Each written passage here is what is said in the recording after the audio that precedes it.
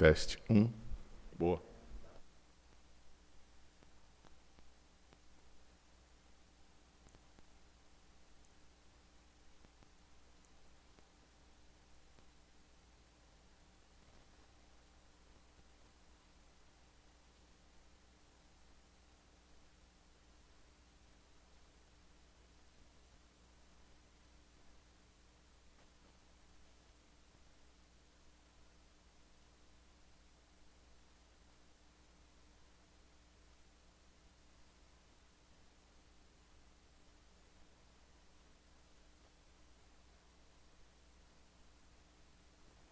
Ficou verde, tá ligado. Ah, maravilha. Só estou dizendo.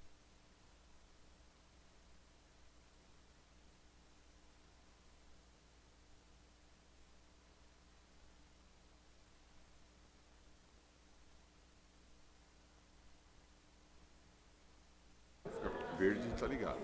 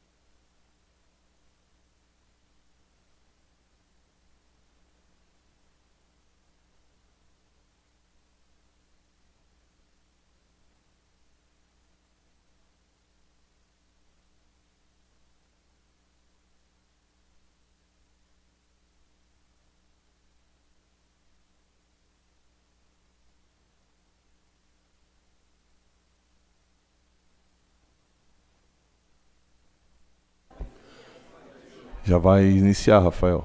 Já, já.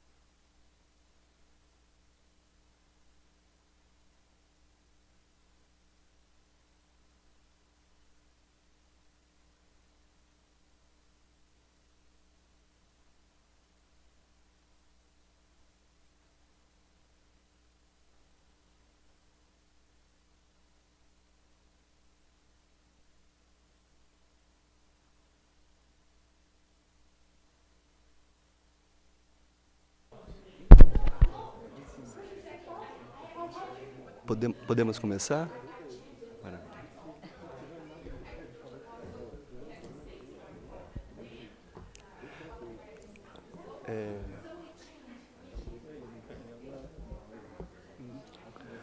Let's start.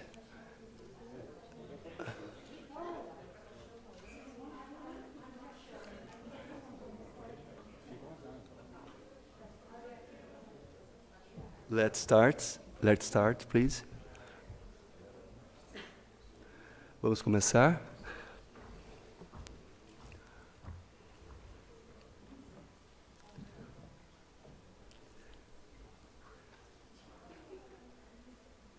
Ladies and gentlemen, good morning.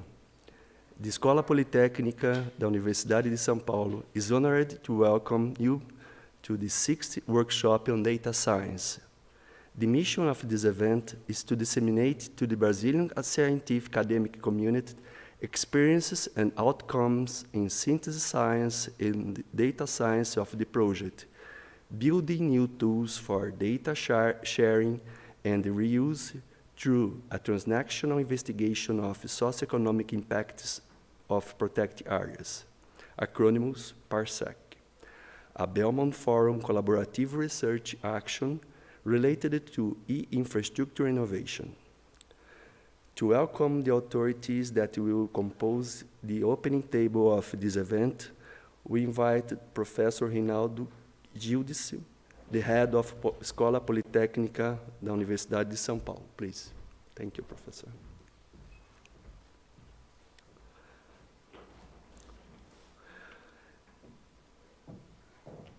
Ms. Nicole Arbour, Executive Director of the Belmont Forum.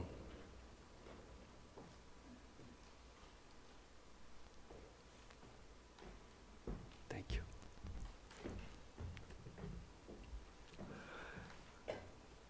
Professor Jaime Simão Sichman, President of the Research Commission and the Head of Department of Computer Engineering and Digital System of Escola Politécnica of USP. Thank you, Professor Jaime. Ms. Alison Speech from University of Queensland, Australia, and the co-leader of PARSEC project. Please. Alison, thank you.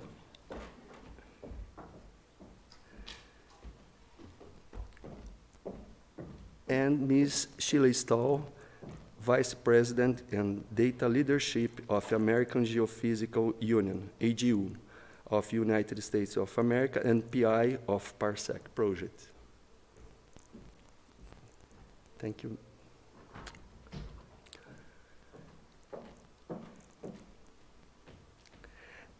At this moment, we will follow the performance of a Brazilian national anthem.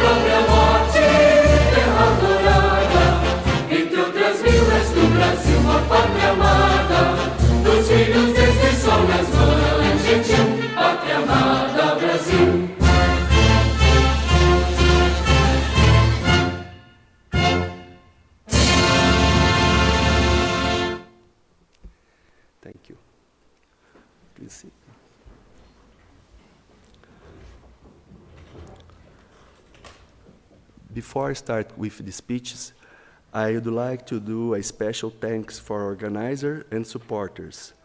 Escola, the first organizer and supporter, Escola Politécnica of University of São Paulo, EPUSP, Department of Computer Engineering and Digital System, PCS, of Escola Politécnica of USP, National Institute for Space Research, INPE, Escola Superior da Agricultura Luiz de Queiroz, ESALC USP, Scientific Electronic Library Online, Cielo, the São Paulo Research Foundation, FAPESP, Pró-Reitoria de Pesquisa of University de São Paulo, and o Centro de Ciência de Dados, C2D, of PCS and EPUSP. Thank you for our supporters and organizers. Now, we will have the speech of Professor Jaime Simão Sichman. Please, Professor.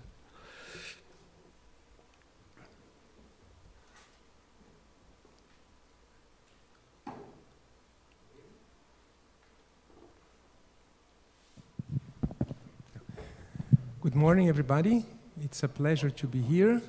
First of all, I would like to welcome our colleagues in the opening table, colleagues from Australia, from United States, from Canada, and all over the world. It's really a great honor for me as currently the head of the Computer Engineering Department to welcome you to this 6th edition of the Data Science Workshop. Data science is a word that has a lot of marketing on it currently, right? And well, my background is AI, so data science for us engineers means how to clean the data, how to make cleansing the data, how to keep the data, how to make the data available.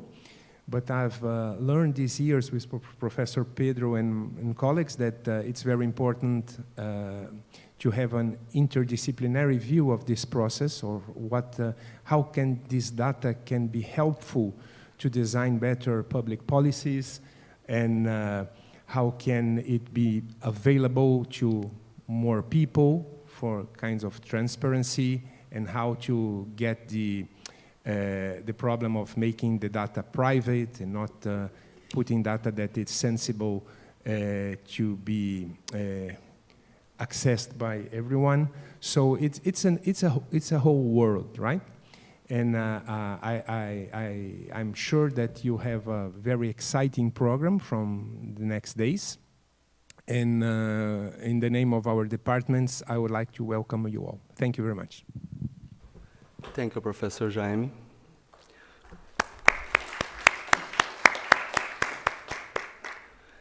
Now, we'll have the speech of Ms. Nicole Arbour.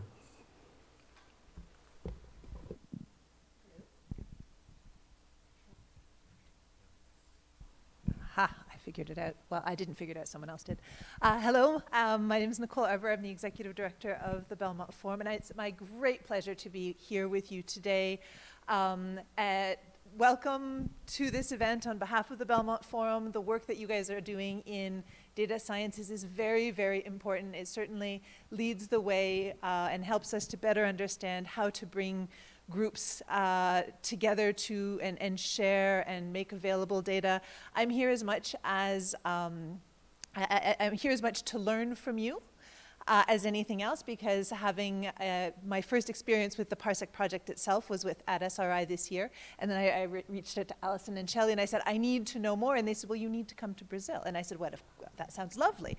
And so it's my great pleasure to be here with you today, to welcome you on behalf of the Belmont Forum, and to learn from you.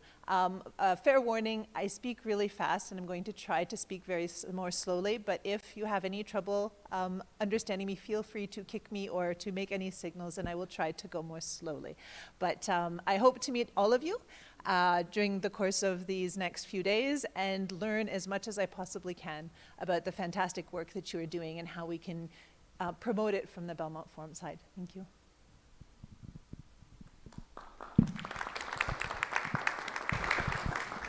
Thank you, Nicole.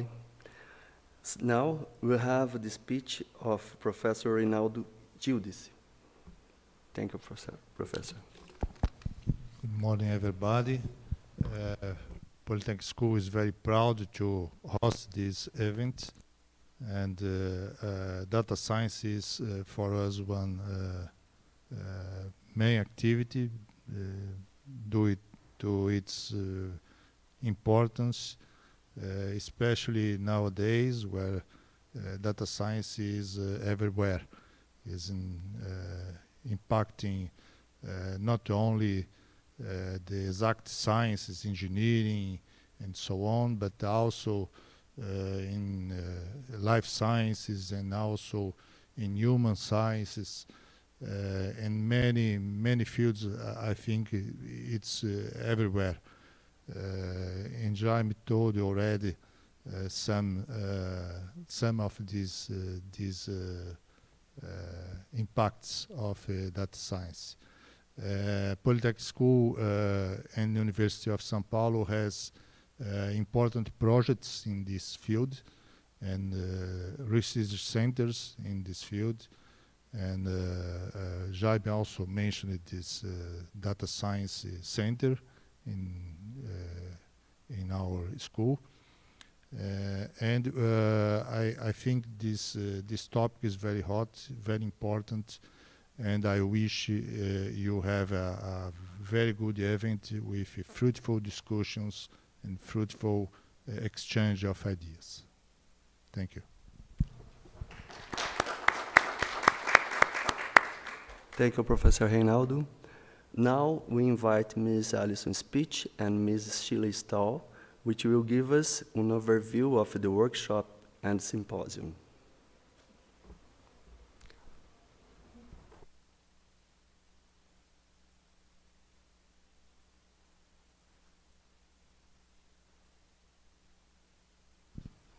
Okay. Oh, good. Thank you. Thank you. Well, welcome. It is a great privilege to be here today, to have the opportunity to work with Professor Pedro and the students of the USP to present some of the things we have learnt in PARSEC and we continue to learn in PARSEC and the struggles we've had as well as the achievements. So during this week we shall share that with you and take great pleasure. So for the people in the booth and for the remote attendees, who are many I believe, we have a presentation of this week. So if we can go to the next slide, we'll see, oh, it works. Okay, so we'll run briefly, and I think I might stand up. We'll run briefly through the week's activities. This week we are going to start after after our introduction here with a rather interesting, broadly scoping round table about the ideas that we've had over the last 10 years or so about open science and open data from some of the leading people in the world. I'm rather excited to have them with us today, either directly in this room or remotely. And that is the context of where PARSEC started when it was drafted in around 2017 to 18, to now, and then to the future. Where might we be in the next 5 to 10 years? So that will be, that's a particularly interesting and wide-scoping discussion, which we hope will generate some questions. Perhaps there's a Twitter feed or something from those remotely who can pose some questions or comments that we might field to the panel.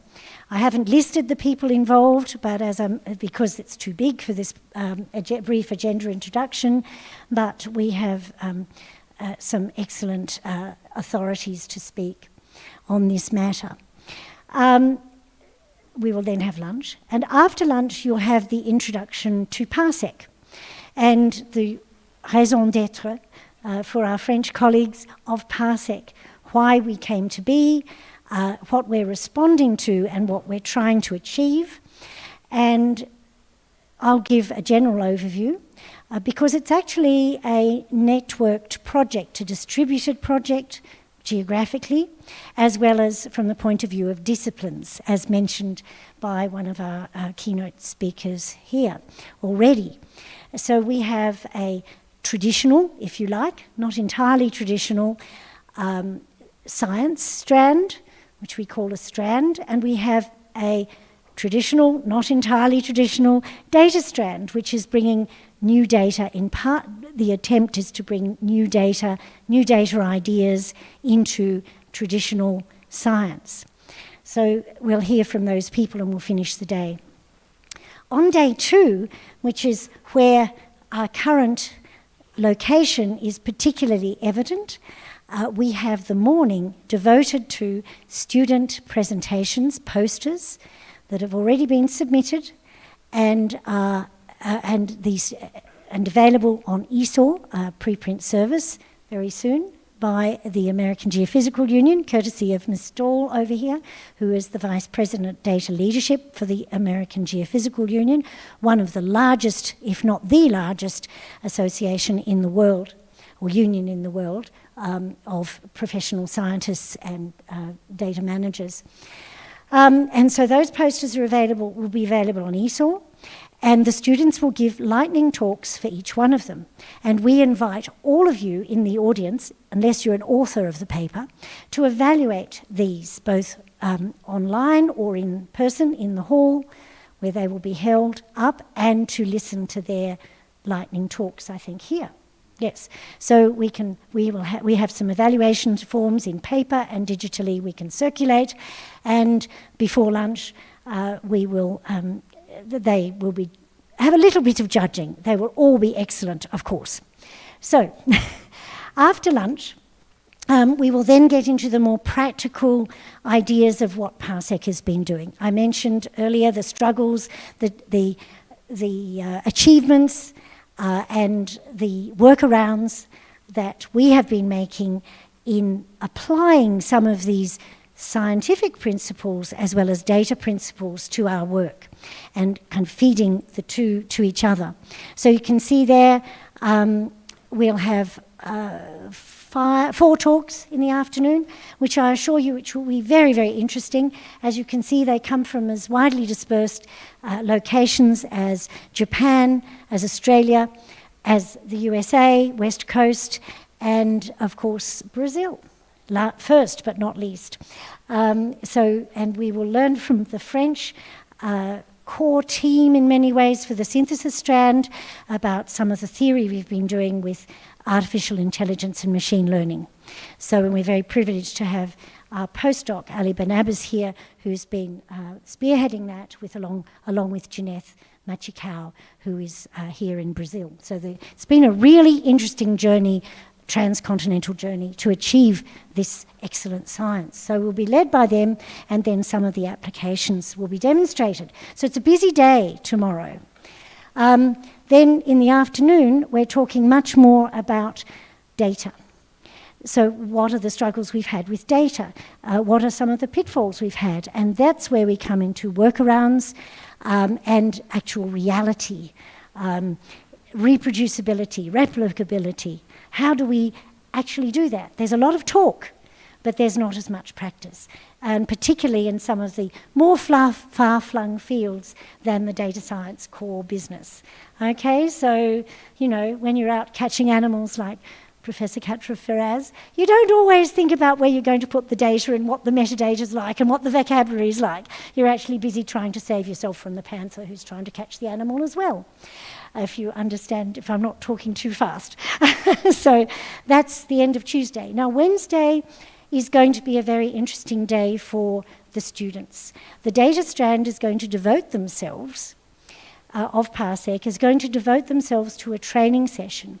Now, we haven't been just working alone. We've got a core business of 30 people or so that talk regularly, that work together to achieve our 3 to 4 year project. We're up to 3 years. But we have brought in various other people with authorities from areas like global organizations like DataCite, the Research Data Alliance, ORCID, and the ESIP, and of course the Environmental Data Infrastructure. Either they're members of PARSEC, ERNHA, the European response to COVID, and galvanization of teams together to deal with the data that's involved with tracking diseases, EOSC Life. We've got all these peripheral expertises that we're going to be able to share with you, and we shall have some exercises for you, so in most situations. So it will be a hands-on, bit of listening. So that should be a rather good day, and so some Mentimeters, some online exercises should be quite exciting. So that's the morning. The afternoon, we've got a little more deep dive into deep learning and for image analysis. So it will be a short afternoon. I think you'll be quite tired by then, so your brains will need a rest. On Thursday, our last day for this particular open science open workshop, which we're inviting you to, and when I say we, I do mean Professor Correa and myself and the whole PARSEC team, is a partnership. We talked about the partnership, I talked about the partnership with DataCite, ORCID, the Research Data Alliance, ESIP, etc. in the previous section. This is a much more concrete science sort of partnership that's being talked about today on Thursday. And it involves some near neighbours of you. The Nexus project, we have Jean-Pierre Rometto here, who takes carriage of that in the partnership there. We hope to have Jean-Paul Metzger perhaps coming in as well to visit every now and then. We have Giri Prakash from Oak Ridge National Laboratory in Tennessee, where Professor Correa has had some long partnerships with them and with the University of Tennessee, with Mike Frame as well in the USGS, who is a loose partner with PARSEC, by the way, as well. So these sorts of spin-off projects, projects like PARSEC and other projects like that, part of the objective is to have spin-offs, is to have students who are engaged in the project who then go on to a better career because they've been involved in the project. Students who have networks that they build through their association in the project, and of course the project has ideas that can be used and built on. Science is a progress of building on the shoulders of the previous researchers and previous knowledge, and this is part of that translational aspect of the project that we're talking about today. So on Thursday. And that's it for the symposium. So thank you very much. I think I shall turn that up. So there, over to Professor Correa. Thank you, Ms. Allison. Shirley, would you like to add something? Please feel free to. Allison, that was absolutely brilliant, and we're so excited to share all of this work with you. So as Professor Pedro and Allison have described, I'm the Vice President for Data Leadership at the American Geophysical Union.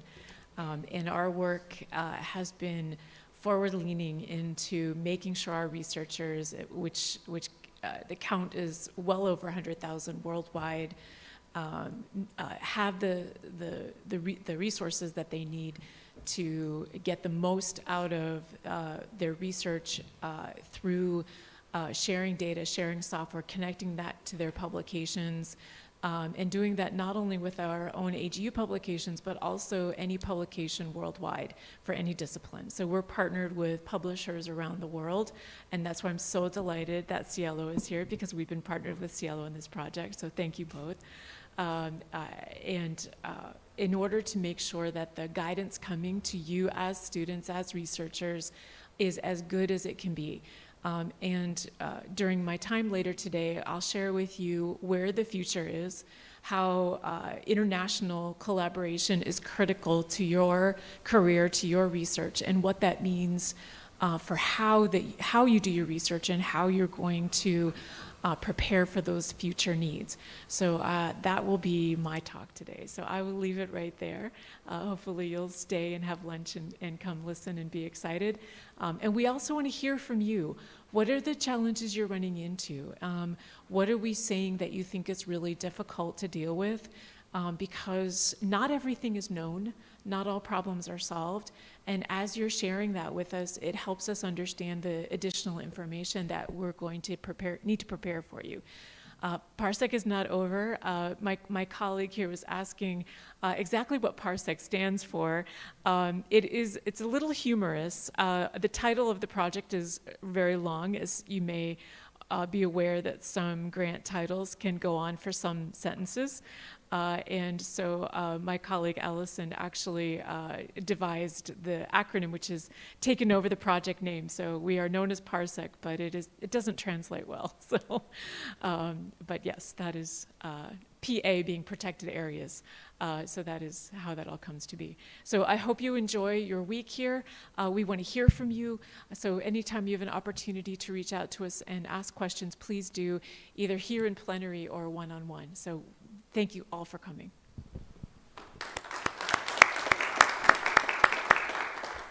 So thank you everyone to attend this open section. Now we invite the members of the table to take seat in the audience. Thank you. I'm so close to here. I'll stay here, but I'll get loud. Okay.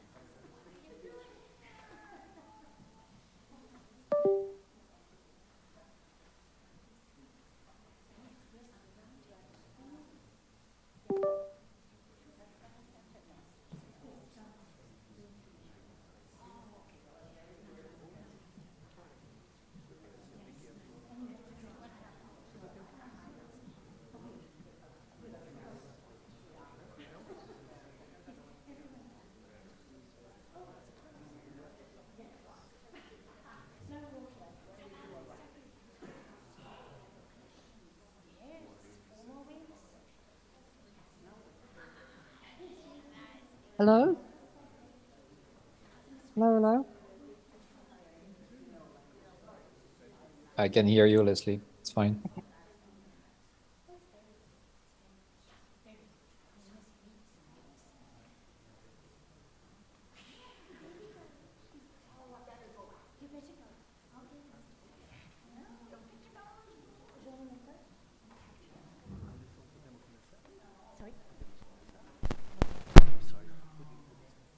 Yes, we'll get them up here and then we can start when they come up. Oh yes, please do. No, I don't think she has, but I feel like Mr. Packet with his slides. Yeah. Yeah, I was going to get them to sit up. But yes, yes, but yes, if you want to. Yes. Hello, do you want to come and sit down? I'm not sure what order Pedro would like to be. But yeah. You and Katja should be at the end. Sure. Because you're the scientist. No. And we probably don't have a choice. We've got Claudia, you and Katja. We've got Shelley. Do we need more chairs? And Mr. Packard's disappeared. Hello.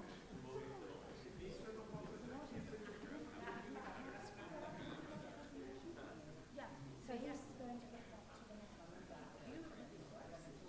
No. Nicole will be. And then and I've got the third.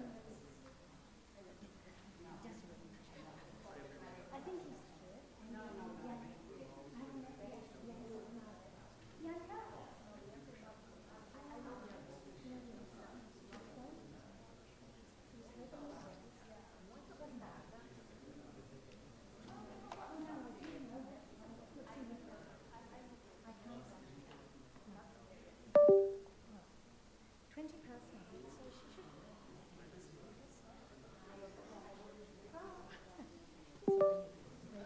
I think someone has a presentation, which is on the PowerPoint. So you don't have a presentation.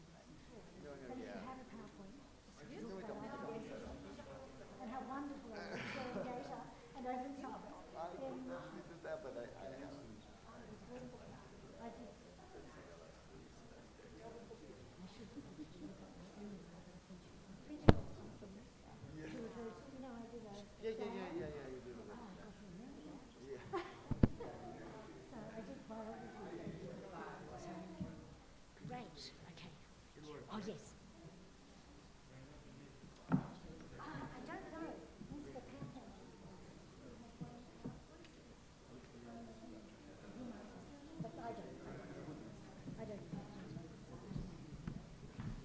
need another chair.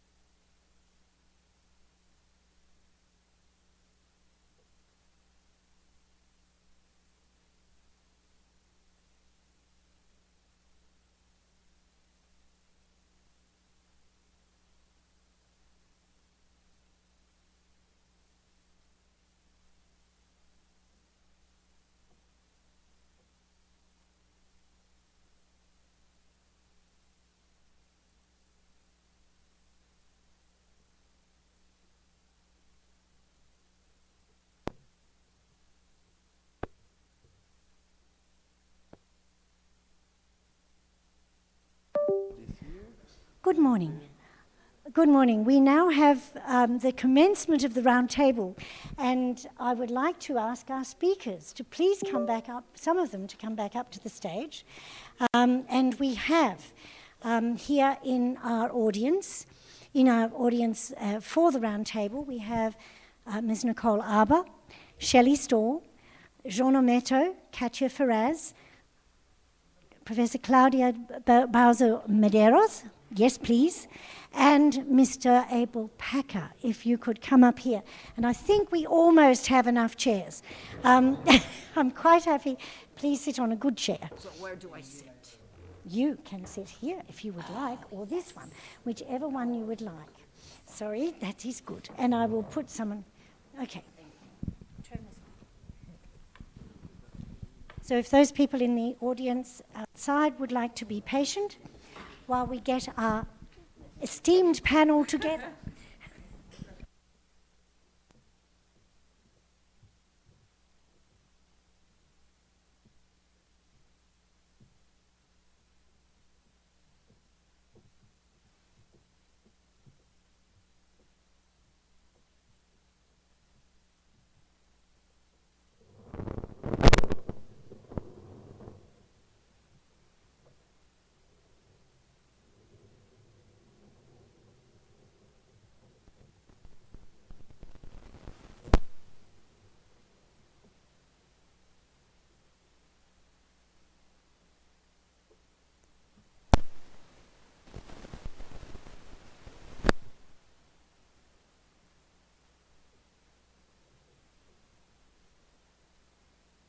So we won't have this talk first. We'll have some face-to-face talks in a minute, and then Leslie, and then we'll have this one. So this is number 3. So if you just put up the screen you had before with all of the logos, that would be lovely. Yeah, that's lovely. That's beautiful. Okay. I'm very pleased indeed to welcome you all today to this roundtable, which, as I mentioned before, is about a scoping discussion about open science and open data, unrelated to the project PARSEC, whose acronym we shall explain later. As Shelley has mentioned, we thought it was quite good because some of you will know about a PARSEC from physics and astronomy. So, you know, it's a pretty good play on words.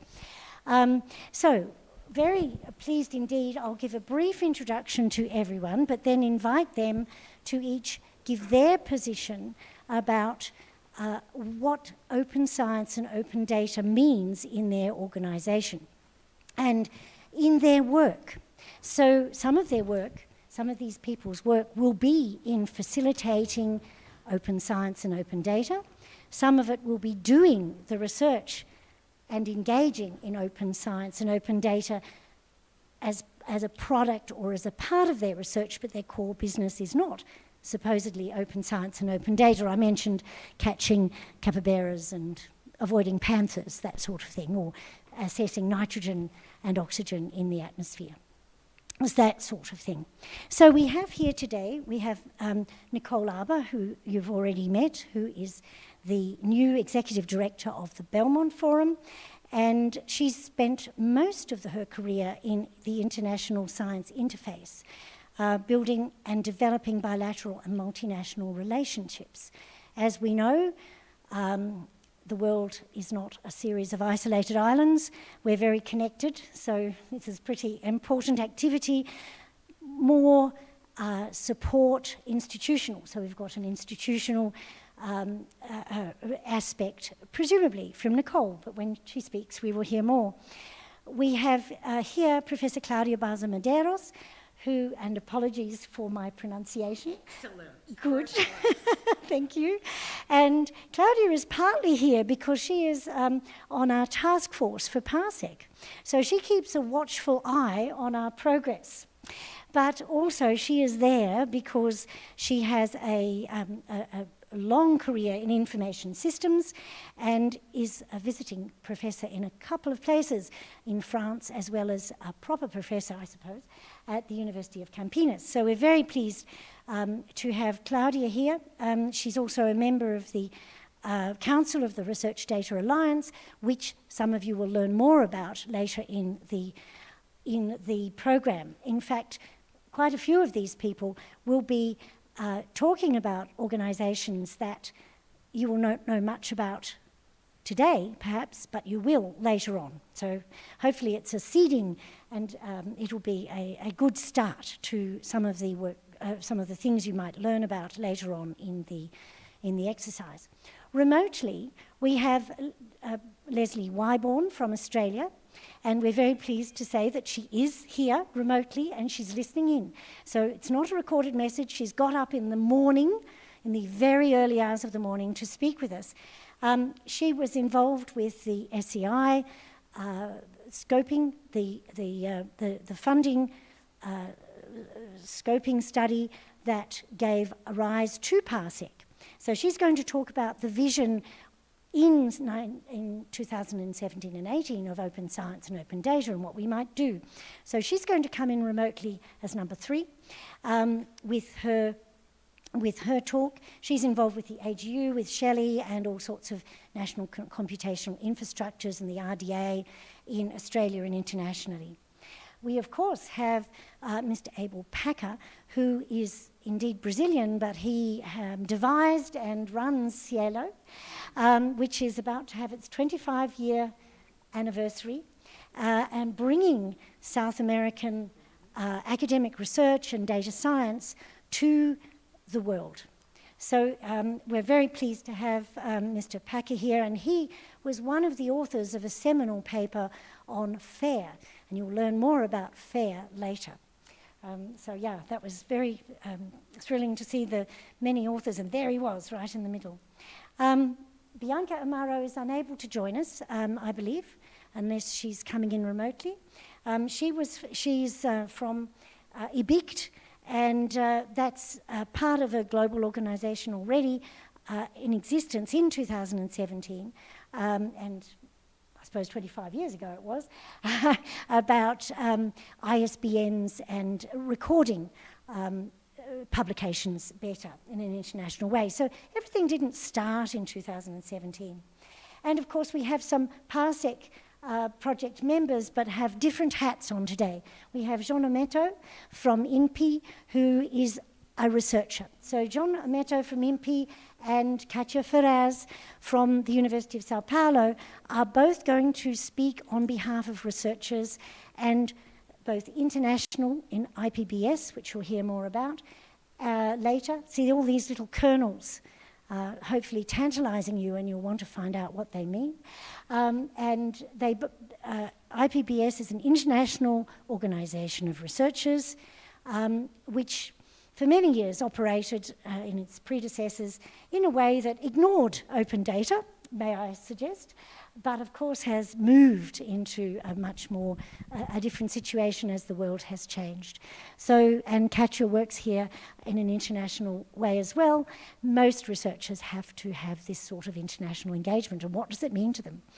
And last but by no means least, we have Shelley Stall here, who is kind of bridging between Abel Packer and maybe Bianca with the publishing house that AGU is master, I suppose, arranges and hosts, as well as the data.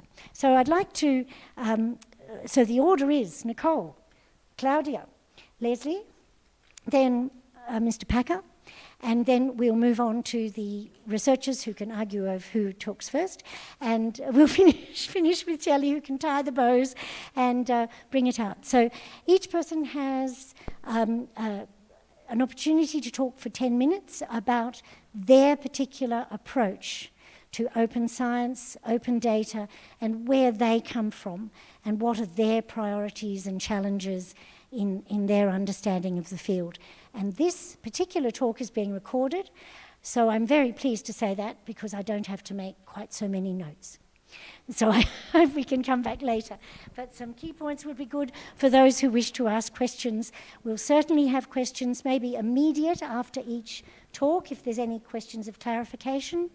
But of course it's a round table, so we hope we have a conversation towards the end. So any questions at the moment about this procedure from the panel? Is that okay? And any questions from the audience? And thank you, Leslie, for being online, and we hope we let you go to sleep soon. But first, I'd like to hand over to Nicole. Oh, she's got one. That's wonderful. All right, I think I've now figured out this mic, having used it once. Excellent. So thank you, Alison, for the fantastic introduction. Oop, I don't know what I'm doing.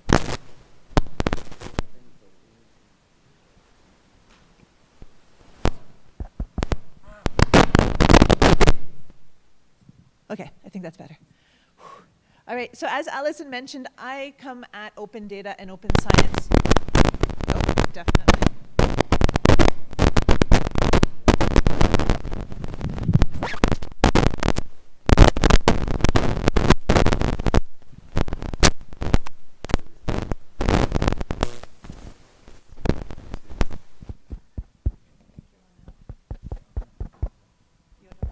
Okay, this one's on too, maybe.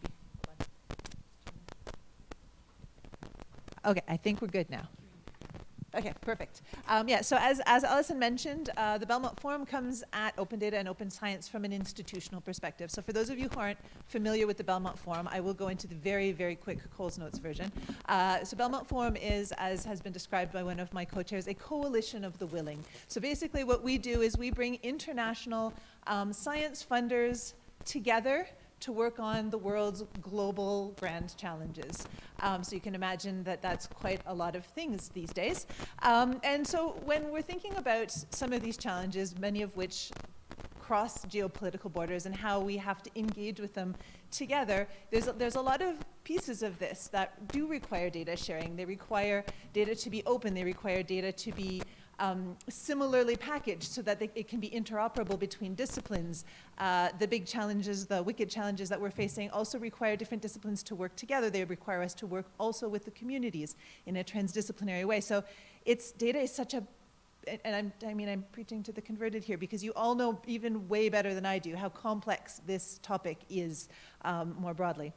So the Belmont Forum has data policies and principles that I'm sure are not unfamiliar to, because they're very similar, I think, across many different institutions, but it really comes from sort of 4 basic pillars: that the data be discoverable, that it's accessible and open by default, that it be understandable and by different within and between disciplines, and that it be manageable and protected from loss for the future. So these are the principles that we follow. All researchers who apply for funding through Belmont Forum mechanisms need to produce a DDOMP, and then that DDOMP goes through the review process. So I'm very eager to see Shelley's workshop on Wednesday morning. I'm going to try and find a way into that, because I think that this is something that I also, feel we need to make sure that we do very well, because really making sure that the data is available and that we're not reinventing the wheel every time. There's a lot of data out there, and often what I have seen happen in my field is neuroscience, so it's a very different field, but certainly data is reproduced and reproduced and reproduced when it already exists. So finding ways that we can just share between existing work is very important. So in the context of the Belmont Forum, as I mentioned, each project brings, does a DDOMP, but it's not a sort of easily enforceable thing. And so what I've been very happy to see is that over the years, this has become more and more common. So you're getting less questions about what is a DDOMP, why is open data important, and so it is easier to get researchers on board, understanding where the repositories are, all of these different bits and pieces. We just had a conversation 2 weeks ago, I think it was, with some Canadian counterparts who are also thinking about how do we build in these open data policies and principles and help to enable the research community not only to understand the whys of the DDOMPs, but also to enable them to, and so so the Belmont Forum side is really the facilitating, encouraging, supporting, and hopefully enabling. And so what we also are endeavoring to do is find ways to help create spaces that will provide that learning, so that the students, the researchers who just haven't had to do this in the past or haven't thought about the importance of it and haven't really considered it, will be able to do more clearly defined DDOMPs, so that when the reviewing process happens and we're going into these research projects and we're looking at the project proposal that is before us, it's easy to understand what is a good DDOMP, what isn't, why is it important that this DDOMP be clearly written out, and then also how do we follow up with researchers after the projects have happened to make sure that that data is accessible. So what we're doing at the Belmont Forum currently is trying to find those bits of data. So the researchers, everyone signs on to their DDOMP. They say they're going to make their data accessible, that it's going to be stored in a repository. And so we are working to engage with the different research communities to say, okay, well, where is that data? You said you were going to do this for us. How can we get access to those links so that we can make sure that this data is clearly accessible? I am sure I am going to learn so many tricks and so much information from this group assembled here, because I am not the expert, but you guys are, and that's part of what I'm really looking forward to, not only in this roundtable discussion, because I think, just beside me on either side, I'm surrounded by people who know this much better than I do, but from an institutional perspective, and Jean puts up with me a lot in these kinds of conversations, is what can we do to help enable the researchers to make this easier too, because we recognize that this is not an easy process, that DDOMPs are ever changing, they're living documents, right? Everything is evolving over time. And how do we find ways to enable this so that it's not seen as the thing that I try to do off the corner of my desk at the last minute because I promised the funding agency I would, but that it's something that people recognize as not only valuable for themselves and their research, but also as sort of a global public good, because there's a lot of data out there that we can be further developing and further using if only we can make sure that it is accessible to all of those researchers who need to access that. And so I don't want to go on for very long because I know that there's going to be far more intelligent people than me sitting at this table that I'm going to learn from. But I'm happy to answer questions about how the Belmont, some of the different ways that the Belmont Forum engages with some of these, but I'm also going to be very happy to ask questions of the panelists and of the audience on what are the challenges that you see in these kinds of open data policies? What are you thinking about when you're writing your DDOMPs? What can we be thinking about as an organization that funds this kind of research, but also other kinds of research? What are you seeing? What are the big challenges and hurdles? So these are the kinds of questions that I'm thinking about that I would love to hear about from you. But also, I'm here to learn. So thank you very much for this opportunity to be part of this discussion.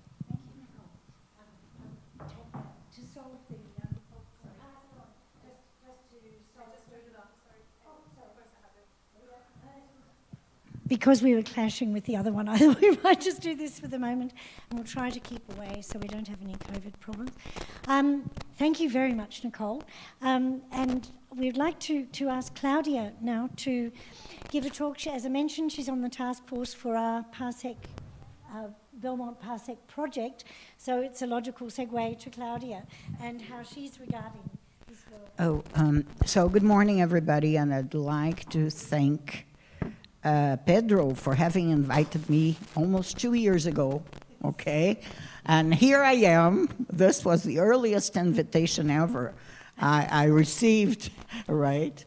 And just to explain, I hold here at least two hats. One hat is that I represent FAPESP, which is one of the Belmont Forum funders. And at FAPESP, I'm responsible for its e-science and data science funding program, but also co-responsible for its open science policies. And I'm responsible for its open data policies and the introduction of compulsory data management plans for all projects submitted, which is about 25,000 projects per year. So that was a major culture change here in the state of São Paulo. Since I've discovered this as a learning experience, I do not know what a DDOMP is. So what is a DDOMP, if you please? Yeah. Oh, just tell me and I'll repeat on the microphone. So DDOMP is a data and digital output management plan. So I'm going to write that down. DDOMP, data and digital output management plan. Not only do you need to manage your data, but you also need to manage all of your digital objects. Wow, thank you. Now, this is really new, okay? So, so that proves I'm not as intelligent as advertised by whoever came before me. I'm sorry. So let me give you a very brief overview on what I consider open science to be. And one of the main issues is that every time we talk about open science, there's people who think about the concept but do not think about the implementation, and others that go directly to the implementation and forget about the concept. So open science to me is all about collaborating via digital objects, right? And which are the mediators of this collaboration, including people who are not even born. If the objects are well managed, we are collaborating with the future. Okay, and once I heard someone say that we are collaborating with our future selves, because by correctly managing the digital objects, we can find what we did in the future. Now, this is the concept. So the implementation, which is sometimes confused with the concept, is, to me, via network of repositories, institutional or public repositories, not your everyday USB drive, which is what some people still think. And there you store all the digital objects associated with a research endeavor, I'm just establishing the context, which means open access and publications, open data, and this data, open software, open hardware definitions, and so on and so forth. And one issue here is that open access, since it deals with publications which scientists are very well versed in dealing with, poses lots of questions concerning cost, mostly, including the new US policies that will be effective in 2025. And open software, there's already a community that uses or deals with it. So it poses less questions, maybe because it's too early to talk about open software. But open data, lots of people talk about. Each one understands open data in a different way.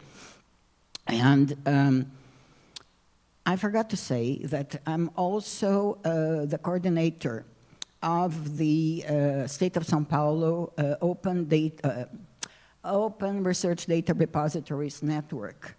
That includes 7 public universities, about 200,000 users. And this network took 3 years to build with about 100 people, and it was inaugurated at the end of 2019, and it's going onwards. And I coordinated the effort. And while coordinating the effort, and also coordinating the repository in my university, Unicamp, I come across all kinds of issues concerning open data. I'm just going to talk here about open data. Well, I wrote them down because I only have 10 minutes. Let me know when 10 minutes are over, right? Thank you. So, first of all, let me clarify that PARSEC is very successful. Well, I will not say very, so you won't get too full of yourselves, but it's extremely successful from all points of view. Okay, so we are to be congratulated on a very good collaborative interdisciplinary effort. You know, even throughout the pandemic, inviting me 2 years ago, you know, you did the perfect planning, and maybe too many adjectives, right? But, so what I'm going to say is a few remarks and questions to the PARSEC team. So, the first remark is that there are many legal issues about sharing data, even within an institution, okay?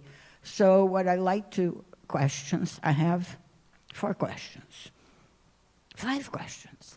So the first question is, what have you found to be the legal barriers to share data within the project?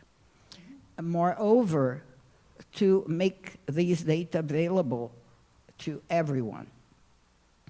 Many of these legal barriers, or most of them, concern humans, okay? But you also work with species, so there are also legal barriers that prevent sharing or that complicate establishing sharing coalitions.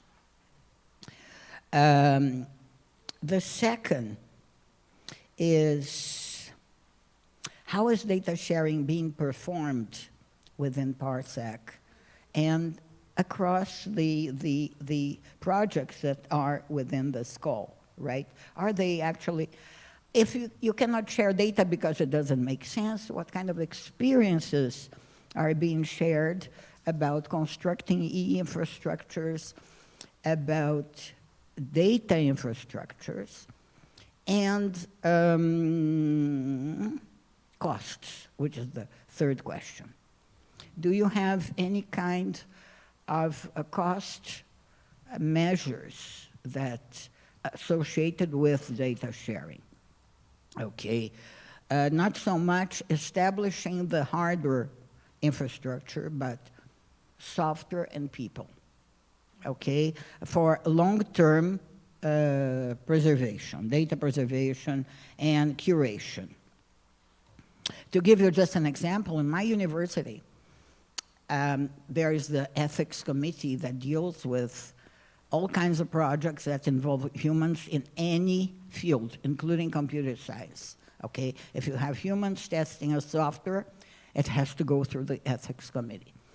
And our ethics committee, which is under the Brazilian ethics committee, it did not allow data sharing in most cases, okay? So, and this happens all over Brazil because there are at least 3 legislations that we have to follow, which is the Open Government, let us say, initiative, which says that everything that's financed with public funding should be public.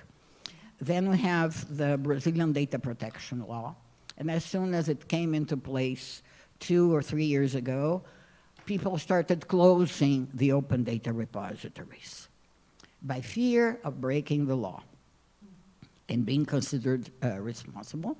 And the third, oh, okay, it's over. I cannot see what you're written. Oh my God, 1 minute, I still have to quiet. There's the ethics committees. So I was able to convince our ethics committee to go to the national committee to change the term of consent using open science as an argument. What kind of argument can you use to increase sharing at a greater level? And finally, we come to shareability beyond the project of the infrastructure. Is it in the hardware and software infrastructure? Will it be reused by others? To what extent, or to what extent you are building an extensible, reusable model? Are the people that you were training, are they going to be, I should not use this term, but reused? Are they being trained with extensibility and so on in mind, so they can be reused in other projects and other open science initiatives? So I end here thanking again for the invitation and the moderator who's very cruel to me. Thank you. Well, it's not just the moderator. We have someone at, I think it's 15 minutes past midnight in Australia who's waiting to talk. So I'm sorry. Yes, I know. So the 2 of you are exhausted. So thank you very much indeed, Claudia, Professor Baza Medeiros. I'm sure we shall have some opportunities later, because there I've got the 4 points very well. The 5th I shall have to copy down again because I was busy answering. We will now have to hand over to our presenters up in the booth up above. We have 99 people online listening to us all, and that's a round number, so it might be 103 in a minute. And we're going to invite them to send any comments on WhatsApp, so the team is going to work something out for that. But we now have Leslie Wyborn, who's going to talk from Australia, and we will therefore finish to some extent the Belmont Forum component with Nicole, with Claudia, and with Leslie. So when Leslie's ready to come in, please do, I'll let the people in the booth connect her, and we shall turn around and watch and listen to her presentation, which shall be online. So I will be guided by the people in the booth. This is our first such presentation. We shall have some more today. So I've got silence up there. Pedro, I'm not sure. Is that working? Can you hear me? Oh, there she is. Hello, Leslie. How lovely to see you. Okay. Is that working? It is. It is. We can see you. We can hear you. So I'll turn this microphone off and we'll hand over to you. You have 10 minutes, if that's okay. Sorry? No, 10. You told me 20, but anyway, I can Did cut I it say back. 20 for you? Oh, gosh. Okay, so don't worry, I'll cut it back. So what Alison asked me to talk about is going back into a bit of the history of Belmont that I was involved in, or more the data side of Belmont. And before I start, I'd like to acknowledge the traditional owners of the land, seas and waters of the areas that I live, work and meet on. I acknowledge their continuing connection to their culture and pay my respects to the elders past, present and future. So I just want to review the data component of Belmont from about 2013 to 2016 and review the SEI call in April 2018 that PARSEC was successful in, because there's a couple of key points that come through related to open science, open data. So in the beginning, the Belmont was already funding research in support of a better understanding of global change, but in early 2013 they recognised a need for a more coordinated approach to the information that was being generated by this research, in particular in the support of the Future Earth Agenda. And so a group of experts were nominated to form a steering committee and develop a community strategy and implementation plan to develop the necessary infrastructures and data management regimes. A secretariat was developed to support it, and a large number of experts was seconded, nominated, voluntold by Belmont Forum members to participate their expertise in the development of this document, and I was one of them. And so we developed this document, which is called A Place to Stand, mainly through a lot of discussions, online work, but the most powerful thing we had was a survey which was open for 3 months in 2014, and we received 1,300 responses, and I've got the link to it here. And dissemination channels targeted data Leslie? science. Yeah? Your screen is not sharing. We only see you. So what's gone wrong? Sorry. And slideshow. Thank you, Rudolph. We'll check whether the people in the booth can help. Is it sharing Here we are. now? Yes, it is. Yeah. Thank you. Yes, it is. Okay. Yeah. All right. So that was my first slide. Now into this, and I'll put it in presentation mode. Okay, yeah, I thought something was funny. And so we had 1,300 responses, but they covered all sorts of environmental sciences, earth sciences, marine and polar, biodiversity, as well as social and economic sciences.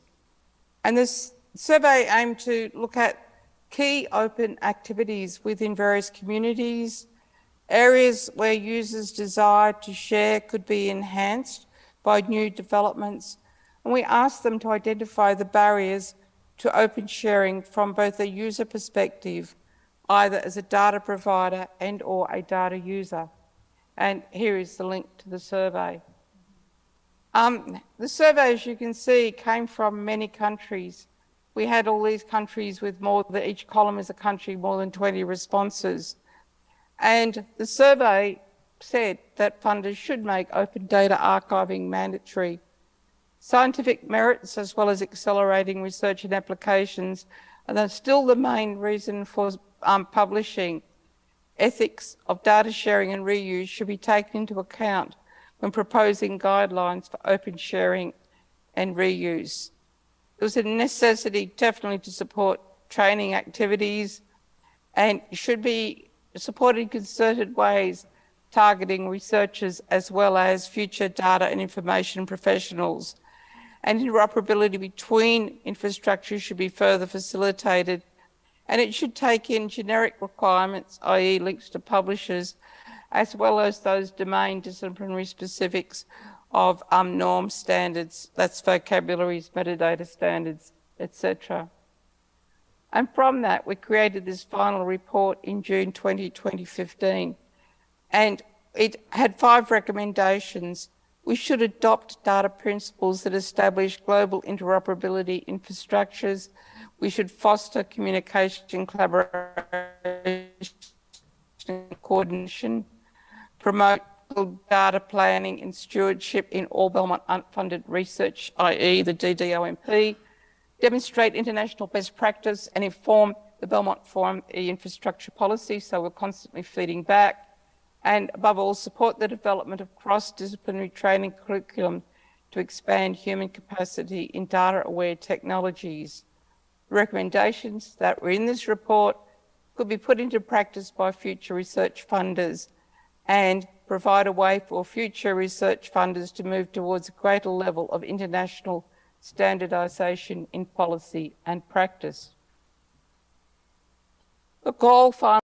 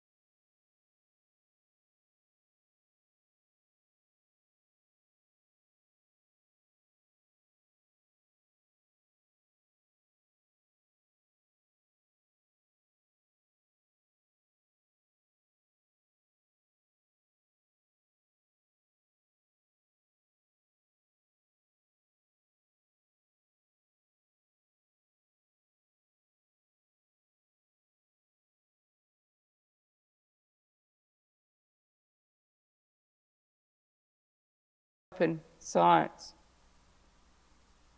The Belmont asked you to consider the full path of data. Now, this was something that was defined by Belmont, and one of my greatest regrets and gripes about the Belmont forum is they never published this definition, because I would love it. It is so classic. It defined the full path of data use as extending from data capture, access, and management, data analysis and modelling, through data and model intercomparison, together with a full provenance system. And here's an example where I've used it in my own research, where we say, well, what is the full path? Where do you start with a satellite mission? You have all this data that you have to calibrate, process, etc., and produce all these products. Here in blue, that can be made available, each one in a different format. And over here on the right, it can be in a different location. And so what we need is provenance to be able to track it back through. And Belmont was one of the first funding groups I know to actually broadcast and suggest this. That is, your results are open right back to the initial acquisition. And that's really important, because so often when a researcher writes a paper, they only cite this. And the poor people that did all the work back here, and more importantly, the funders, never get any credit. That is, it's not open to be able to trace it back. The second thing that was very clear in the Belmont was the translatable, the involvement of the end user community. And in assessing, this was the hardest thing where some projects really failed. It was hard to assess that it was proving that there was involvement in the local community.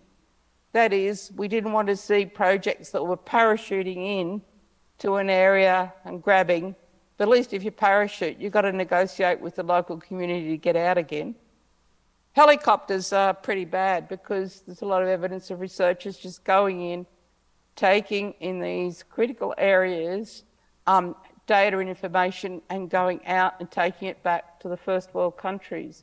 For example, in the Ebola virus, so-called 80% of the data collected in Africa sits in Western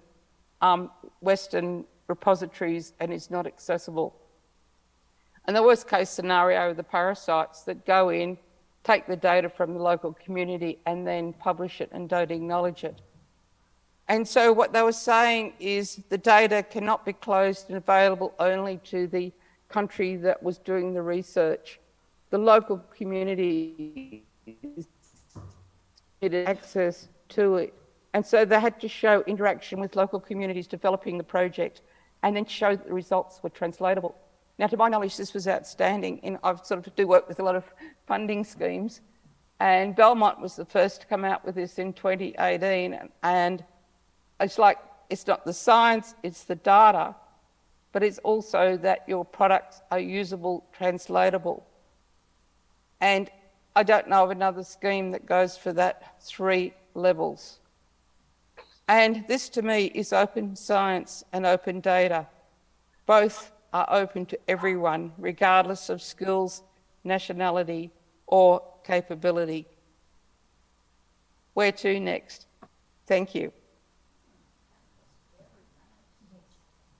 That was amazing, Leslie. Thank you very much indeed. That was absolutely fantastic, and that was done after midnight, Australian time. So she's a remarkable woman. You did have 20 minutes, so is there anything, because the others can chat on, you know, so I did give you a bit of an exercise. Was there anything you missed that you felt was urgent? And I'll give you that opportunity before I hand over to Mr. Packer. No, I hope that was what you wanted. I say it was. And the big thing is we've recorded it. We also would love the presentation on the drive so we can also save it. Shelley has a quick question, and anyone else, of course, if you had any quick questions. So, Shelley, please. I won't be able to stay for Leslie, I've got to get up at 6 o'clock for another meeting. Sorry, Shelley, go ahead. Leslie, this was so tremendous. So I really want everyone in the room and online to understand that this was truly the first time an international funder recognized the value of open data and sharing data, and it was a monumental moment. So huge kudos to the Belmont Forum for leading that, to getting them there, and everyone who had participated in developing the particular funding vehicle. When Leslie mentioned the SEI, that was the funding vehicle, and there were only 3 grantees in the cohort. So it was a small group, but it was incredibly transformational for that moment in time across all the funding agencies and led the way internationally for all other funders. That's why this was such a big deal. So Leslie, thank you for helping us understand how it happened.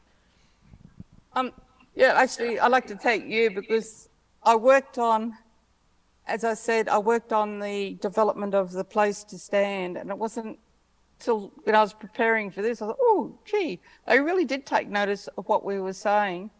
But I'd just like to go back to that DDOMP. The other thing that was outstanding about Belmont, because so often with funding, people develop data management plans and they're just generic. They get them off the internet. Like it's just and it has no relationship to the science they're collecting. It's like they're ticking boxes. So that was another thing that was very important in the Belmont assessment. It was actually tracing that the infrastructures being built related to the type of data that was being collected and needed to be accessed. Apart from, as I said, the third bit, which was the co-creation, the co-evolution of knowledge and the dissemination and translatable. I wish more funding schemes were like it. I think the challenge we're going to be talking a bit about is the live nature of the DDOMP document and how that is managed through the project, and also project scrutiny, which is an interesting one.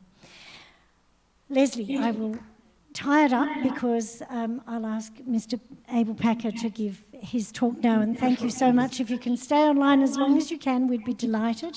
And we look forward to seeing Leslie later on Wednesday, who will talk about a couple of other international organisations that are very instrumental in connecting people and making this work effective. So thank you ever so much, Leslie. We have another presentation, which is by Mr. Packer, who will be talking about Sciello, which is another very original exercise. And he has a PowerPoint, which we shall pass to above. So,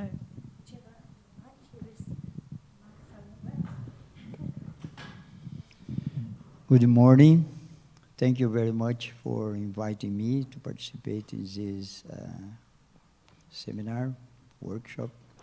Thank you, Alison. Thank you, Shirley. You presented last year in your meeting. Thank you, Professor Correa. We are very proud to participate in the project with Dr. Solange Santos. It's very important for us. I will share with you the basics of FAPESP program, which is called the Scientific Electronic Library Online. Is a program, is a research infrastructure program oriented to the promotion of communication of research through high-quality journals published nationally. Okay? It started 25 years ago with the support of a grant from FAPESP, which continue until today.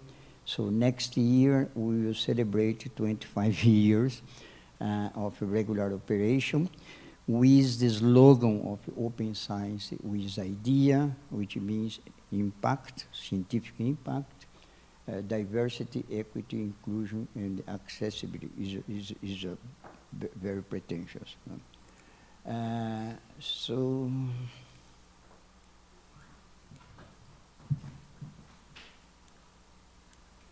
okay. It's okay. Okay, thank you. So here is the portal, www.cielo.org. So we are calling that Cielo is a manager of research communication objects. We traditionally worked with journals and I don't know. Okay. Okay, so we start with journals. So we have today, we develop a publishing model that has been adopted by 17 countries, which is a unique proposal for open science, which is fully decentralized, you know. And we developed also from 4 years ago, we started with open science, and we implemented 2 years ago Cielo preprint as the beginning of the research communication, and we work also with Cielo data and Cielo books. So I cannot, it's not working properly. So you can.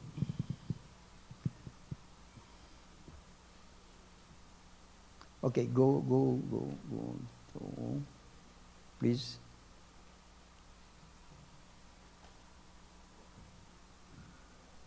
I'm sorry for that.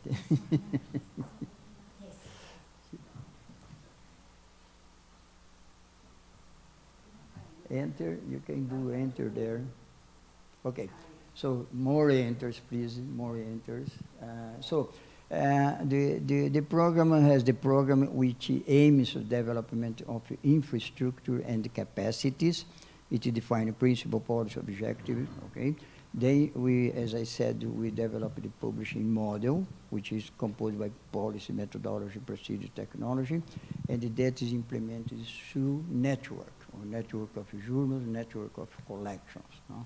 So Cielo, we can define it as a framework for national public policies on research communication in open science, modus operandi, and it is at the same time, it is an international technical cooperation program. Please go next. Okay, more. Okay. So, we developed through a pilot project that we conceived how to move journals from paper to web, And we started with the notion or the option of open access, which was pioneer, was 4 years before the Budapest Declaration, which is formally recognized as the beginning of open access.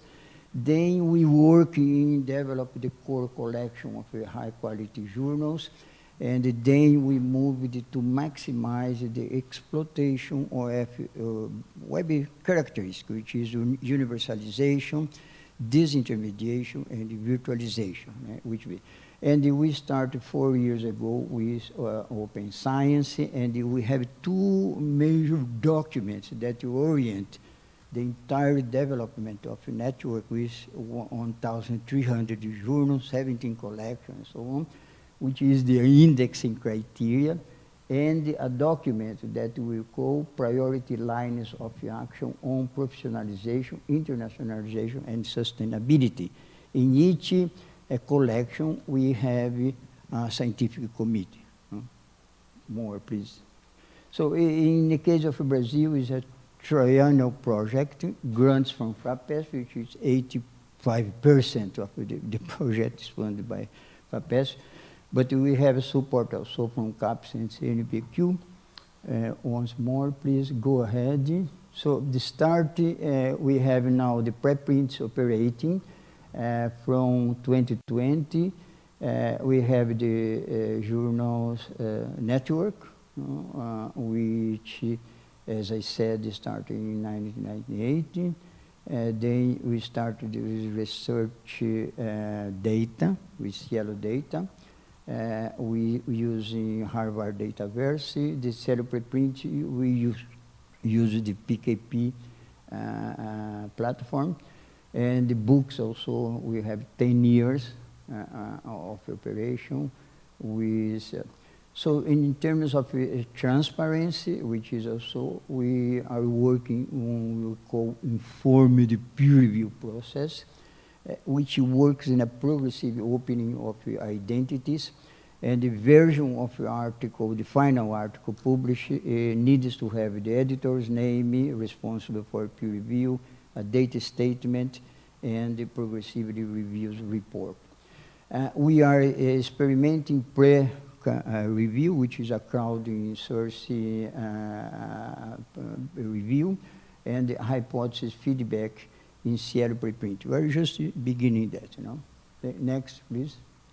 So Cielo data, we define data as any content underlying or related to manuscripts submitted to Cielo preprint or Cielo journals, which are organized in digital files to be reused, either for evaluation or replication, reproduction, or new research. So that's the idea. Next, files cited and are cited by manuscript and the articles with a statement on data point. Files are created by journals and by Cielo, and the files are organized in Visage to comply with FAIR principle. Basically, we are improving metadata and the capacity to standardize it. Dataverse platform is fantastic because it's provide the individual journal repository, and at the same time we can look at the entire collection. Cielo Brazil, because we have XML markup in the article, we have today 70% of the articles in life science with at least one table. So we estimated that we can have 12,000 to 15,000 archives or data sets every year. Challenges: a lack of journal leadership, because the Cielo conceives that the orchestration of the open science object is responsible for journals. We, unfortunately, except for FAPESP, we have a lack of public policy, you know? So that is difficult. And also lack of data librarians to do data curation and so on. So next one, please. So in brief, Cielo is an open science infrastructure program and international cooperation. It accumulates 25 years of sustainable development from open access to open science. Is a transition. We started 4 years ago. As Claudia said, it's very easy to talk about the idea. No? Very, very, very difficult to implement. Because it's centered in the maximization of visibility. It's committed to improvement of diversity, equity, inclusion, and the accessibility, not only in the communication, but in the research itself. But we have, for example, studying, in the case of a table, for example, how you develop an alternate element to easy blind people, for example, to understanding a table or a figure. So, do I have 1 minute more? Yeah, okay. So I have these tables here that you briefly show to you. This first table shows that for the network, I took from 5 years and 5 years from Brazil to show that we have already the core collection. So the growth is very small, 2% or less than 20%. And here I have a foreign authorship in the case of Brazil. Latin America is very confused because you have many authorship from Latin American countries. So it's very high, but it's not high with other regions. So I took Brazil, which is growing relatively well. We expect to reach 35% of a foreign authorship in 5 years. Then we have here English. In the network is 50% of English, but when you take Latin America without Brazil, 82% is Spanish, okay? So they continue, they are committed to Spanish. In the case of Brazil, we develop a policy to increase the English publications, so we have 75% now, and an incredible 24% publishing simultaneously in Portuguese and English, which is unique, I think. So that are the figures. Then I have a citation just to show you. The cite score is a moving average of 4 years, divide the citation for number of citations or number of articles. It grows in all areas, which is important for us to justify in FAPESP that the objective is being accomplished. Okay, this is very important in terms of internationalization. I took the impact factor. The first curve below is only citation in the market in the universe of Cielo, domestic citation. We can see that is constant, is already exhausted. So to increase visibility in citation, we need to go internationally as it is shown here. One more, here is the access, unique access, using the counter protocol and the sushi interface that permits to go through a session. So if I press abstract and then press HTML and then press PDF, it counts only once, okay? That's very good. So we have impact, from human science in first place, this impact per doc. As we can see, during the pandemic, people access much more than before and after, and they also submitted much more manuscript. Okay, biological is in the last place in terms of access per document, but when you see the impact, it is in first place. So it's exactly the reverse that I show here. So we have much more access in human science, but much more impact in physical and biological science. Okay, that's it. Thank you. Thank you very much indeed, Mr. Packer. That was brilliant. Has anyone got any particular questions at the moment? Because we have some time for morning tea. In 5 minutes, so we'll go for morning tea. So we have a little bit of time to ask questions of the speakers to date, and of course we've got a little wad of Belmont talks, but now we have a couple of particular talks within that of the South American experience. So, questions? Any questions? Or should we go straight to coffee and morning tea? For the audience online, we'll take, I think it's 20 minutes for morning tea before we come back, and we should hear, hopefully, from Bianca Amaro, who is from EBICT, the group that deals with ISBNs, and then we shall hear from the researchers, and Shelley, who works for the researchers. Yes, Jean-Pierre Matteau, please. Just a quick question to okay. So so where the repositories of all the papers are hosted? So FAPESP has put this infrastructure in different universities, and that's where Cielo actually works together with FAPESP to have the long-term repositories in a way. So that's how it's working? Yeah. So Cielo work is a classical research project with a grant. So the actually executes the project is the Federal University of São Paulo, through the foundation. So there is where we operated the servers, but the servers are operated ANSP in the sense. So it's let's say a conglomerate of.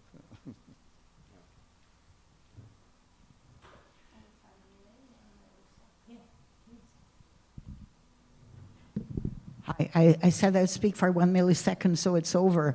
But I just forgot to clarify when I was talking about changing the term of consent. We changed it in my university with the agreement of the National Ethics Committee, which means that the open science argument to change my university's term of consent to participate in research involving humans is now going to be percolated to all Brazilian research institutions, so that the open science argument, which we used, will now go to every research performing institution in Brazil, so they can change their terms of consent using open science as an argument to open data, even if it involves humans, of course, under ethics and legal constraints. That's all. So that's really, really very important to all of us. And that's how we made accelerated legal interpretation. And that's one thing that I'd really like to find out, how Belmont can do that in a world basis. Okay, thank you. Yeah. Yes, good questions for later. Someone write that down, I hope. Please write that question down for after morning tea.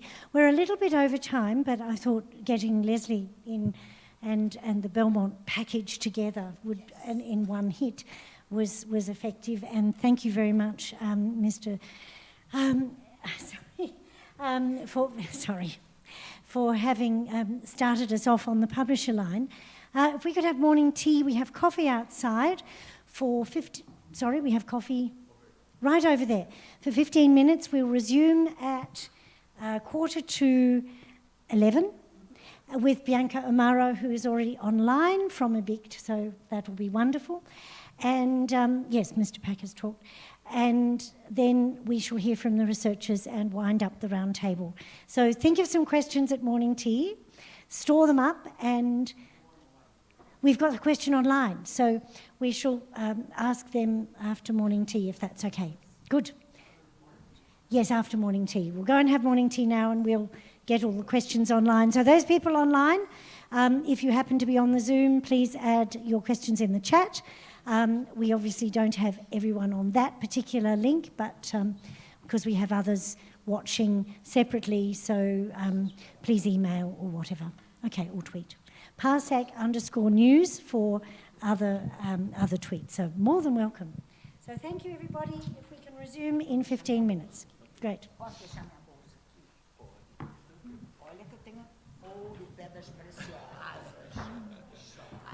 que você avisou. Agora eu não devia, porque é ouro meu.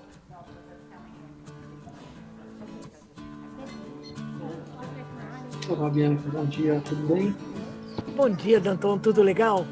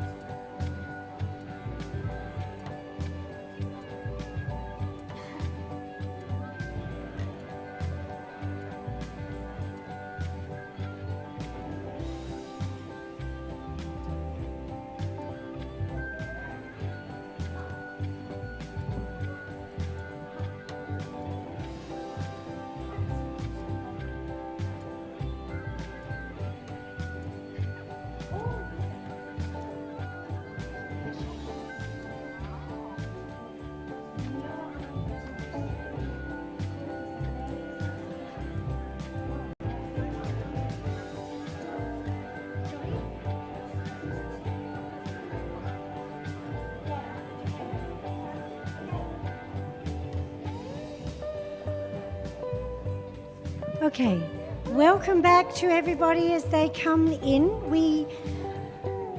We'll try to reassure the remote people that we are here for you, and we have some questions from the remote audience. So when we get a few more people back here, we will ask the panel the questions, and we'll have a short period of answers, and then we will enjoy very much hearing from Bianca Amaro, who is with EBICT, which is, where is it? And she is also the member of the president of the Open Access Science Repositories Network, LA Referencia, a member of the executive committee of COAR, the Confederation of Open Access Repositories, and co-president of the Research Data Alliance Brazil. So she's very well connected with open science in the Brazilian Institute of Information in Science and Technology, which is EBICT. So she works mainly on the following topics: science, scientific communication, copyright, open access repositories to information and scientific data, and open science. So after some wonderful questions about the morning session, we shall move on to the amazing Bianca, who will carry on Mr. Packer's publication theme very well, and then we'll pass on to Katja and Jean Ometo, Katja Ferraz and John Ometo, to talk from the researchers, and then hopefully we'll have some time for Shelley, but Shelley will also be talking this afternoon, so can pick up some more material. So now people are mostly back, and Danton will just check whether the people online are ready. Excellent. So, Marcio, would you care to, have you got a microphone? Yeah, good. And we have some questions from the remote audience, of whom we have 200 or so on YouTube at the moment. And we've had, as you can see, quite a few more on Zoom. So the chats are coming through the YouTube links, which hopefully many of you have, but of course you're here live, so the people in the audience here will be here live. Thank you. Over to you. Thank you. Thank you. So we have a question from YouTube. It's just one. It's from Victor Magalhães de Boni, and he says, is it expected to present the algorithms of the authorship in a repository or in blocks of text when he's writing a thesis or a big text? He did not specify anyone from the panel, so it's open for any one of you who would like to comment on that. Thank you.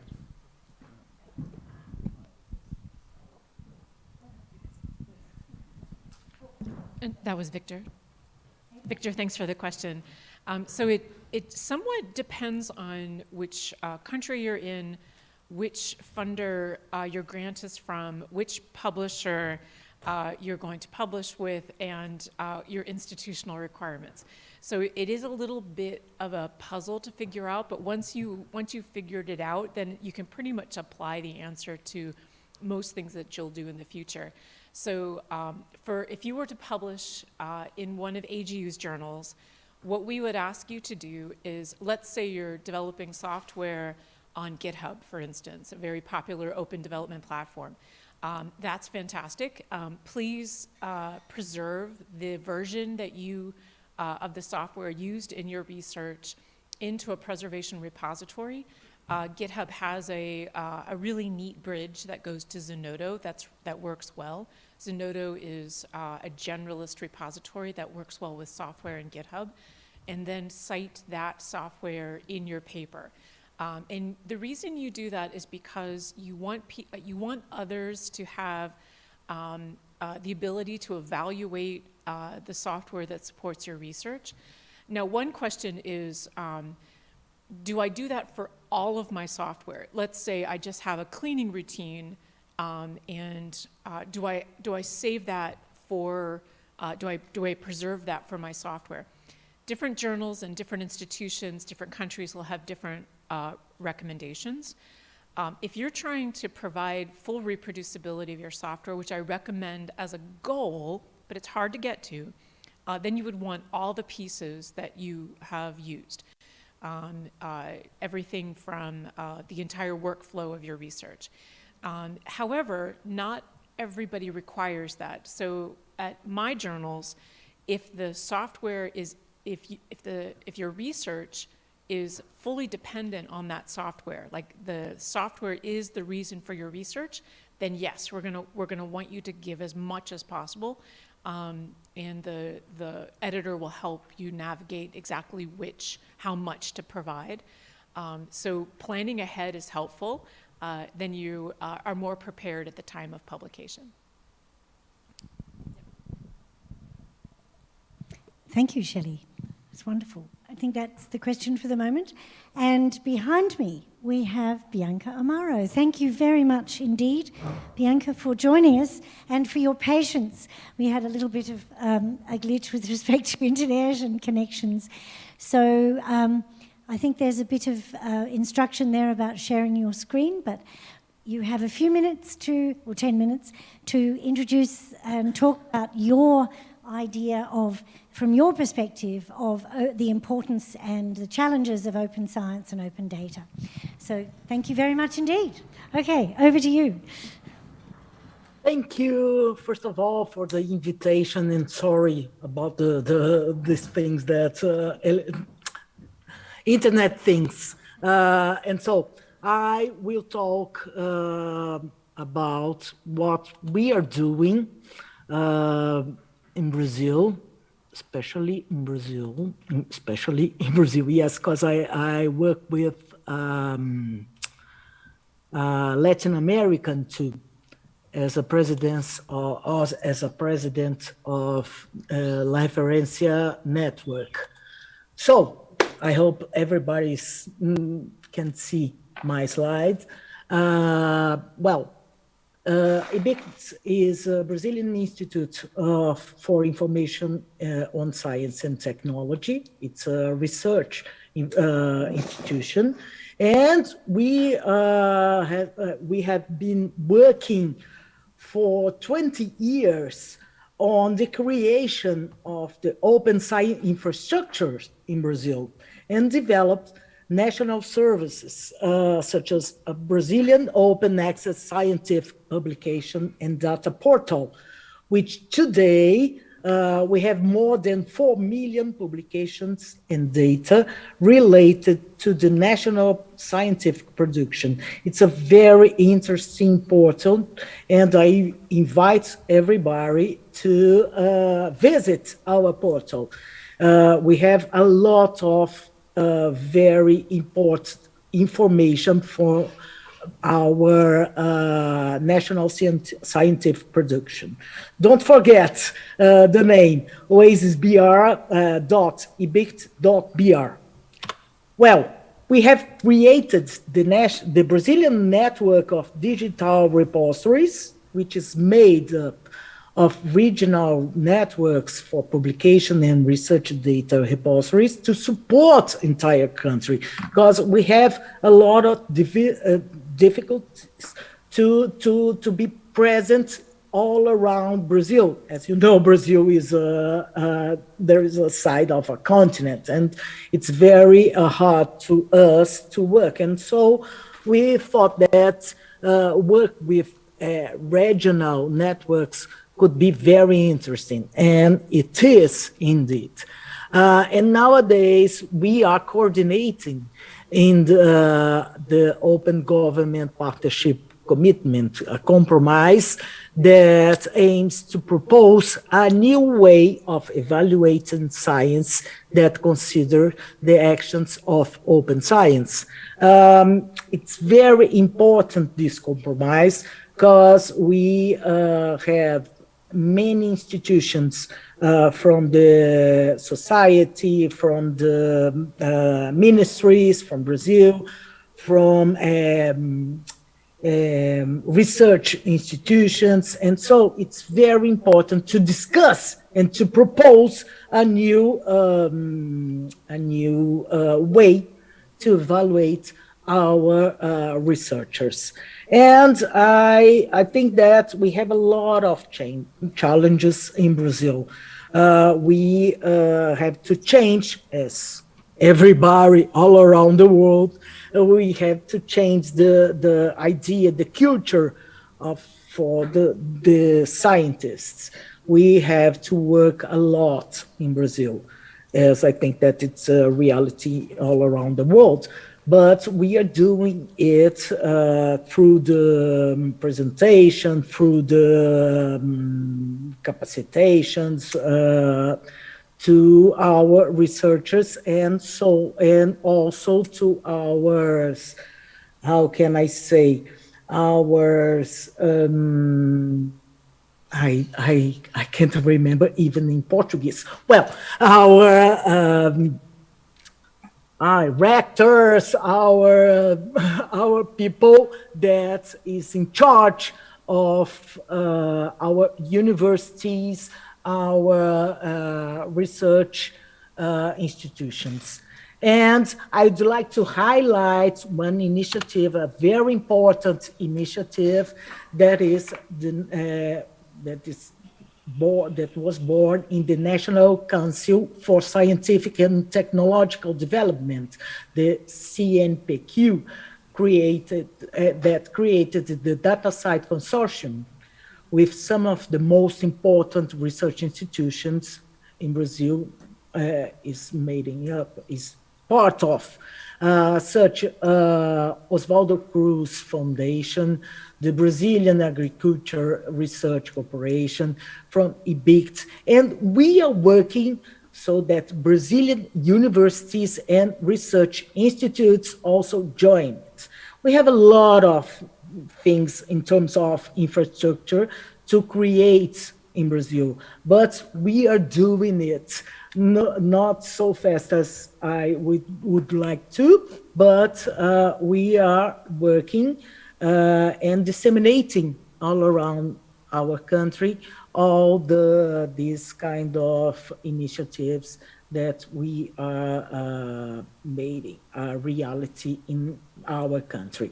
I think that it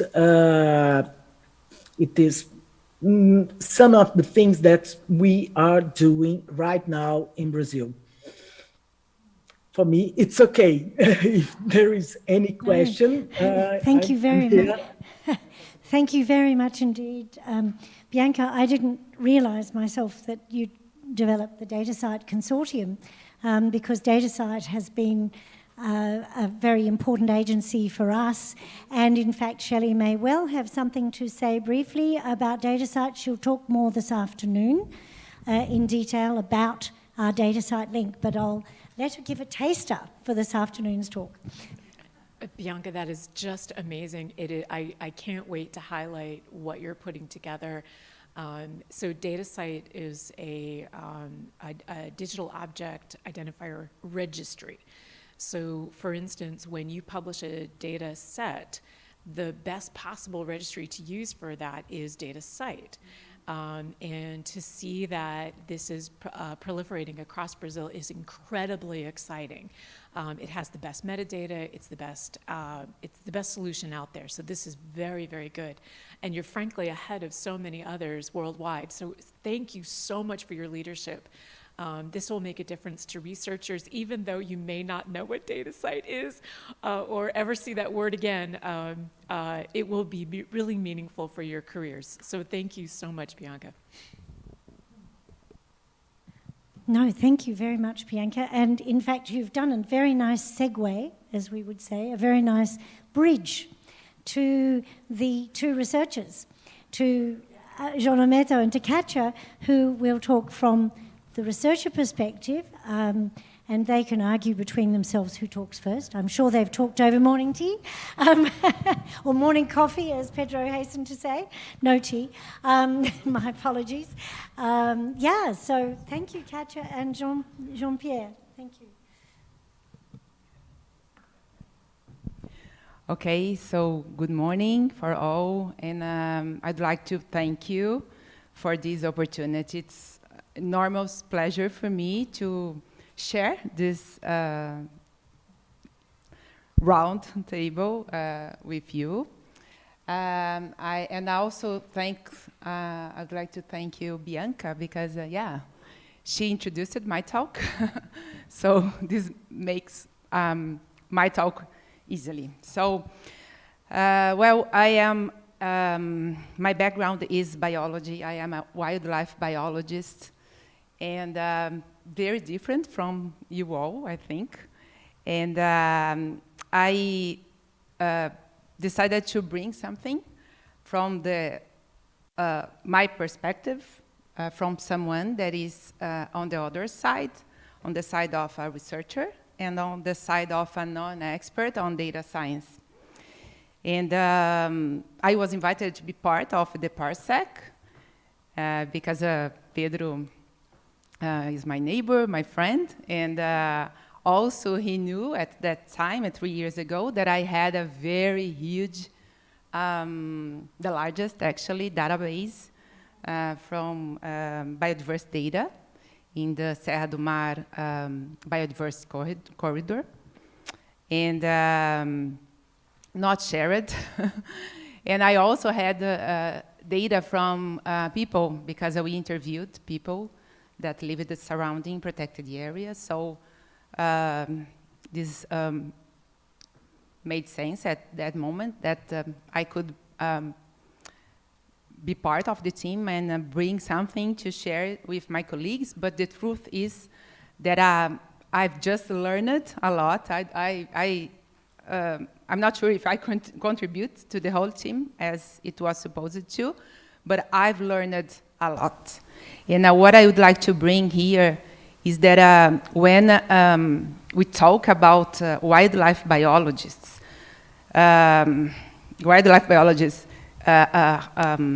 get a very huge database, always. So we have a lot of data, and a huge amount of data. And we are not used to share.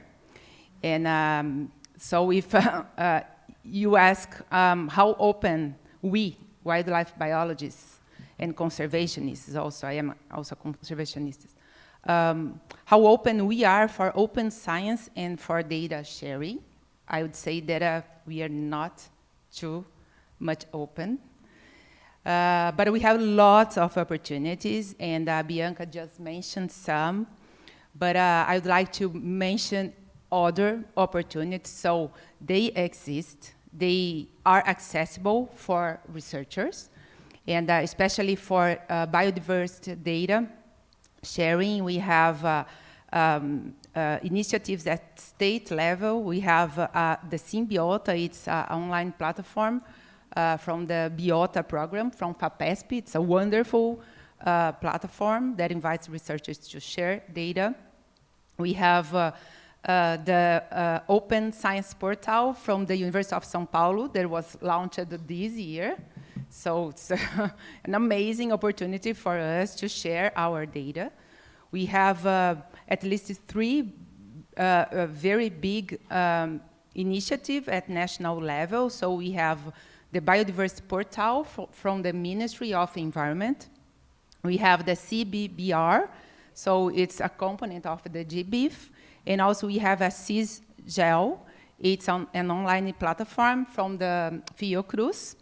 It's also a federal institution, and this one is more focused on wildlife health, but also it's open for us to share data. So we have opportunities, they exist.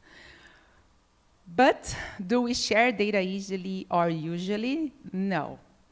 And so why not? Of course, if we have a FAPESP financing or support, Belmont and CNPq, so projects that are financed by state or federal agencies, we are required to share, so we share.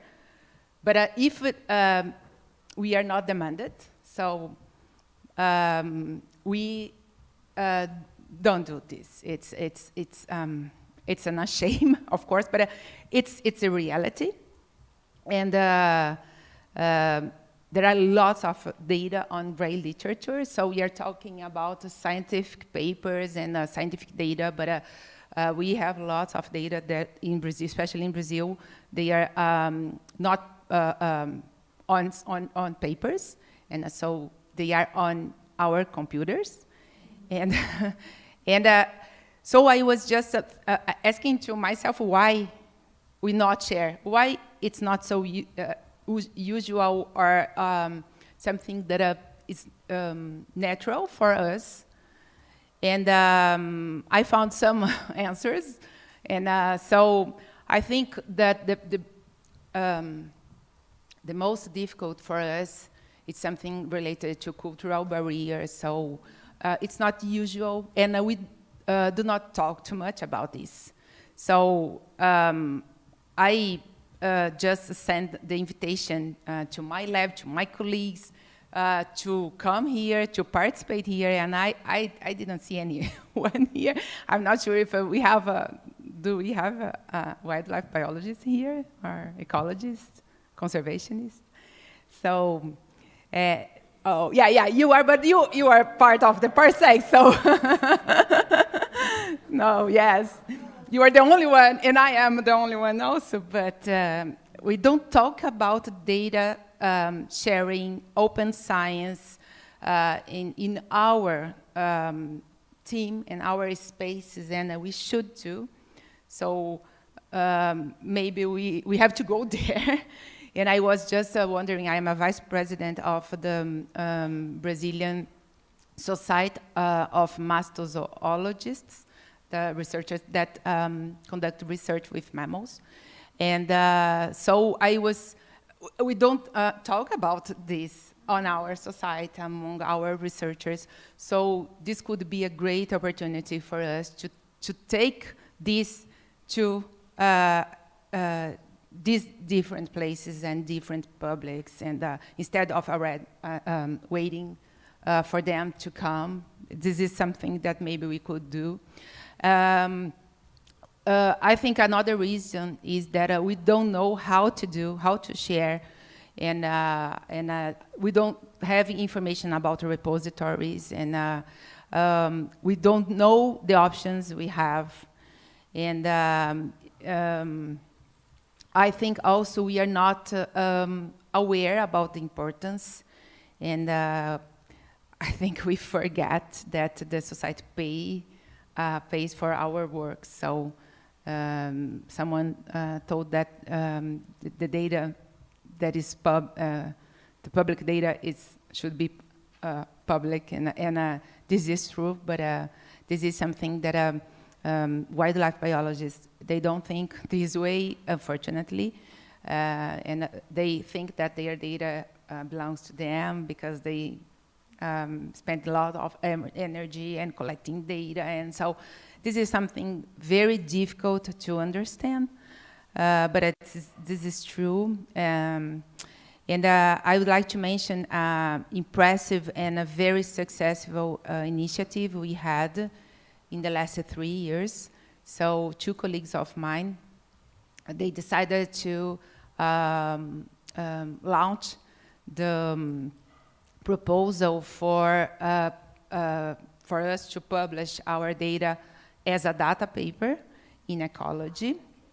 And then it's unbelievable how all the wildlife biologists received this in a good way, because I think they feel that they could be, how can I say that, seated or have their data related to them. So there are until now 15 data papers with hundreds of researchers sharing data with thousands and thousands of information. So about mammals, butterflies, ants, epiphytes, and bats, and many, many different taxons. And it's more data papers are coming. And so I was thinking that maybe incentives like this could demystify and how can I say, welcome wildlife biologists for open science and data sharing. And in terms of open science, for us, a good door for us to pass is the citizen science. So at the CBBR, there are now 43 different projects. Yeah, and on the platform, and I have one also there. And also the University of São Paulo decided 2 years ago to support citizen science projects related to biodiversity, and I have one project that is supported by the University of São Paulo with the proposal to get close with the society. So, and I think this is another a good initiative and incentive that starts to change our mind. And just to finish, I'd like to say that at the beginning of this project, I felt as a stranger in the nest or something like this. So everything was new, everything was so different for me, but PARSEC really made a huge difference in my mind, just opened my mind. I'm totally in favor of sharing data, and I will share all my data. And also I started to talk about this, and this is why I know it's not so easy to talk about wildlife biologists and ecologists and conservationists, because all of them says, oh, I don't know. They don't trust, I don't think. And and they feel kind of endangered with this. And so this is something that we really, I would really be happy to see this situation changing and be transformed. And I think the PARSEC has the great opportunity to do this, and I would like to maybe to be the bridge, if I can, just to open doors for them, and also for the open the data sharing and data science. This is I think that's it. Yes, and we will have to watch the time, but this is one of the key things about domain bridging, that we've got, different domains that receive this differently. When you get into photo points or monitoring a movement where you use machines, it becomes a little more easy to understand data sharing, because it's a machine, collected information like the sound, recordings, drones, things like that, have lent themselves a bit more in wildlife ecology to data sharing. But the traditional botanist, zoologist are in their own little world, and they work very hard to collect their data in great peril, often. And this is the background from which they come.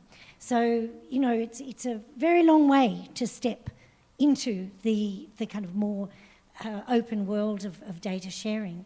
But of course, in a segue to the next speaker, when we talk about climate change, landscape change, that relates to human occupation, to diseases, whatever, we need time series data.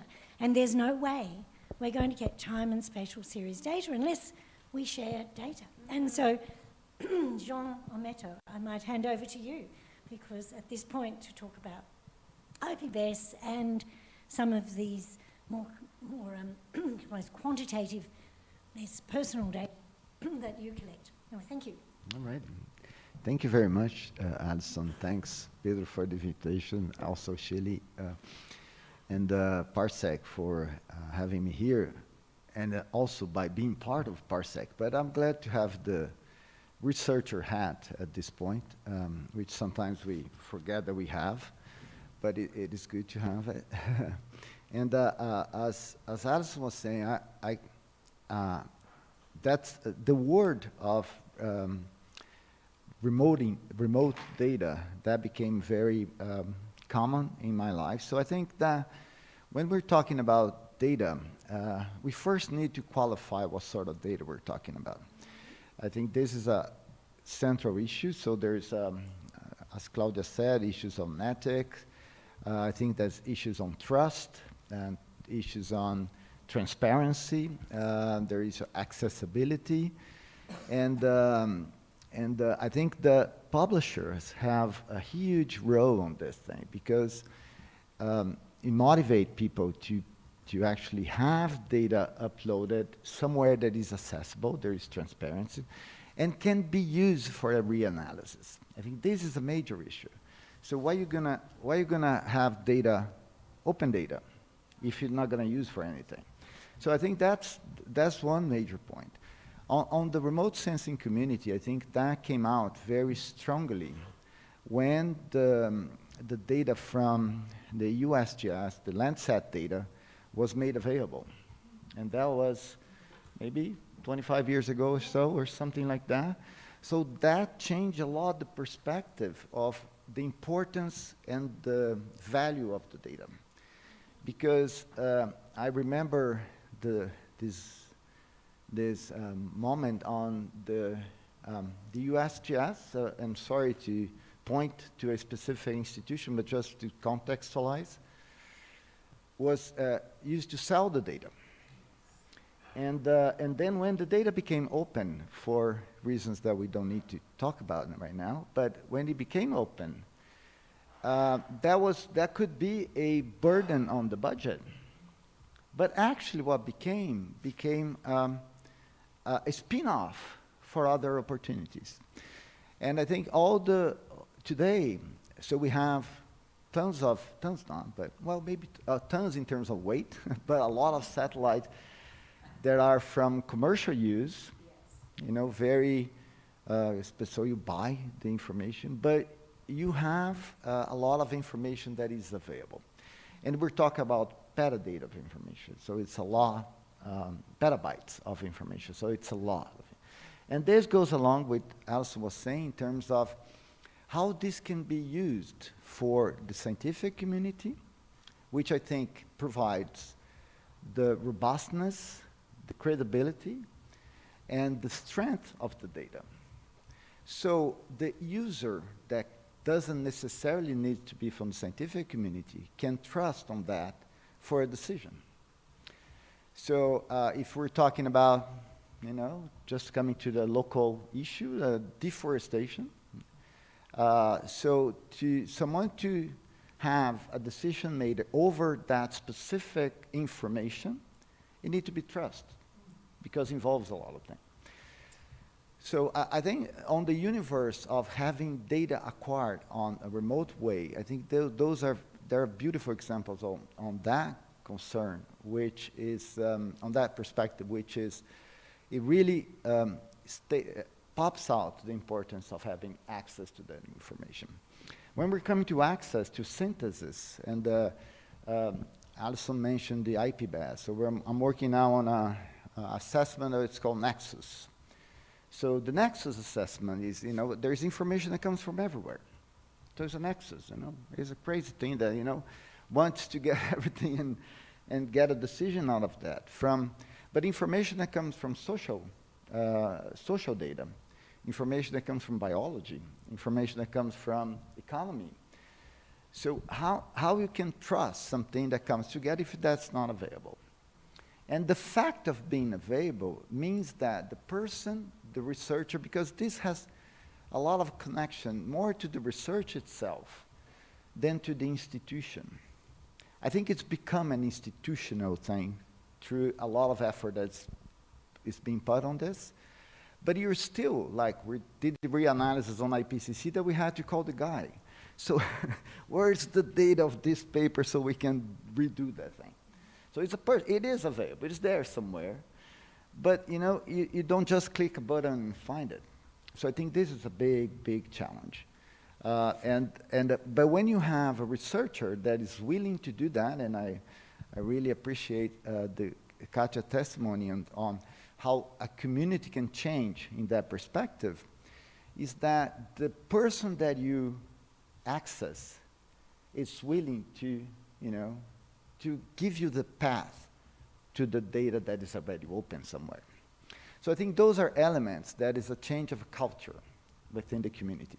So there are communities, so if you go to the modeling community, the climate modeling community, you know, if you don't share, you just die because, you know, you cannot reach all the diverse options that you have in terms of modeling. So if you get this, so there are big efforts, the CMIPs, the AgMIPs, the big global effort in terms of doing run data, run analysis based on information that is generated by models or generated by someone that collects. So I think those, these elements on change of vision goes from the community itself, so the community, the scientific community in general, looking the importance of this, the institution framing of those elements that goes from publisher to the funding, to the,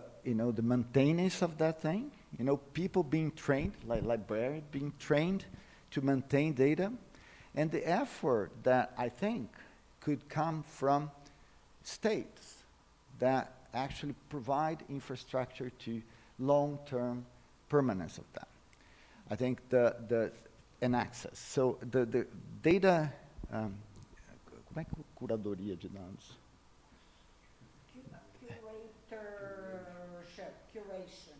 Curation, data curation or something like that. Sorry, it's not a terminology that I'm used to.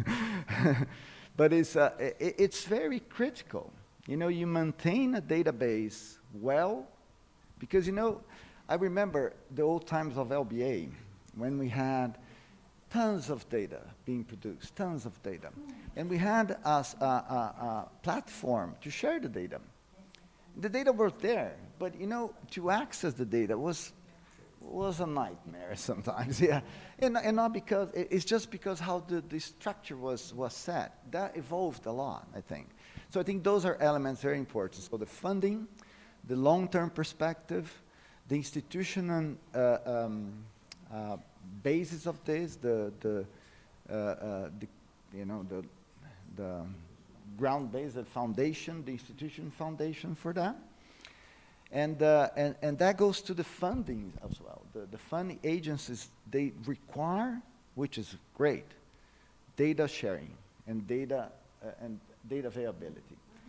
But they need, I think,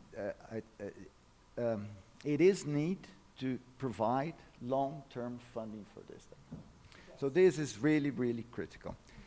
And when we go to the state, what we just saw, I think that provides, so like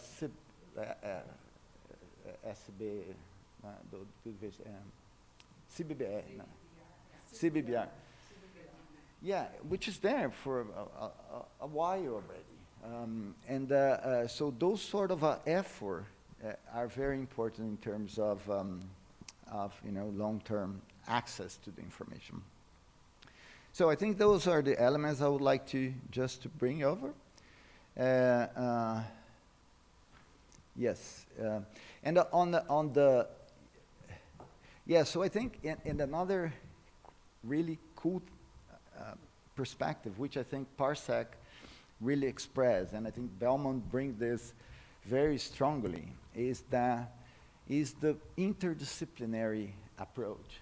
So when you do that, how are we gonna, for instance, in PARSEC, we have different sort of data from different regions of the world with different legal frame, with different, so how this is kind of a thought over in terms of having a common database center or data center that you can access the information in different perspective, in different way you've put in different legal frames. So I think those are challenges that we still need to go over.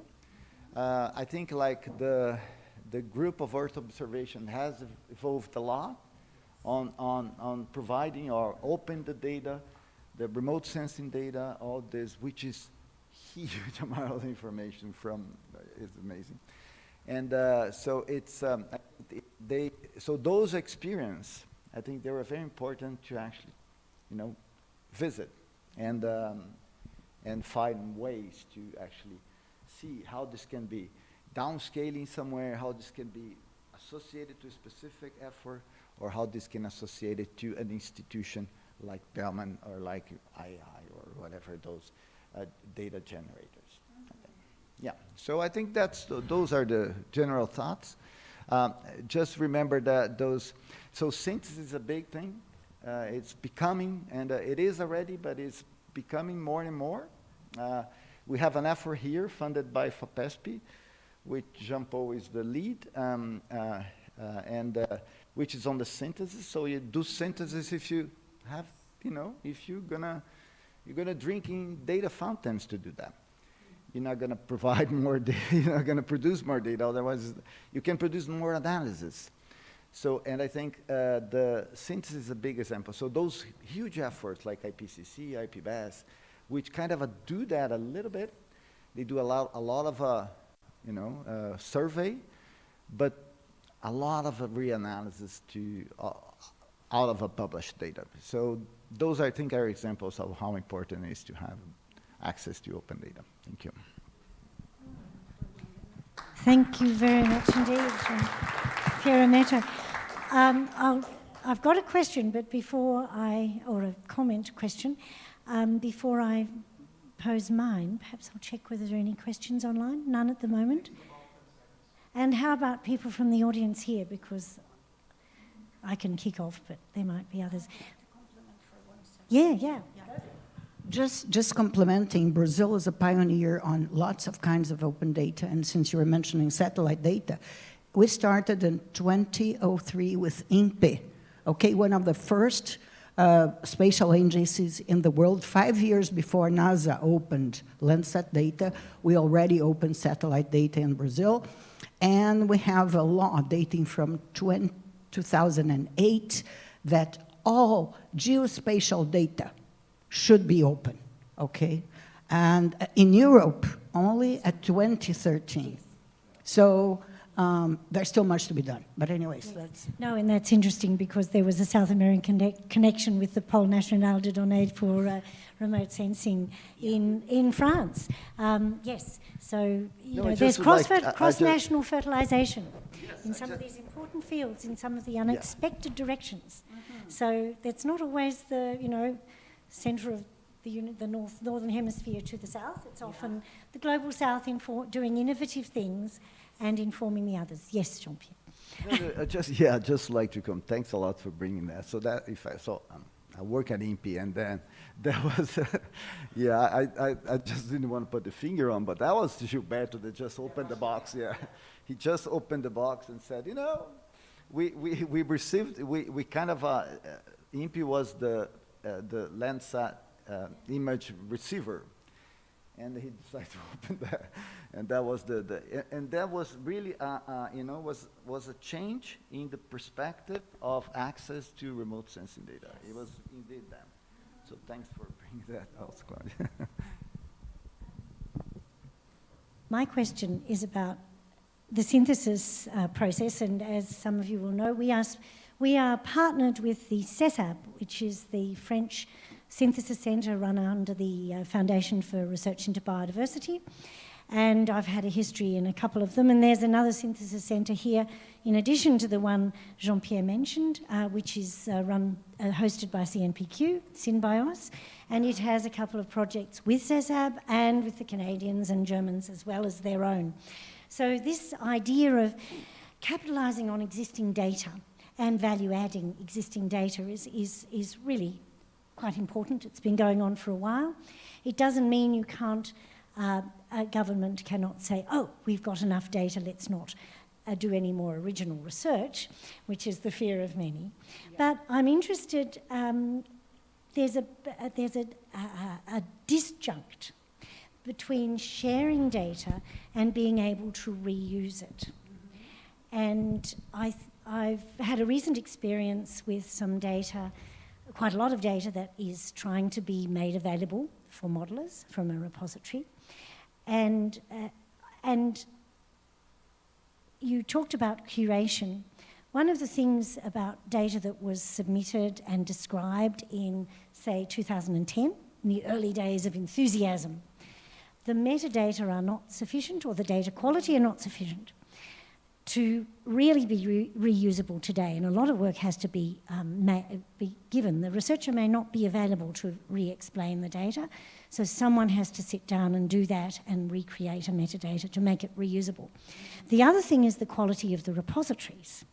And I've seen some data for a journal that is high impact, global change, something, very high impact, by an author from a very high-ranking university, an author or two, and it's in a certain repository, and it's totally unusable. It's not even described, but it satisfied the publisher's requirements. So you've got this sort of inconsistency. So you've got to watch the curation. It's not just simple.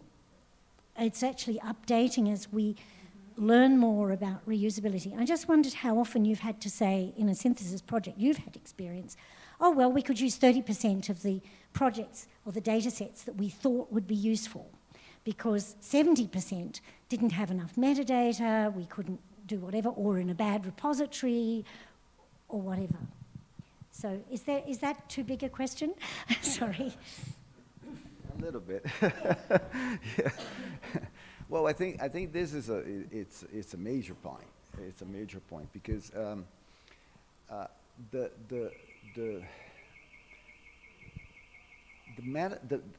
only the metadata itself, but the quality of the storage. You know how you act, and this has to evolve very quickly. So that's part of the investment. So on the experience of synthesis, sometimes you just cannot use a table because you have no idea where that data. I'm simplifying a lot here, but you have, so the metadata is absolute central. On modeling, for instance, people normally know, it's not normally, but people sometimes do write models without actually explaining what they did on line by line. And then that's software. And that you cannot, it becomes a black box that you don't really know how to, if that is useful or not. So I think there are several elements, and the science of data, which I'm not one, but I think already has a lot of solutions for this, but there is two perspectives. One is to look to the data from today ongoing, what we're producing now and what we're going to produce, in the future. And the other thing is that, do we have effort, resource, and interest of revisiting historical data? Because in terms of climate change, in terms of biological change, in terms of, a lot of things, how much and I think there are a lot of interest. Sometimes there's not a lot of resource for that. And sometimes it's really hard to recuperate or just, use the data because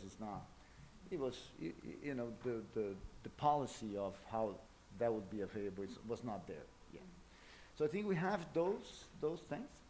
If people that are really interested in using historical data could, having this perspective of informing a lot about. So the data needs to be informed. Whoever, not the data itself, but whoever is accessing the data, it needs to be informed what is that thing. And that comes to the thing, what sort of data you make available. You make available your raw data, you make available the raw data plus as analysis, you make available the data that you publish, it's only, so there's a whole universe there that I think is also goes along with that.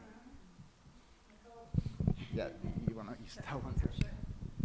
No, I just want to build on the question that Alison posed, because to me this is something that, as we've been discussing at this round table of ours, it's constantly been coming to me, because I do think about a lot, what is the carrot and what is the stick here? How do we provide lots of carrots? Because we want researchers to see to put the data out there, not only because it's good for us, but also because it's good for you. I want to think about what is that, and also, what does that stick look like? Because sticks don't always work as well as carrots, but sometimes they're good incentives. And so what does the feedback loop look like? So when you're talking about the synthesis, if you looked at 70 data sets and 35 of them were crap, Did you tell the people that published those? Were they available to be told? Did you say, you know, we tried to use your data, but we failed? And would that help? And when we're thinking about impact factors, because in all of the institutions that I've ever worked at in my entire life in this space, the impact factor is God.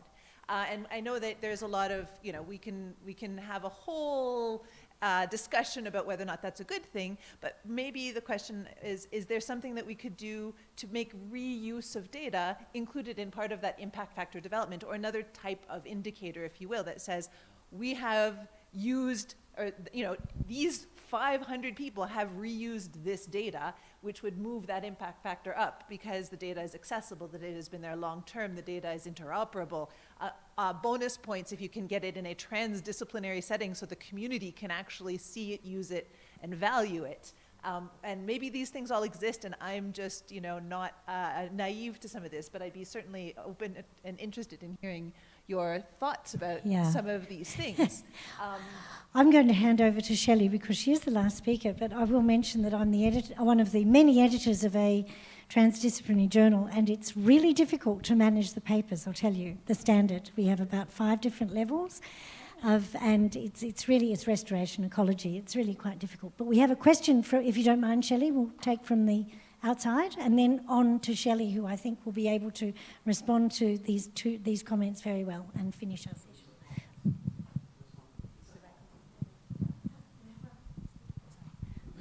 So I have a comment here from YouTube.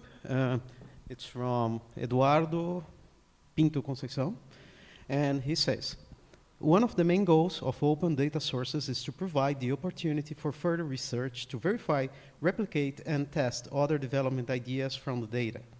Then he continues, thus, in long term, the benefits of storing these databases are beneficial to all institutions and governments involved. That's the message. Thank you, Eduardo. I believe everybody up here on this stage agrees with that, and so are slowly the governments around the world. So let me connect the dots across some of these speakers. When Allison and I were first writing the proposal to the Belmont Forum, there were some, the work that was happening in my organization, we were really keen to move forward within the Earth and Space Sciences, open and fair data. So there was an effort prior to the grant coming from the Belmont Forum to what we called enable fair data. Fair being findable, accessible, interoperable, and reusable. And we'll touch more on that this week, because everyone, if you don't know FAIR, actually, let me just ask, has anyone heard of the acronym FAIR? Yes. Okay, I'm not looking. Okay, enough, good. Okay, we will cover it. We will cover it for sure, and by the end of the week, you'll be able to tell your friends, which is important. And the reason FAIR matters is when Jean-Pierre's talking about that, can I actually use the data I'm looking at? If it complies with the FAIR data principles, yes, you should. However, we're all on a journey, and we can't get from where we are today to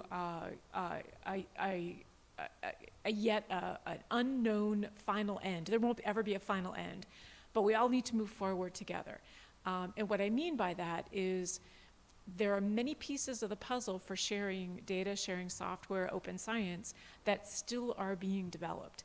But we as researchers, there's plenty in place right now where we can take advantage of what does exist, and that actually is to our credit. So when PARSEC was conceived of, the moment in time for my work, it was not possible for you to look, if you published your data set, let's say you found a repository, you deposited it, and you published it, it was really hard to actually see that online. You couldn't go to Google Scholar or Google and see it. So in our remit was to develop a way for you to see that you had actually, in a easy way. So commons.datasite.com, see how Datasite comes in? Commons.datasite.com, we funded them And the European Commission did as well. The European Commission gave more money. But PARSEC actually funded to create a way for any researcher to see their data sets that had been published and how they were connected to publications and how they were connected in any other way. So and we'll talk more about connections, persistent identifier connections, because this is a really important piece for your future. So that was a PARSEC project that actually created that ability. And when we engaged with DataCite, they reworked their own internal metadata so that it was actually very easy for anyone else to use an API to do the same thing. So not only did we do it for our own researchers, but we did it for everyone in every discipline. So it wasn't just a benefit of this one project. That was really a big deal. The other thing we did was we created a widget also through DataCite, but in partnership with the, it just fell out of my head. It'll come back. A little widget that goes on repositories that shows you the number of citations for that data set, its DOI, and what the usage level is in alignment with the if anybody from this team is listening, they're just going to say, like, why can't you remember to say it? It is the common way to measure the number of times there's been data usage, and any moment now the project will come to my mind to what it's called. But it's an international standard. It's actually a standard so that you don't ask your mother to download your data in order to get your numbers up, right? Okay. Yeah, it's with Dryad and CD. You want to buy it? It's free. It's free. It's free. And there's a website on DataCite is website in order to implement the widget in your repository today, and I can make all of these links available. So those were the very first things that were outputs from the PARSEC project that made a game-changing moment right away. And the next set of elements that were coming, and this is we'll talk more about the two strands of the project, but they interweave. One helps the other, each helping the other. The other set of deliverables had to do with education. So we talked about the DDOMP, the Data and Digital Output Management Plan, and how has anybody ever created a management plan for data, no matter what it's called? Okay, all right, great, all right. Easy or hard? Yes, you.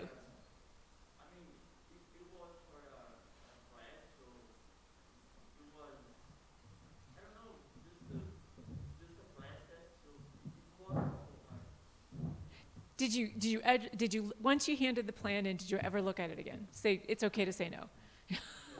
No, okay, all right. So what we'll do is we'll re-look at what those plans are and why you want to continue to keep looking at it.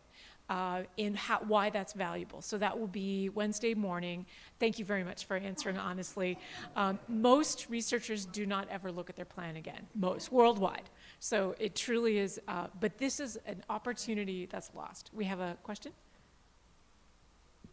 Yes, we do. This is from Yasuhiro Murayama. I think it's the right name. Let's see. So he asks, I think what PARSEC will leave will be critical ones for transition to open science. Will they connect with new, expectedly research assessment with not only papers, but also data and other outputs as academic achievement in the future? And this goes for anyone who wants to answer.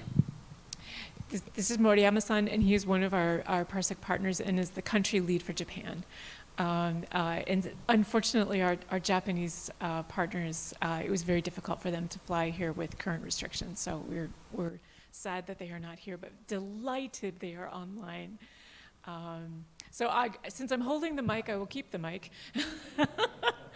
I completely agree with Moriyama-san that the work of PARSEC will make open science much more easy for researchers to understand. And we will have a talk this afternoon that walks through all of that.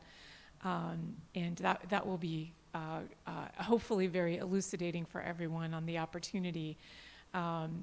So the initial next set of deliverables had to do with how we were going to explain to researchers such as yourselves why a data management plan was important, what it would take to consider putting one together, and then how it could be a tool for you going forward, that it's not just that one particular research, but it actually applies to your work in a way that the answers you came up with in one time can be reused to other times. So essentially, you all are here at the university learning about a particular type of research that you're going to take on in your future, and many of the decisions about the best way to make that open will actually be the same no matter which project you're in. Now you'll have to relook to see if anything's changed, but nonetheless, you will have made these decisions and you can lean on them in the future. So my work at the American Geophysical Union, I write author guidelines for those that want to publish. So I get to meet a lot of authors. And so I wrote out these guidelines, and we started to talk to our research team. Matter of fact, many of them are in the room. And we said, okay, we want you to share your data. We want it to be open, and you need a DMP or a DDOMP, and you need to make it fair. And the look on their faces coming back at us was, we have no idea what you mean. Not a clue. And like, oh, well, that's not good. Okay, well, let's try to understand each other. By the time we'd had our first conversation as a team, I went back to my company, back to the organization, deleted all the author guidelines I had written, and rewrote them all. Because you all understood things completely differently than the way I was thinking, and that was the first problem we ran into. We walked into PARSEC thinking there was a lot of really clear guidance coming to researchers, only to realize not only there isn't, but there's a huge gap between what the informatics community thinks and works on and uses acronyms for and what you do. And it was like, oh no, now we have to rethink all of this. So we will share with you today how our researchers helped us to talk to each other. So, all right, I will end there.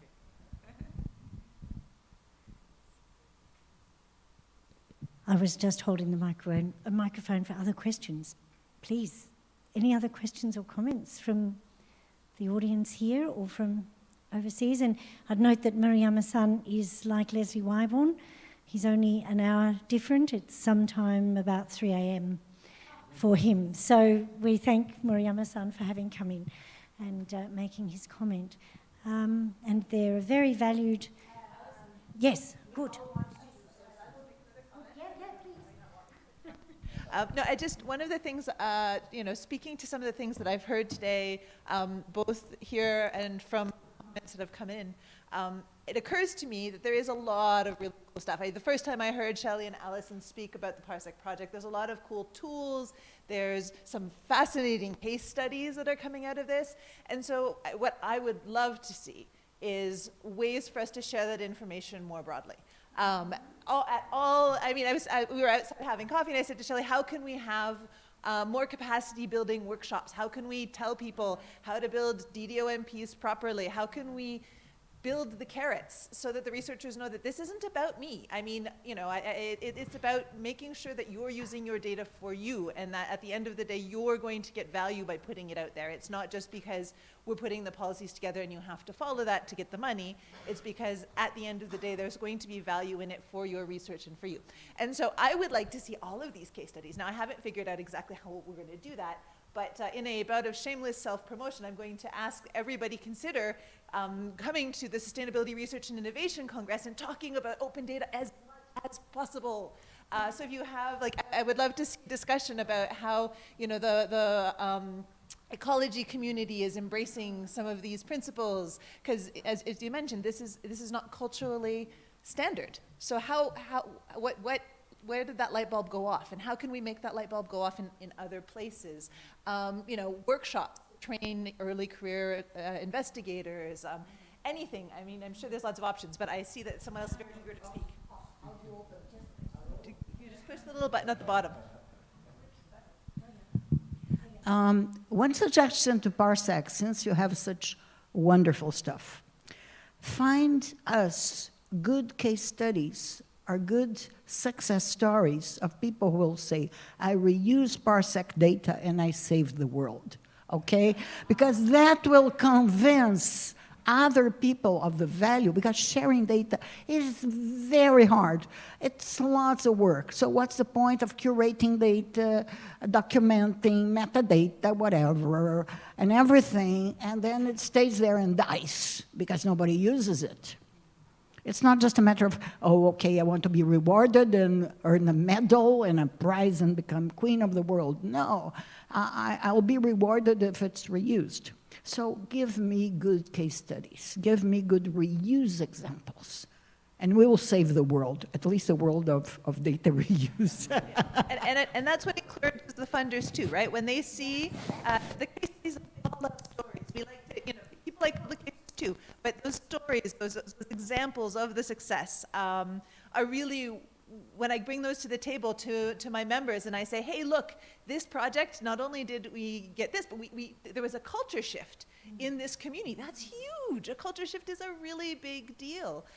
It's a really hard thing to come by. And when we have that, even if it's one individual who can say, listen, I completely changed my mindset. I brought all of my friends with me. These are stories that I need to hear so that I can relay them to the membership of the Belmont Forum, to those funders who are putting money forward to this, because we have these conversations about, how do we encourage researchers? How do we put these policies together? How do we facilitate and capacity build? Because we haven't historically always asked for data to be put in repositories or to be put in place in a fair way like we are doing now. So how do we work together to do that? So the more case studies we have, the more evidence that we have to help support other organizations who are doing that, the better. So think about what case studies you have and what stories you can tell and bring them to all the conferences. I mean, I said SRI, but there's millions of conferences out there that we need.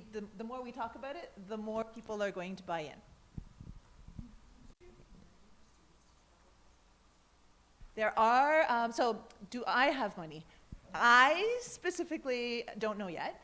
Maybe, but we always do. We always have some scholarships. And so when we definitely, last year we had a pile of LMIs, low and middle income country scholarships from Latin America and the Caribbean, and some of them didn't get used. I was so sad. Thank you. Look, she's helping me do my shameless self-promotion. This is wonderful. So SRI is the Sustainability Research and Innovation Congress, and it is a product of the Belmont Forum and Future Earth, and it's really aimed to foster these conversations around transdisciplinary global change research. And every year it moves. So the first one was in Australia, last year it was in South Africa, this coming year it's going to be in Panama, in collaboration with SANACIT and the Inter-American Institute for Global Change Research. And we want to help foster and develop and create spaces to build conversations around transdisciplinarity, around bringing the communities together around global change. And so every year we work with our sponsors to create scholarships. Last year we had the Adaptation Research Alliance that provided some scholarships for low and middle income countries. We had the Inter-American Institute for Global Change Research that provided some scholarships, and we're always working to get more. So constantly look, and am I talking too fast? Is that why you're laughing? For the people on the YouTube, apparently there's something related to the relationship between your position, your microphone, and the antenna, which together with your fast speaking will have distorted the YouTube. So for those people who are coming in remotely, we shall try to capture this SRI initiative, which is an initiative of the Belmont Forum and Future Earth, which is of itself quite interesting after Diversitas, the big ship, moved around. And we got Future Earth that we might put somewhere maybe on the website so that you can have and Danton up there, so we can have a bit of an advertisement for the next year's SRI and the scholarship opportunities. Did apply for a couple of scholarship opportunities for registration for the first two conferences. Of course, not available for us rich Australians, but certainly available for Pacific Islanders and postgraduate students. So I'm just repeating a bit because they might be able to hear a little bit better. No worries. Send Sorry all about your graduate students and people from all over the place. We want to make sure that it is as international, as global as possible. And I apologize that we didn't have scholarships for the rich Australians. But if it were up to me, everybody would be able to come and we'd have scholarships for everyone. But the world is not according to Nicole yet. Probably never will be. Watch this space indeed. And so, yes, we will try to capture some of Nicole's material that maybe some of you didn't get. And we'll pop it on, we'll ask Anton to put it at the bottom of the website, for example, that USP has kindly provided and you can see behind us. So for those people who are external, scroll down the bottom in a little while and you may see some of that. I think we're going to finish fairly almost immediately, so if anyone's got any urgent questions, big deep breath. We will come back at, what time is it? He wants to. I'll ask a question. No, he wants to comment on something. Oh, yes, good. Here's the microphone. I'm not speaking very well. You say it in Portuguese. Pessoal, antes de mais nada, eu quero agradecer vocês da USP por terem deixado esse Rio Pinheiros aqui a gente tem peixe em Rio Pinheiros. Graças a vocês, muito obrigado para vocês, todos vocês aqui, vocês merecem muito mais do que qualquer pessoa. Eu fiz um quadro para vocês, pessoal. Então, um quadro, coloco vocês aqui, ó, fazendo esse tsunami. Você dentro do barco, no barco onde na USP, quando os barcos da USP, quando vocês verem qualquer problema na cidade do Brasil, vocês saltam no barco e vocês passam por acaba com o problema. Então, pessoal, obrigadão. Então, esse quadro aqui é para vocês. Eu vou colocar esse quadro aqui no Museu da USP, porque veja bem, são vocês aqui heróis nesse barco, fazendo com que as pessoas não sujem mais. Então, pessoal, puxa vida, obrigado a vocês. Estou realmente fascinado com vocês também. Oh, that's lovely. Oh, very sweet. Okay. Well, thank you. And Professor Pedro will explain this later. But I'd like to thank the panel very much indeed for your enormously valuable contribution to this roundtable, which was much more successful and interesting than I had anticipated. Isn't that dreadful? I found it very interesting, and I thank the audience very much, both in the room, on YouTube, and the remote talkers and remote listeners, very much indeed for their attention. And I hope this will give you a taste for the rest of the conference, and you will keep on going and inform us and help us learn from you as much as you might learn from us about our steps and our falls and our stumbles in this journey. We shall resume in an hour and a half, so a generous lunch hour. So 13:30, you will begin to hear about what PARSEC is about and how we implement or are working towards some of these things that you've heard this morning. Can't do everything, but obviously, because some of this goes forward, but we're doing some little bits that I think will feed into some of these points that you can hear about. So thank you very much, everybody, and we'll see you again at 13:30. Professor Pedro, if I've forgotten anything, please feel free, or Janeth, any housekeeping, please feel free to say anything. Okay, Professor Pedro, 13:30. Yeah. Thank you, everyone. Now you have lunchtime. Everyone, there is a restaurant here of Faculty of a Business. It's not so far from here. And we will come back at 1:30, okay? 1:30. Thank you, everyone. See you soon.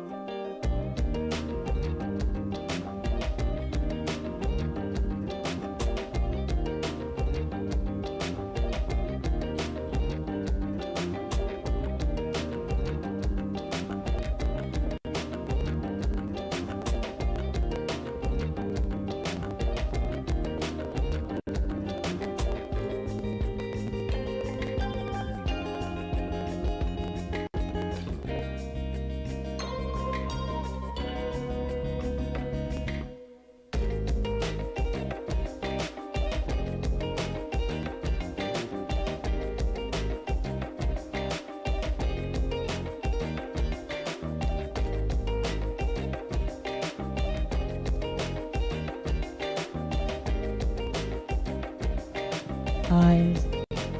Testing.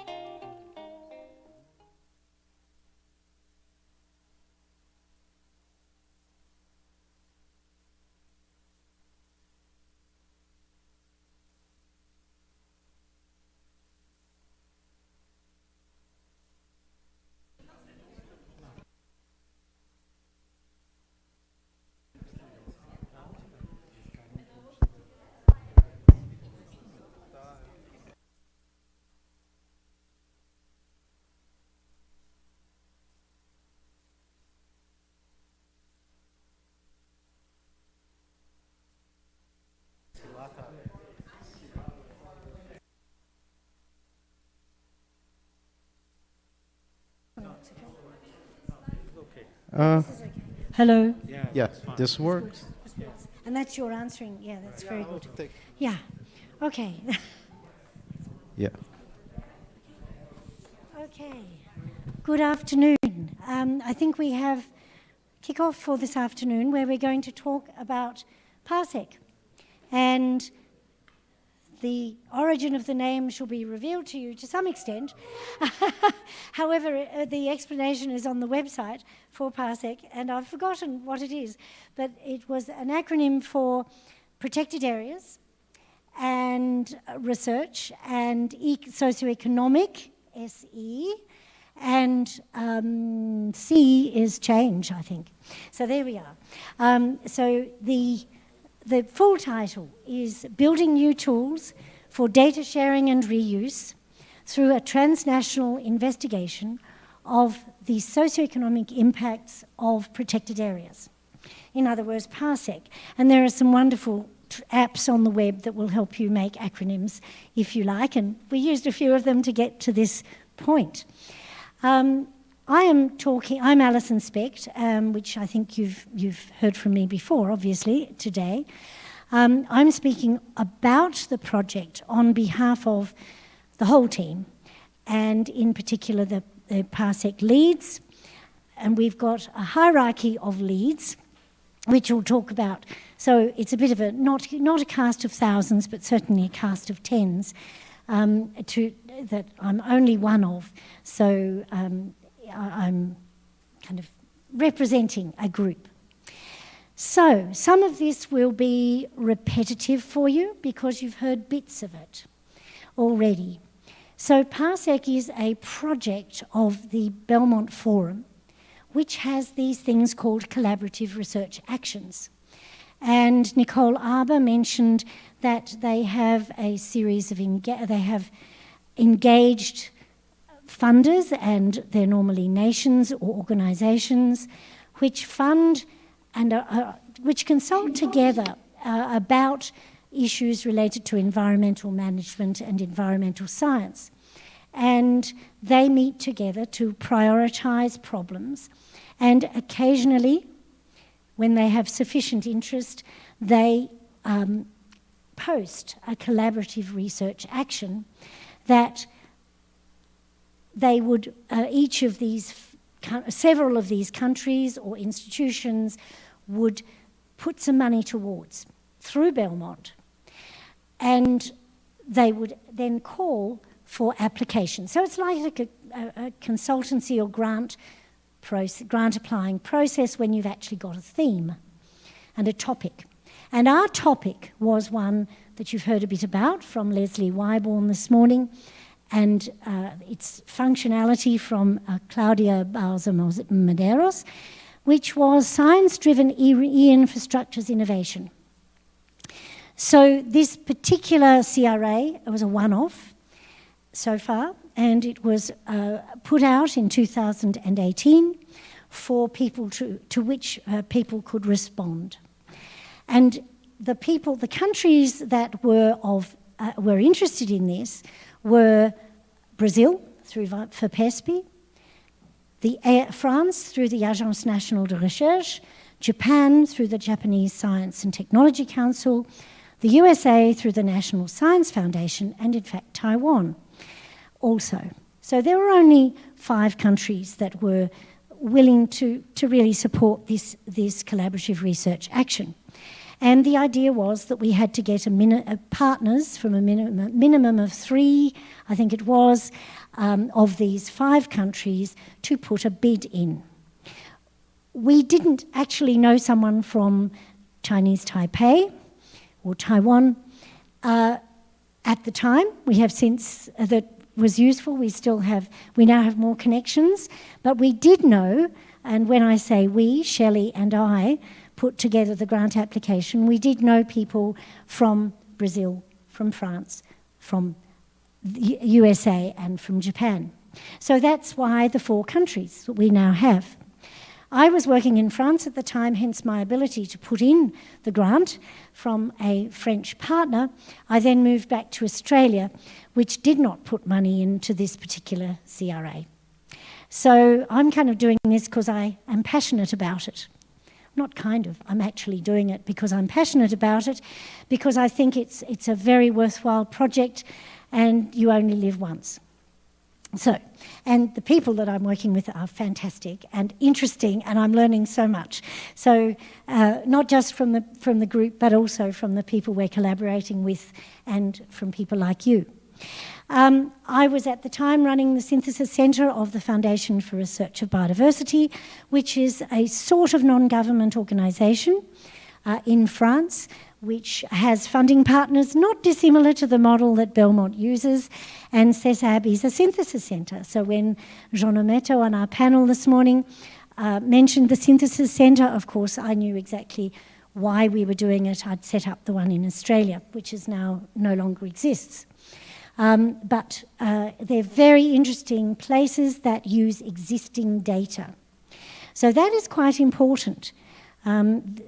The other 2 projects, we were only one of 3 that were given this particular opportunity. The other 2 projects, I think one of them uses existing data. Well, existing data, they kind of use existing data, but not quite in the same way. So the existing data really does create a challenge, because the data description that we heard about, the metadata, is in the minds of the people who delivered it. And quite often it's purpose-driven. So when data is collected for purpose A, and you want to, like PARSEC, we want to use it for purpose B, it becomes quite interesting. So that does create a special challenge, but it's an important and continuing challenge in the world today. We talk about the data deluge. Surely we can make good use of it. So synthesis centres are one way to make that discipline happen. But before I start, we would like to acknowledge, and particularly in Australia, but around the world, we would like to acknowledge the traditional owners and custodians of the land and sea, and in all nations. We honour their profound connections to land, water, biodiversity and culture, and pay our respects to their elders past, present and future. And that's important for every project, but of course is very important for us to think about this and pay respect to it. Okay, again, this is something you know more about than we did at the start, I must say. Belmont Forum didn't have a very high presence in my life anyway. It is this partnership of funding agencies, and Nicole does a lot of work linking these people, oh there she is, linking these people, as you've heard, and this comes from the brief, so these are not my words, Nicole. These come from the brief. International Science Councils. Now the significance of the International Science Council shall become more apparent during my talk. They're very important bodies and regional consortia committed to the advancement of global environmental science. So that would be our project, of course, is about global environmental science. And it aims to accelerate the delivery of data-driven environmental research to remove critical barriers to sustainability by aligning and mobilizing international resources. So PARSEC, with our 4 to 5 countries, we've got Leslie Wyborn as well as me, and you'll hear a couple of other people tomorrow, about which I'm extremely pleased. We're using resources where we can get them, and that grows our project enormously. So partnerships, trust, faith can really produce results, we think. So this particular CRA, again, quoting from the brief, and Leslie mentioned some of this in a much more deep and derivative manner, which is I'm absolutely delighted about. This is the quote from what we responded to. Okay, so we got this is what you supply your grant application to. It's supposed to intimately link research thinking and technological innovation toward accelerating the full path of discovery-driven data use. Remember that thing about hypothesis-driven research and data-driven research? It was a big debate some 20 years ago. Could you actually do research if you didn't have an hypothesis? Or could you actually look at the data and discover something? So this is data-driven research, which is a bit more discovery-driven data use, and open science. The objective is to enable a broader, and there's an implication there, hence the square brackets, than currently engaged. So we're thinking 2018. At the time, there was a perception that then the scientific community needed to engage better in benefiting from new and potentially disruptive demonstrators. So those of you who are in blockchain sort of things should know all about disruptive behaviours and that sort of thing. We're not talking about human behaviours, we're talking about disruptive technologies that help us make new things. And or pilots towards solutions. So solutions is the idea. So if we think about, I suppose we have a wish list at the end of PARSEC, which is the solution. Maybe we can get a decision support module for people in local communities to make better decisions about how to ameliorate or mitigate the effects of the creation of a protected area on their community and the well-being of their community. That's a sort of solution output that maybe one day could happen, and it's kind of a light on the hill, I suppose. And I'm looking at Jaime because he does a lot of this applied sort of stuff and makes it happen. Okay, so Leslie gave us this list, and this was the selection list that we looked at. We had to be science-driven, transnational and collaborative, interdisciplinary and or transdisciplinary. I was very pleased about that. And to return to the brief, and problem-solving and translatable. So these particular 4 points, 4 or 5, because some of 1, 2, 3, 4, 5, 6, 7, as we go through the week, have a look at whether we've achieved them. Jot them down and go 4 stars, 3 stars, 2 stars, would be quite interesting, because we think we're achieving some of them better than others. We can't achieve all of them necessarily, but we'd like to get a few 4 stars. We were to be well positioned to address one or more of the methodological, technological, and or procedural challenges. So a lot of this is about how you put your team together. And of course, you've got these countries who've funded, so you're only working with them. You might have some amazing person in Alaska or something, or the USA, at South Africa or Northern Africa. We have someone from Northern Africa, an amazing person in Northern Africa, but he's not part of the funded countries. How do you bring that amazing person there? But anyway, facing interdisciplinary and transdisciplinary environmental change, research working with multi-source transnational data. So there you go, lots of big words with more than 3 syllables. So that was what we had to do.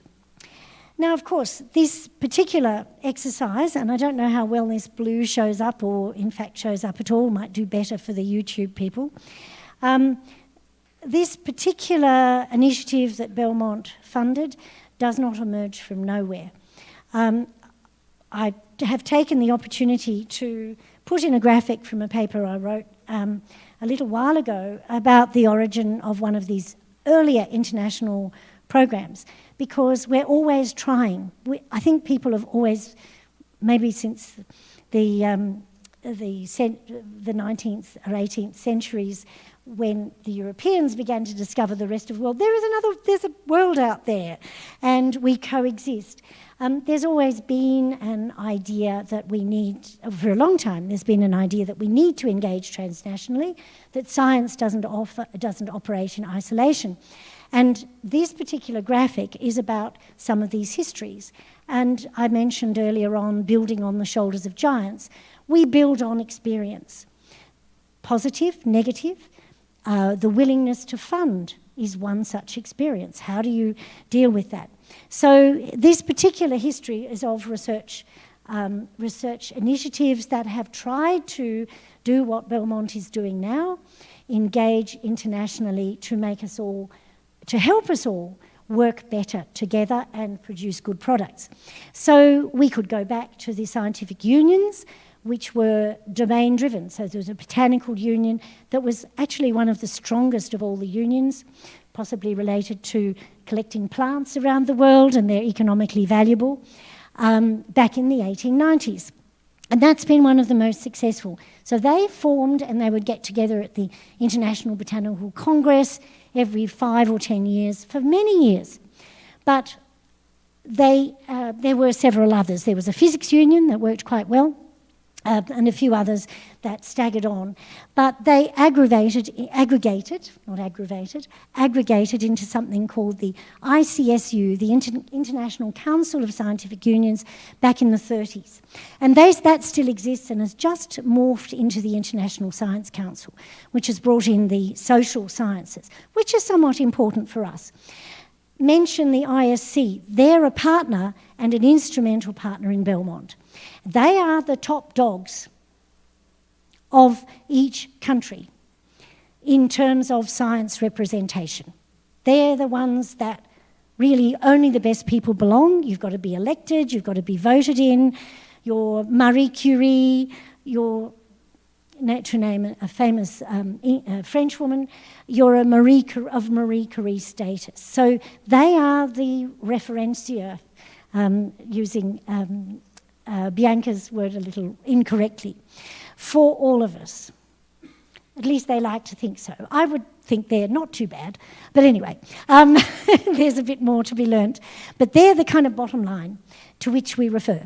Then you've got, after the Second World War, of course, the United Nations. The first attempt at United Nations failed pretty well. But we learnt a bit, and we established UNESCO. And from that, to some extent, from that, we established the International Union of Conservation of Nature. So this is quite important for environmental science, which continues. So these are instrumentalities that support collaboration. They don't necessarily do the work, but they support initiatives. They try to make the collaboration happen.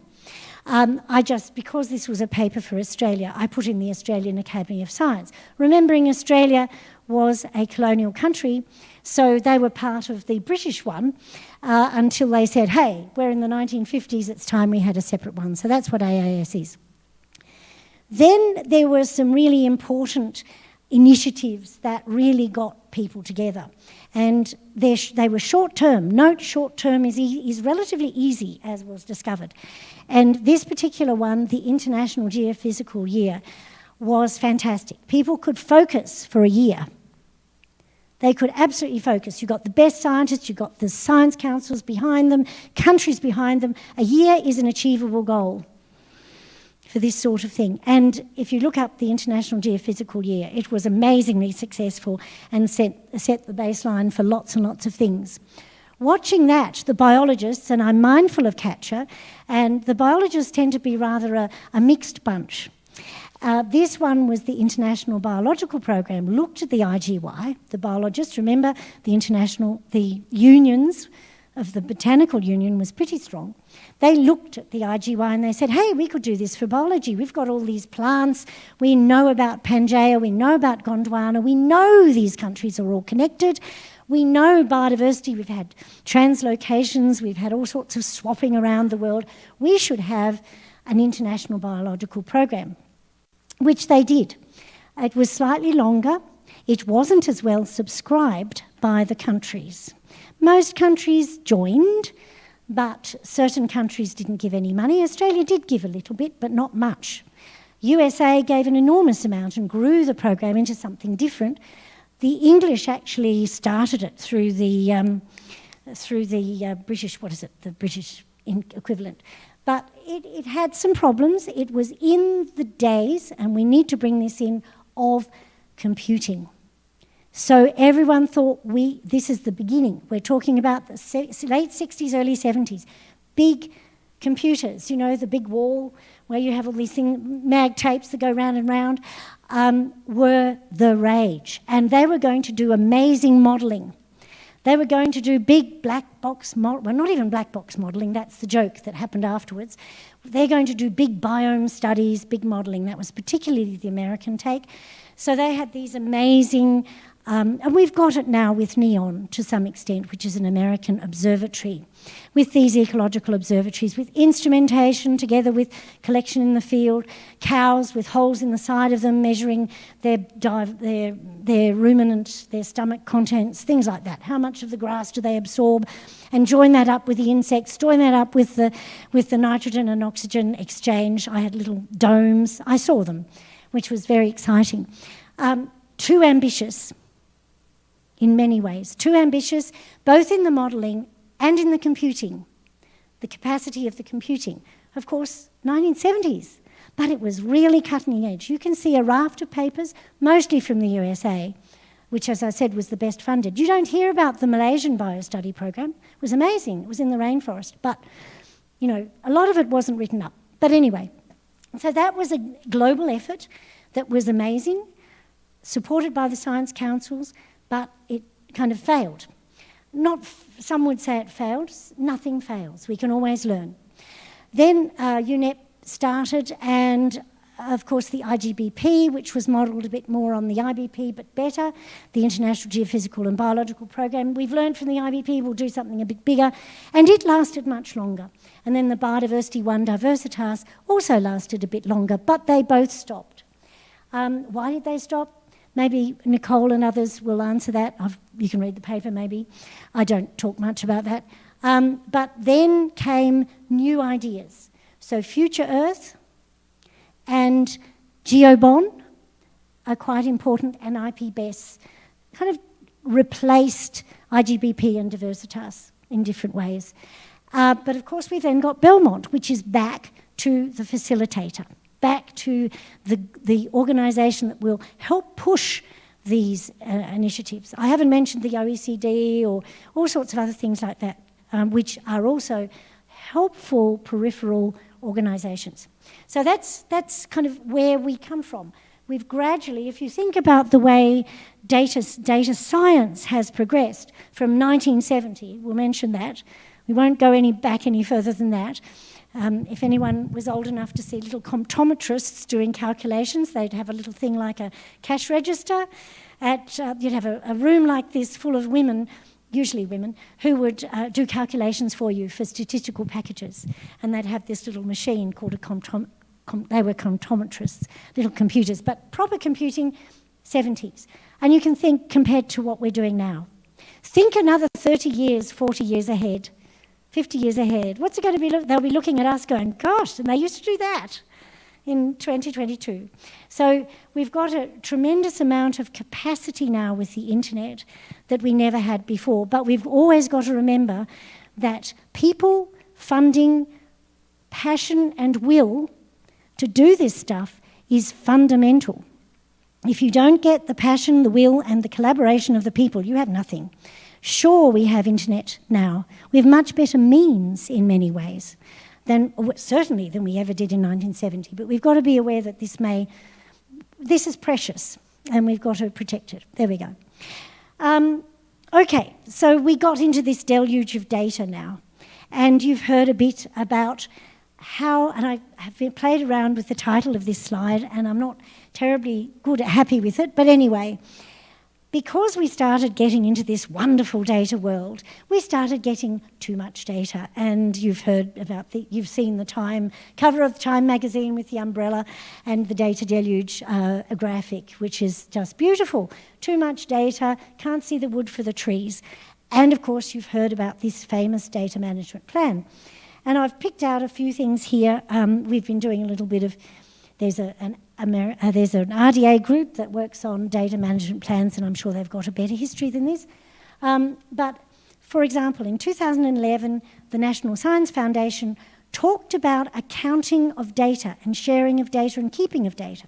So if you've done a PhD, you're allowed to keep your data for a few years after your PhD to give you time to publish it before you release everything. That's the old thing back in 2000. That was what you're allowed to do. That was what kind of grew one of the first idea of data sharing. What should happen to the data after a research grant? 2011 there. In 2014, Australia, which is actually quite forward in this matter, partly because we have to do everything by ourselves, so we go and do it, and we watch other people and we say, to hell with it. And we've got some remarkable institutions in Australia that support data management as it happens. But in 2014, we were actually mandated, forced to do a data management plan. Of course, just the way we talked about it before, no one ever looked at it again. It was pretty cursory, but you had to do one. So that was good, and it was a requirement for funding. As far as I know, no one has actually looked back and seen, if you apply for the next grant, did you actually publish your data? And therefore, that was the threat that maybe this would happen one day. I haven't heard that anyone has failed to get another grant because they haven't deposited their data, except for a very good ethical reason. So, that's going to be the cutting edge. No, you don't. You might be a Nature paper publisher. Bad luck, you're not going to get the next grant because you haven't deposited your data or your code. Remembering digital objects also mean code, images, stuff like that. So, 2014. Just recently, the French, in response to a European initiative, and I would say I don't mean to pick on the French, but the European initiative, 2019, we're not talking very long ago.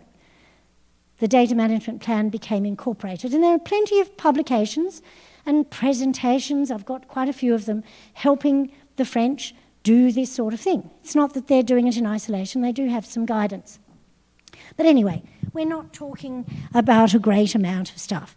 At the bottom, I have Bill Michener's 10 good points for data management. 10 rules for creating a good data management plan.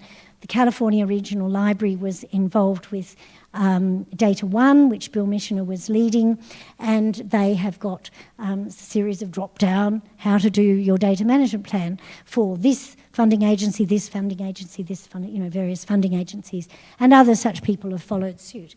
So, data management plans have gradually been embedded in our practice. Whether they are used effectively is another matter. Okay. Of course, then we have something that is not all that legible from here, and I apologies for that. We then have a whole pile of helpful things.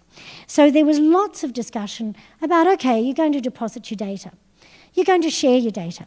Most people in various surveys, by people like Carol Tenopir, by us, by various other people, would be asked, would you share your data?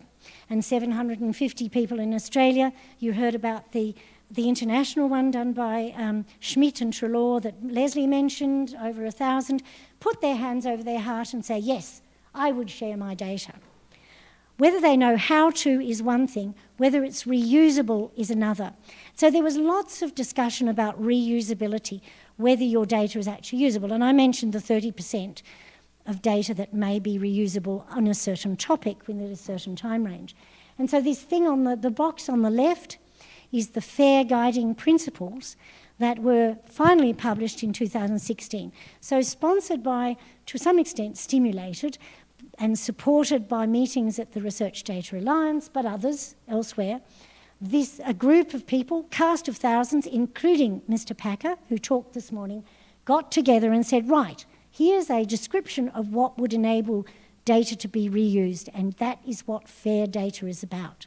And Shelley has been one of the leaders in this as well. So we've got the best, we've heard from the best people, we've got the best people in the room today who are talking about that. So FAIR became an organisational tool to make things easier. We're gradually getting better at it. This one, repositories. This is another PARSEC associated project, albeit a little distance. One of our PARSEC members is an author of this particular paper. This is about, okay, you're going to set up a repository. Some people interpret a repository as, and I don't wish to malign Dropbox because I've used it, as Dropbox. Oh, my own website. Oh, you know, which only lasts as long as you pay the subscription to whatever it is, to host it or for your WordPress. That's how people have been and continue to some extent, interpret a repository. However, there were other repositories that set up. Domain-based is one particularly big one that people would like, because generic ones, particularly in ecology, are not that suitable. But, you know, you've got an enthusiastic community in water science. They set up their repository. It lasts as long as the person is there to support it. How do we do this? So the International Science Council, back to this, has a group on data, we'll call it CODATA for the moment, who stimulated this particular paper and has got something called a Core Trust Seal. So you can have a badge as a repository, you can submit certain your practice and be badged as a good or as a Core Trust Seal accredited repository. Wonderful, great progress. So if you want to deposit something, look for one of them. They've got a good list. There are other lists on websites, but we're gradually getting better. The third thing is more recent, and Shelley is a co-author on this one, is CARE, is Indigenous. So this is partly Jean-Pierre was talking about backwards in time. I was only mentioning 2010 from some data that was submitted in 2010. We've got earlier data than that, data going back to the 50s that could be re-examined, and the Canadians have got an excellent program at the moment on that. One of the synthesis centres got an allied grant to get students to go and digitise data for people who are about to retire, and they got some money to do that. But, of course, we can go back to collections that were done in expeditions, campaigns in various countries of the world of Indigenous information. And we keep on doing that. And how can we do better in the future? So that's what CARE's about. So archival data was the other bit I was talking about. Okay, so we're getting better. And we're also getting better for us, the individual. So we now have the aforementioned, and you will hear more about it, ORCID. We now have DataCite connected, and Shelley will talk quite a bit more about that this afternoon. And of course, we have the Research Data Alliance. These I've just mentioned because they're associated with PARSEC, and we have had something to do with these organisations. The RDA is a consortium of people who talk, who say, we've got a problem, let's get together, let's work on this remotely, so people can belong remotely. And Leslie will talk about how you might engage, what it's about, on Wednesday, and similarly we'll have a bit more from DataCite and ORCID on Wednesday, so do stay posted. Okay, so back to the project, and I'm just watching my time. I thought I wouldn't fill it, I think I will. So I hope it's not too boring. So taking all this into account, we have PARSEC. So this was our design. So the next talks you'll hear about today, we'll talk about what we've been doing from this basis. So our objectives, building new tools for data sharing, we're looking at protected areas. So we're interested in predicting the socioeconomic outcomes of the effect of natural protected areas on rural communities using, and this is the technological innovation, remember those points that we had to comply to for the grant? Using a novel combination of satellite imagery and artificial intelligence. And stand up, Janeth and Ali. No, they can put their hands up. Janeth and Ali are the two whiz kids who are helping, who are making us, enabling us to do this. Okay, so we're bringing in, rapidly becoming more common, but at the beginning, in this field, it's becoming more common, but it's still pretty innovative that we're using a combination of satellite imagery and artificial intelligence. You'll hear tomorrow about how there are some pitfalls in doing this and achieving this, how there are limitations, but we're still doing it, so we're going well. Okay, determine the influence of PAs on consumption expenditure and asset health of rural communities. That's a bit of the same. What is the measure of socioeconomic well-being? So you think of a protected area created next to someone. Is it going to mean that the local community can no longer put their cows in there, harvest their bees? Are they locked out from it? Will they therefore lose income? Or does it mean some people from the city, now internet's getting so good, will move there because they've got this wonderful protected area? Or will it mean that the Bengal tiger that is living in or the panther for Brazil, is living in the protected area will now have absolutely no predators and go crazy? And literally lions and that sort of thing have become problems, and wolves in many parts of the world. That it is socioeconomic well-being because you're not there anymore to earn a living. But yes, and in India at the moment I follow a conservation group in India, and they're having a lot of discussion about the problem of controlling carnivores and the local people being eaten or trampled. So, improve in future environmental decision-making. My decision support module vision. Maybe a long way away, but you never know.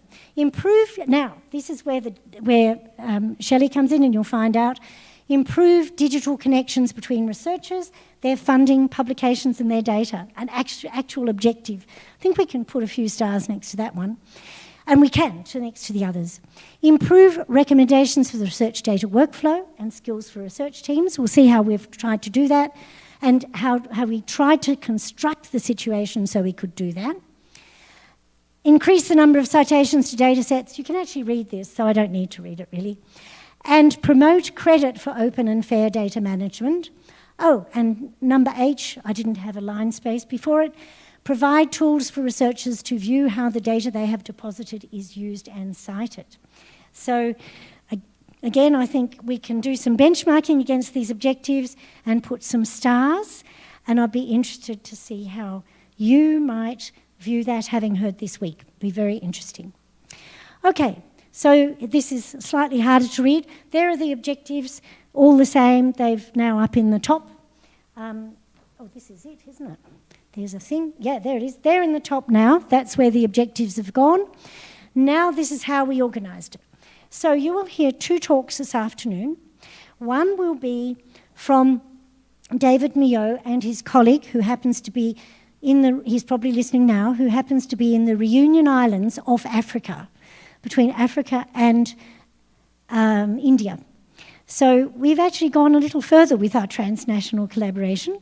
And David Mio is in France, and this is the mechanics of the synthesis program. This is the way we're testing and using the image analysis and census data to see what the effect of the creation of a protected area might be on the adjacent communities. It's rather a clever little before and after controlled impact, for those of you who know that, application of a traditional ecological and environmental management model where you have a control or reference group that doesn't have the impact, and you have a test of where the impact is. So that's part of the challenge that we have to find.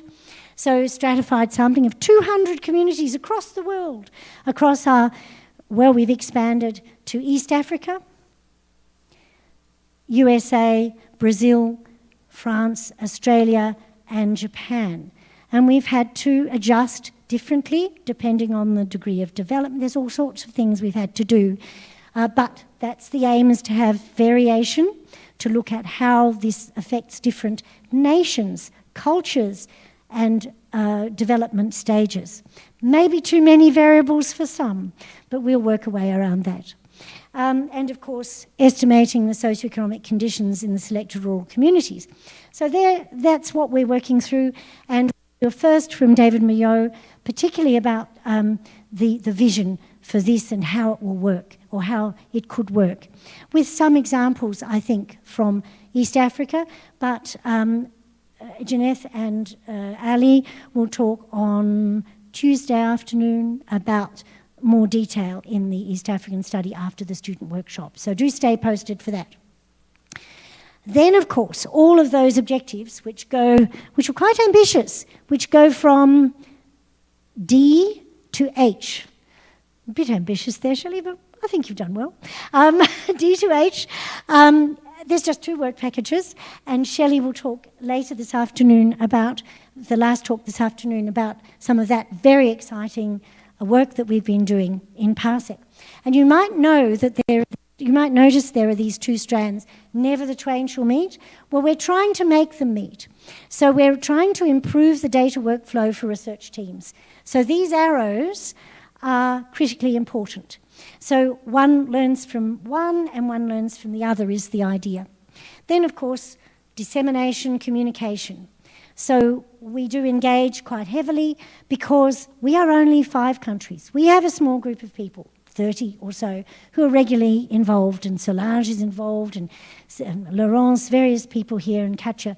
But to go to a conference and to present and to get feedback is absolutely vitally important, as it is for your own research, I'm absolutely sure. So we've been pretty well engaged in some of these community organisations, such as the RDA. Of course, as a synthesis science researcher, you're a bit more cautious till you actually have some results. So Jaime has been involved in the Landscape Union, Landscape conference in the USA, for example. And, you know, it was a bit early to show some results. So that will be a bit different. Okay. So this is the whole thing, and there's all our conferences. You can get that downloadable from the website, www.parsecproject.org. That's it. It's a fairly basic WordPress website that gets updated fairly often, but these are downloadable from it, in 4 languages, of course. Okay, the unique components are to conduct interdisciplinary transnational synthesis science while testing novel approaches. The 2 data strands. And the strands will learn from each other with domain scientists. You heard the discussion this morning with Katja, trying to kind of engage. There are many domain scientists with their own different attitudes, and some with machines are better off and closer to us than ones who don't use automated instruments, which have standardized data collection methods, okay? Better equipped to practice good data management and data sciences, which is even more important, in my opinion, coming from the synthesis science or science background, better able to speak with and respond to the researchers. Because researchers are over there. They're a bit of messy. You know, it's a bit like the hospital without patients. Hospitals work better when you don't have patients. They work very well, very clean. There's a joke, there's a British program. I probably won't go through this, but there are hypotheses behind some of this. When I mention data-driven research, there are some hypotheses behind the synthesis and some papers that come out from it. Benefits, well-being, neutral outcomes, food security, or negative effects such as the lion will eat you, that sort of thing. Or indeed you can't harvest or use the forest anymore for your resource. Of course, or vegetation. Of course, IUCN, which is where we get our data from, has different categorizations for their protected areas, and that can make a difference. To us, perhaps, but in the end, numbers make the difference more. Having sufficient robust numbers makes biggest difference. Okay, and of course, what we've been wrestling with in the data science strand is how to best do this stuff to communicate. We've already heard from Claudia, getting a role model, getting an exemplar to practice this, material here. Do we provide exemplars? Do we provide educational packages? Classic thing. You know, this is how you do a data management plan. Do we create rewards? You know, you've done well. Do we have a good citation index? Are you what's your H index looking like? That's the sort of thing that we're used to as researchers, or a combination of both, or are there other things we can do? So we've been thinking about that. And I'll just mention one of the things I mentioned earlier with respect to the history of research engagement across the globe, research initiatives, knowing that the globe is a connected organism, Gaian hypothesis and everything. We know we should be doing this sharing, but it's actually the people. And these are the countries and the study areas that we're dealing with. We've got a complex team. We've got 4 languages, at least. At least. We've got Portuguese, we've got Spanish. There's another one. At the very start, Eastern Africa, we've got a few partners there who don't speak French and speak something else. I've never found out what. And we've got 4 main funders, but we've got some peripheral funders, which is rather good. Collaborators who are giving their time for nothing, etc. And there's our website.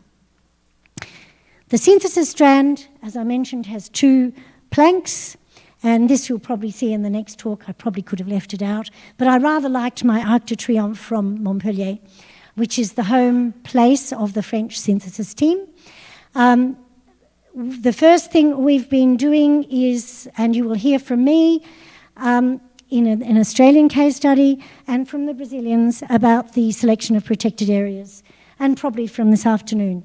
Really, that's the core business. Before we can even start the clever stuff, the artificial intelligence and the remote sensing. So we've got these 2 steps that you'll hear quite a bit about as we go along, and some of the challenges in comparing countries and that sort of thing. So we've got some sciences. For the data requirements for this sort of thing, we need time series data, heard about that. We need documentation of protected areas. We'll hear more about these things in the days to come. Remote sensing, we've got various sources that we've been playing with. We'll see some examples of remote sensing. Google Street View is remote sensing. So are night lights, that's remote sensing. So is a Landsat image interpreting infrastructure. You know, there are different sorts of remote sensing. So, you know, what can we use? What can be compared? That sort of thing. And, of course, socioeconomic data. They're all different sorts of information. I'm nearly done, Shelley. For the data strand, I've just got this in, I cut the other slide. The data strand also has a bit of this 2-way street. And this was a rather nice graphic that illustrates something we've already talked about today, which is, and Shelley mentioned at the end of the table here, you've got all these data people who say, yeah, we can do fair data. Oh, we know about repositories. And Katja said rather beautifully, well, most of my researchers don't know anything about that. They're busy working out how to identify this insect and how to deal with some genomic comparison between population A and population B, and are they different? I mean, you know, these are difficult things. So not sure what you mean. So understanding how to communicate. The language will differ depending on the domain, will differ depending, of course, on how close the domain is to what I'd call machine language. And, of course, to collaboration. Genomics people are actually better than most in many ways because they've had to share material across labs for quite a long time. Okay, and, of course, we've been guided by the DDOMP, which you've heard about, which we've tried to make live. We've done 2 versions of. So the second version is an update. Practicing, we should probably do a plot to show how it differed, you know, from the first one, to show how it was live. And we've tried some different ways to make it easy for the researcher to understand the field. So we'll probably hear a bit more about that. And finally, the challenges. So I've mentioned collaboration, data availability, and analysis. So you'll hear a bit more about that. I keep on saying that phrase in the next couple of days. So we've got a section, I'm going to talk about that. This one, I know Katja will probably talk about that. This we'll talk about. But also languages, time zone, this is kind of inherent. And of course, we've been interrupted in our project to develop the trust. Trust is the key word that really underpins collaboration. And to have a face-to-face meeting where you can get together and actually understand the foibles of your partner, someone who gets upset because they can't find the vegan restaurant for you. That's the sort of interaction that you don't get via Zoom.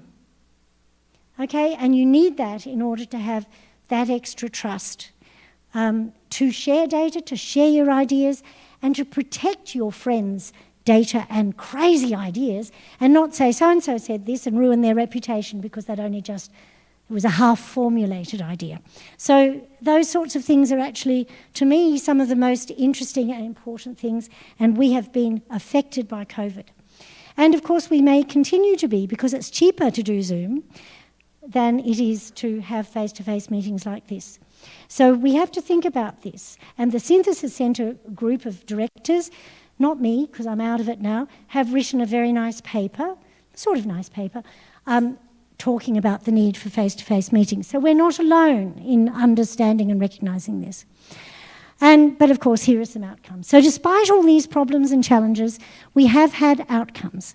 So we've done lots of communication, we've produced some papers, we've got quite a few papers, we've presented some YouTube sessions, which you can watch. SRI, we're engaged in the first SRI conference and the second, and I haven't updated.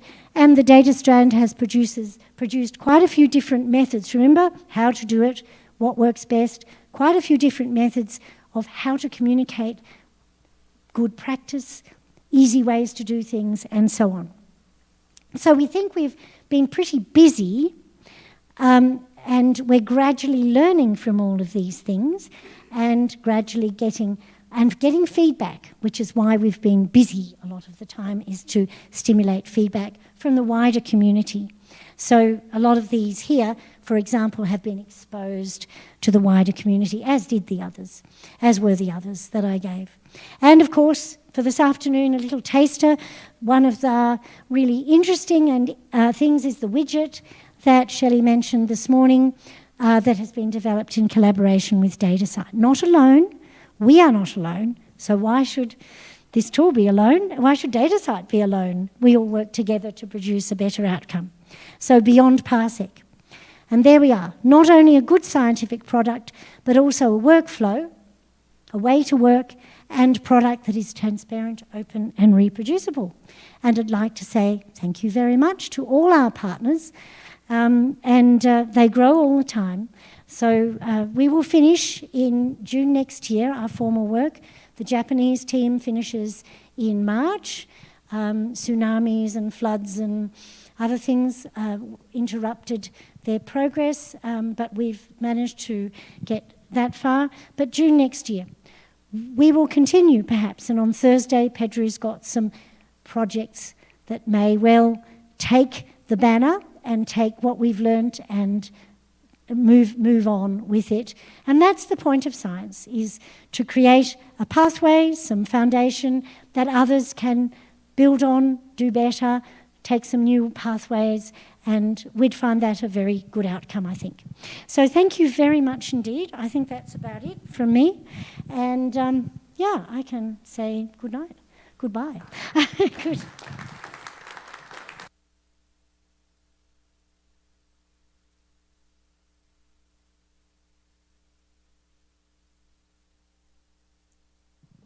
Questions? If anyone has any questions, it's just introductory, so maybe no questions at this stage. I think there'll be more questions of Rodolphe and David. I will check. But I'm happy to take questions. I'm happy. Yes, yes, Shelley. Tell me, over in the remaining time, sorry, stay where you are. Oh. You can repeat. Okay, thank you.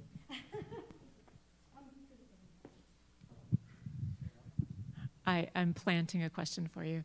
For the remainder of our time together, what are the goals for the team?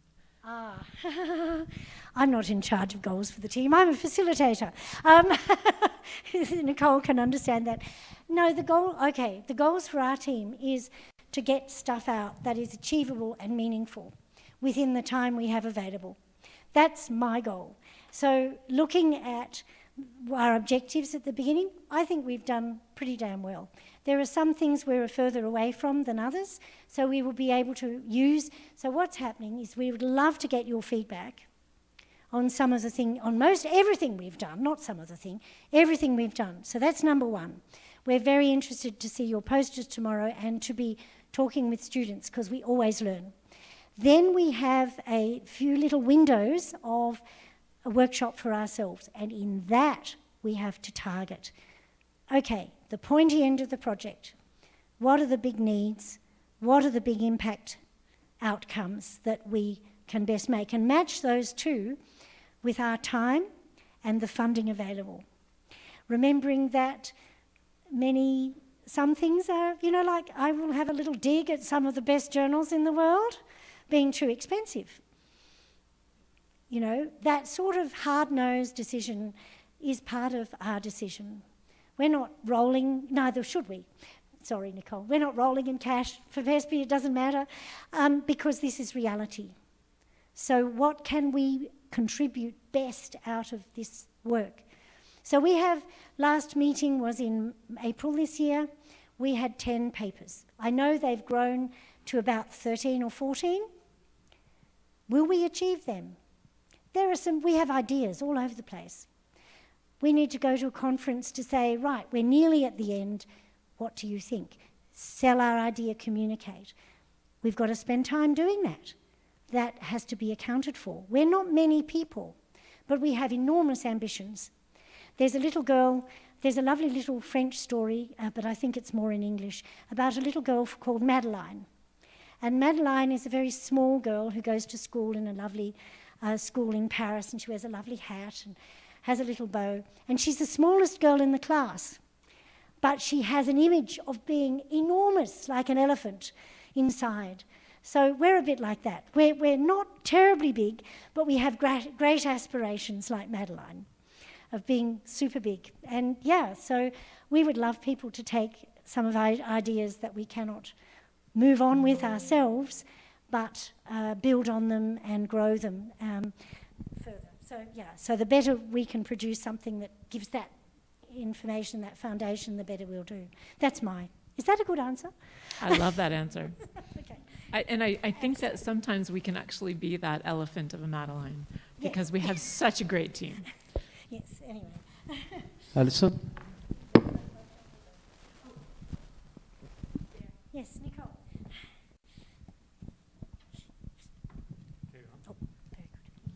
Sorry, the hazard of letting me into your room is that I'm going to ask you questions. So in June, at the end of June, or when in June are you finished? I guess is my first part of the question. Because you know where this is going. There's an end-term valorization meeting normally that takes place as part of all of the collaborative research actions. And so I'm wondering if you haven't already planned it, because normally what we would like is for all of these to take place together so that we can share the learnings with the larger group at, you guessed it, the Sustainability Research and Innovation Congress in Panama this year. So if you haven't already thought about that, and I know it seems to coincide nicely with the end of the project, it would be really good to be able to, because there is so many wonderful things that could be shared with the broader community, which came out at the roundtable earlier today. So I just wanted to remind you that there will be a valorization that has to be done at some point, and that it will bring together the whole group. And it would be great if we could find an opportunity to do that, where we could bring the funders into the room, where we could bring other collaborative research actions who are also thinking about how do we build our DDOMPs, how do we use these tools, so that all of these this plethora of things that are coming out that you've all been speaking about will be able to be shared with the broader community. So just... So putting the link to the SRI conference at the bottom of the website is kind of important for a couple of reasons. This is the conference in Mello. We could say something in private about the valorization meeting. Certainly as far as our funding goes, we get a lot of remote people. So, we'll do a chat. This is running out of battery. It's just going flash, flash, flash, flash. But yes, I shouldn't really answer that question too precisely in public. We are very excited to support the SRI. We're very excited to get together with the other groups. We're fascinated by the last meeting, which was at the last SRI conference, where the other two were completely different interpretations of the SEI grant were presented, and it's very interesting. And then, of course, you've mentioned other CRAs. So yes, it is very exciting, because just like the RDA, just like the Landscape Conference, you get to that wider community and you get feedback. Oh, we've done this. We could have, we need to learn from others all the time. So thank you. That's a great opportunity. And yeah, thank you, Belmont. We'd be interested to see how valuable, the way you talk, Belmont how valuable Belmont thinks about the SEI and whether you'd ever do that again. So there you go. There's my glove laid down on the ground, my challenge for a duel, and say, right, run another one. Yeah, or some other interpretation to enhance. Is there space in the future, or is there a need in the future to do more of this sort of transnational and data science, e-infrastructure, opportunity work, which I think is quite interesting. Anyway, thank you very much. I think we have our next speaker online, which is going to be Rodolphe de Villiers or David. Alison, sorry, we have one in chat. Question. Sorry, maybe we have to wait. Yes. Do you mind to answer? No. Okay. So this is from Eduardo Pinto Conceição. He's on YouTube. Dear Alison, in reference to your excellent explanation, I cite a recent case, such a lower availability of water in Rio Branco, the state of Acre, Brazil, which affects a lot of people. A comparative temporal observation in satellite photos and serial data show that the great destruction of the marginal forest in Acre River may be the main cause of low water level. And then here comes the question, how to upbring the conscious and how to bring conscious to our governments about the importance of forest planning in the scope of all this project? Yeah, coming from an ecological background, this is the sort of question we had to kind of push back on a little with our project. We are not dealing with the benefit of the protected area for biodiversity or for water management, water quality, that sort of thing. It is different. More people, may I suggest, work on the effect. I hope this is an answer, so thank you very much for your question. More scientists, to my knowledge, work on the effect of a protected area on biodiversity conservation, on water quality, and that sort of thing. And of course, deforestation is the negative of that. We've just had a case in Australia, again, of this sort of thing, and we, hold up our hands and think, what are they doing? So, yeah, we're looking at, I suppose, one of the visions would be, if you can show that the creation of a protected area gives you a benefit to a local community, an economic well-being benefit, then biodiversity and water will be by default protected. Will this happen? We did have a blog, a session, an online YouTube session at the first SRI conference, where we talked with Indigenous communities who said biodiversity conservation, water quality, yeah, maybe, but biodiversity conservation certainly had no meaning for me. What I wanted was to be able to conserve my food resource and my harvesting, and the women were doing that, and by default conserving the biodiversity, and it could be shown. So they were working with the Nature Conservancy, one of our partners in this project, and I should have mentioned that, they're up there on this logo. So yeah, we're not directly working on that. We're being a bit more hard-nosed, but maybe there is a long bow. So my apologies to I think I've interpreted the question.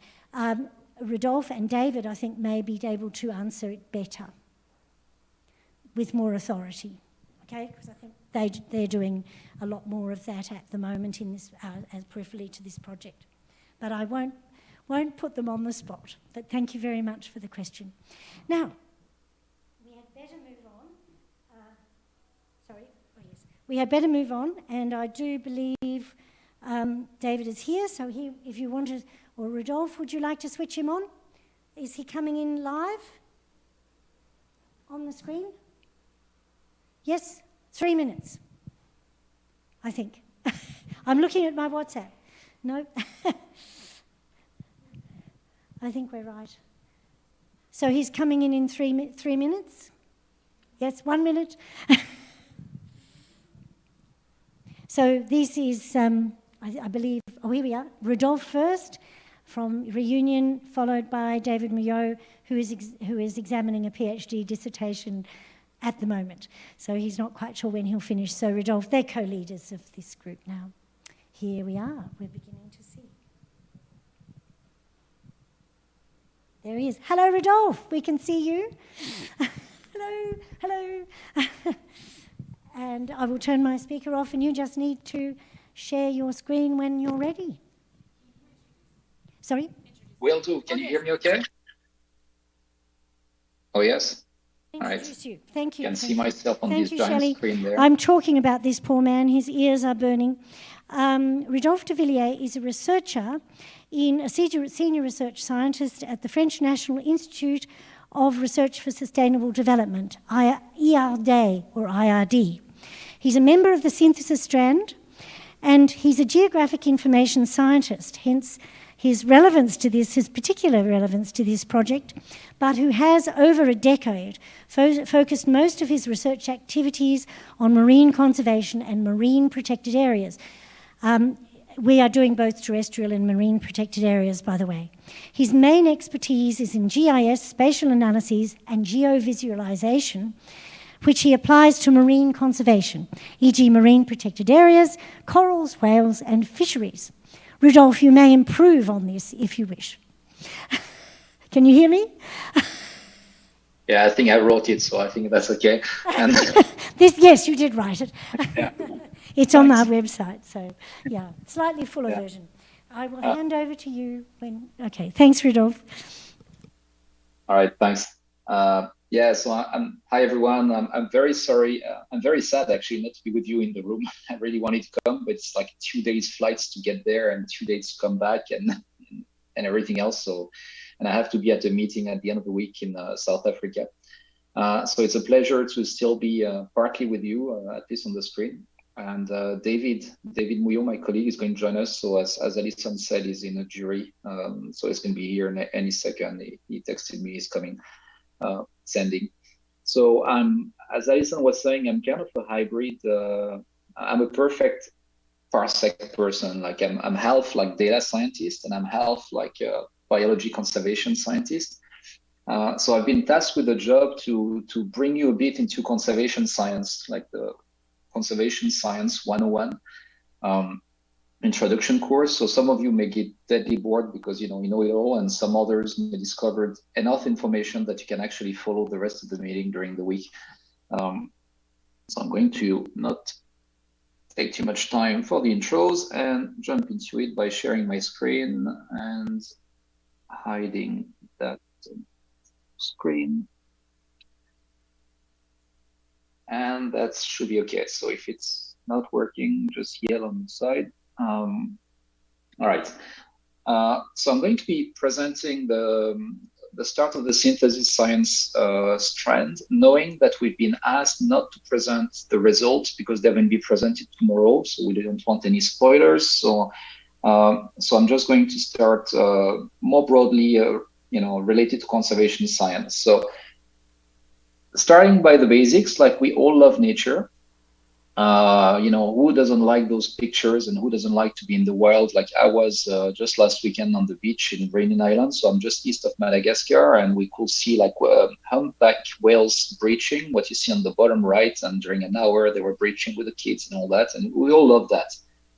The problem is that animals in the wild have more and more difficulty to survive, reproduce, feed, and all that because of our impacts. So you all know that we're impacting nature.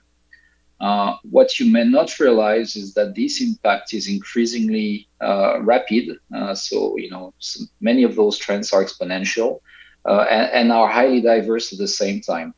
So it may be very small on your screen, I don't know, but like basically on the left is all the socioeconomic trends. So it gets the world population, for instance, the urban population, energy use, fertilizer consumption, and all that.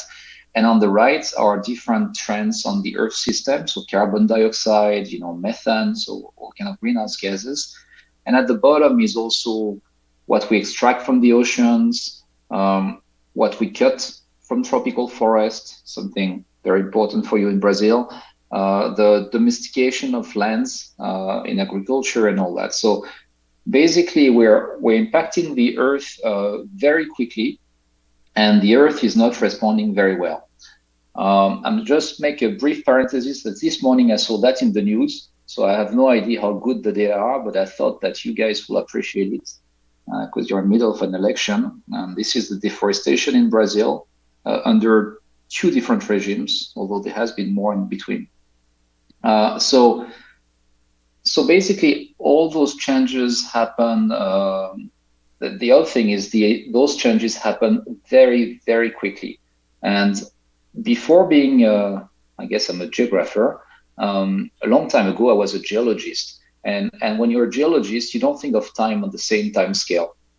So what you see here is basically the history of Earth if it was in 24 hours. So, Earth is created at midnight, and then you just go and life arrives, at 4 a.m. And then it goes and get the fossils and blah, blah, blah. And basically what I want to show you is that humans arrived at the last minute, at 11 p.m., 58 minutes or almost 59 minutes. And that was humans a long time ago. So you can imagine that, all the industrial revolution and our impact on the Earth is just a fraction of a fraction of a fraction of a microsecond in the history of the Earth. Well, life on Earth took all this time to get to what it is right now. So we're really seeing like very, very rapid change on planet Earth, and we don't even comprehend how rapid it can be. So that poses a number of threats to nature. So this is from a report from the World Wildlife Fund. And what you see on the left, I guess you see my mouse, are the main factors that are causing decrease in populations, in biological population on Earth. So, the first one is exploitation of species. So it can be, exploitation of fish, for instance, in the ocean, to eat them through fisheries. It can be habitat degradation or change, habitat loss. So, if you cut a forest to do farmlands and all that. So there are a number of things, and you can actually see that, pollution, 4% is not that big. Climate change, 7% at the time wasn't that large compared to like other kind of impacts. So we're having activities, they're having different impacts. And those impacts are very diverse. So if you look in the ocean, for instance, because I'm a marine scientist, so I'm going to give you a lot of examples of oceans. Here you see different kind of threats on the ocean. So demersal destructive fishing, so different kind of fishing, nutrient inputs being pollution from land, climate change, like the fact that, the ocean absorbs a lot of the heat, which is related to ocean acidification. There is also all the shipping. Remember, I think it's over 90% of the goods, if not more, that are carried by sea. Invasive species related partly to commercial activity. And you don't even have plastic on this, which is the latest popular threat for the ocean. So all of those are impacting the ocean in this case. And when you look at threats, they all happen like once at a time, but they're also known to accumulate. So if you have a number of threats, then ecosystem at a certain place are going to be more under threat than there is only one threat. So this is a map of cumulative impacts on the ocean, showing you basically in red what's very, very impacted, and in blue close to the Antarctica, for instance, or the Arctic Ocean, some blue, which is very low impact. So what you can see quickly is that most of the oceans are impacted, most of them being medium and high, with an increasing amount that is actually very high close to the coast of the most populated cities and regions. So you get, Asia, Europe, North America, and so on. So just to give you some visual on this, because I expect some of you to be data scientists that don't know much about fishing and trawling. So one of the major threats in the ocean is fishing. So every time you go to the supermarket or you want to eat some fish, the fish has to come from somewhere, has to be fished. It's actually, it could have been fished by a fishing line, a rod, but it's pretty uncommon. So one thing that is used a lot is trolling. So trolling is kind of a mega giant net that you see behind the boat, and it's more or less up to scale. It can be dragged like very, very far away behind the boat. And what you see, so you have a profile view at the bottom, is that it's actually sit on the bottom. There are even weights that keep it on the bottom. And the problem of that is, if you have a nice ecosystem on the bottom and you put a gear on the bottom, well, the ecosystem is not on the bottom anymore because, everything has been ripped through those giant nets and metal doors. So the doors at the bottom, at the front are actually made of metals. So it leaves like scars that you can actually see like years later on the seafloor. And knowing that some of those ecosystems took thousands of years to develop. So every time we go and we fish at one place to get some fish for the market, you may actually wipe out like 1,000 years of history of development of an ecosystem. So all of that makes that slowly we're eroding biodiversity. So we're eroding it, and we don't necessarily see it because at our scale, we don't remember what was 50 years or 100 years ago because, maybe there was no open data and or not much, but mostly we're individuals and we can see change in the scale of years or maybe tens of years, but we cannot really see it many decades. And here what you see is several decades of data that have been compiled from the 70s to about 2010. And what it shows is a general decline of wildlife of 52% overall, with differences depending which ecosystem you're talking about. So a bit more in freshwater, a bit less in terrestrial and marine species, but 52%. And remember the clock I showed you earlier. And kind of imagine that everything here happens in 50 years.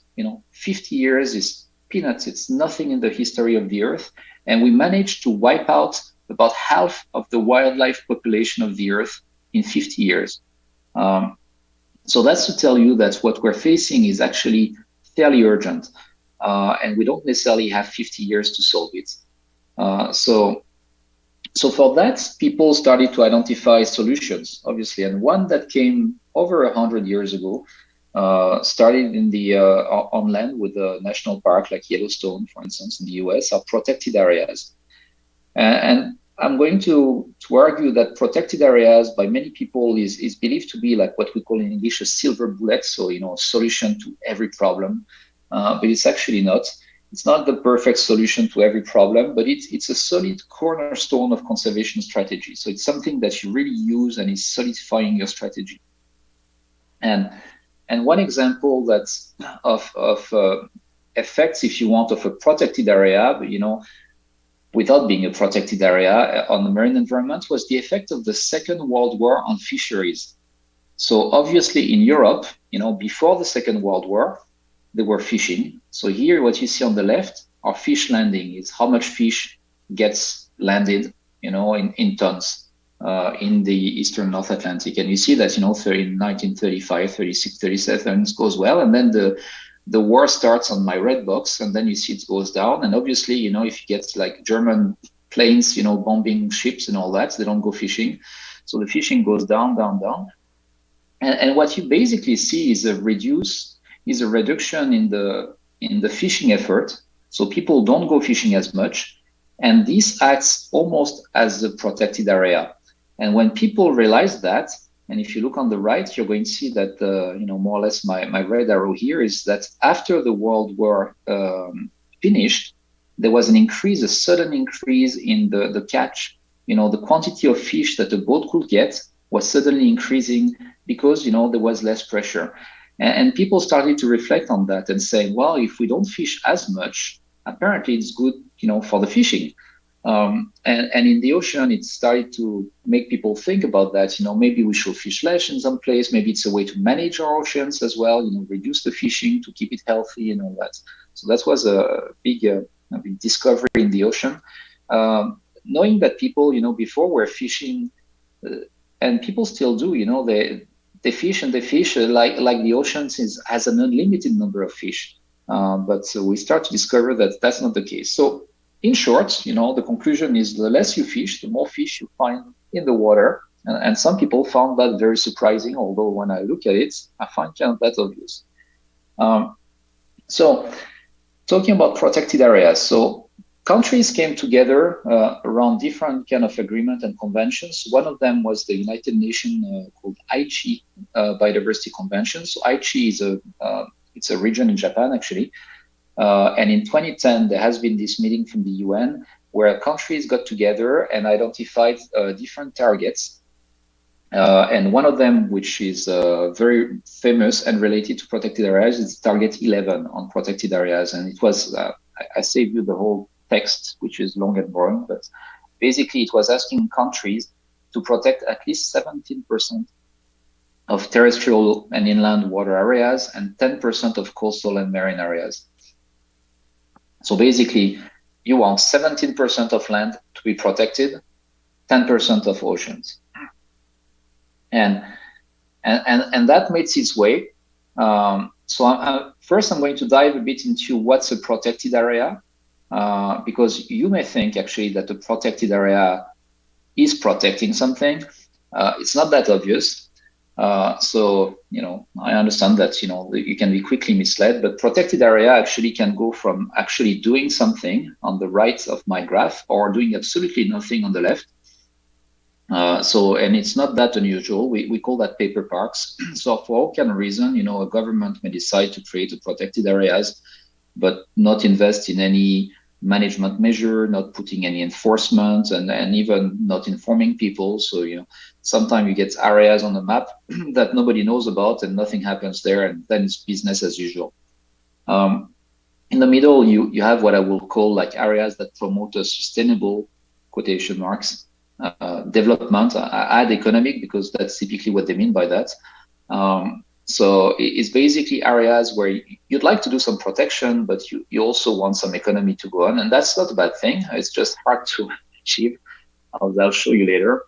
And on the right, you get the more strict. So we can call that nature reserve, for instance, or sometimes even the no-go is like, if you go there, you get arrested, like it's completely forbidden to get in those places. So that happens more in terrestrial protected areas, but also happens in the ocean. So basically, when we talk about protected areas, you get this whole range of things, and that's what's going to make our life a bit miserable. Because, you know, if we want to know how many protected areas, we're going to say, it depends. You know, how many are strong? It depends, and all that. So it's a problem that remains to be solved. The other thing about protected areas is that normally they're a tool for nature, because as you can guess, there are a lot of tools for economic developments and for humans, but those normally work to protect nature. However, they're often sold to people because it's hard to sell that, you know, we're going to close an area and you guys are not going to get there ever. You've been there for like 1,000 years, but you don't have access anymore because we want to protect, you know, the monkey or something. So very often, you know, it's a compromise. Trying to allow some activities there, trying to keep it for people, and then sometimes trying to keep it open for economic development, so like ecotourism, different kind of activities. So if you look strictly as defined by IUCN, an area to be a protected area needs as a primary conservation goal, to be conservation oriented. But very often the secondary goals can include all kind of other goals. So due to this blurriness about, you know, what's a protected area and, you know, what's strong, what's not, and all that, the IUCN, which is you know, an international organization that Alison has been mentioning, classified protected areas in different categories. So here you see category 1 protected area. There is actually not that many of them. Strict nature reserve. So, you know, it's protected area managed mainly for science, wilderness protection. Category 2, and blah, blah, blah. You go all the way down to category 6. So being 1 to 6, it is still a protected area. It means it's still protecting nature is the primary goal. But there are basically different shades of protection, going from high protection at the top to lower level of protection. So you see, like, this is the sustainable use of natural ecosystem. So in the last one, for instance, you'll be allowed more in the ocean to fish, to have industrial fishing, for instance, but in some kind of controlled manner and all that. So those protected areas are declined in many shapes and size and types in the world. So here is just one example. It's the Great Barrier Reef. It is big. It's great. It's a Great Barrier Reef. And it's also more complex than most protected areas. So the colors you see on the map, so on the left is the land, and here you get the protected area, and you can see like some green and blue and all that.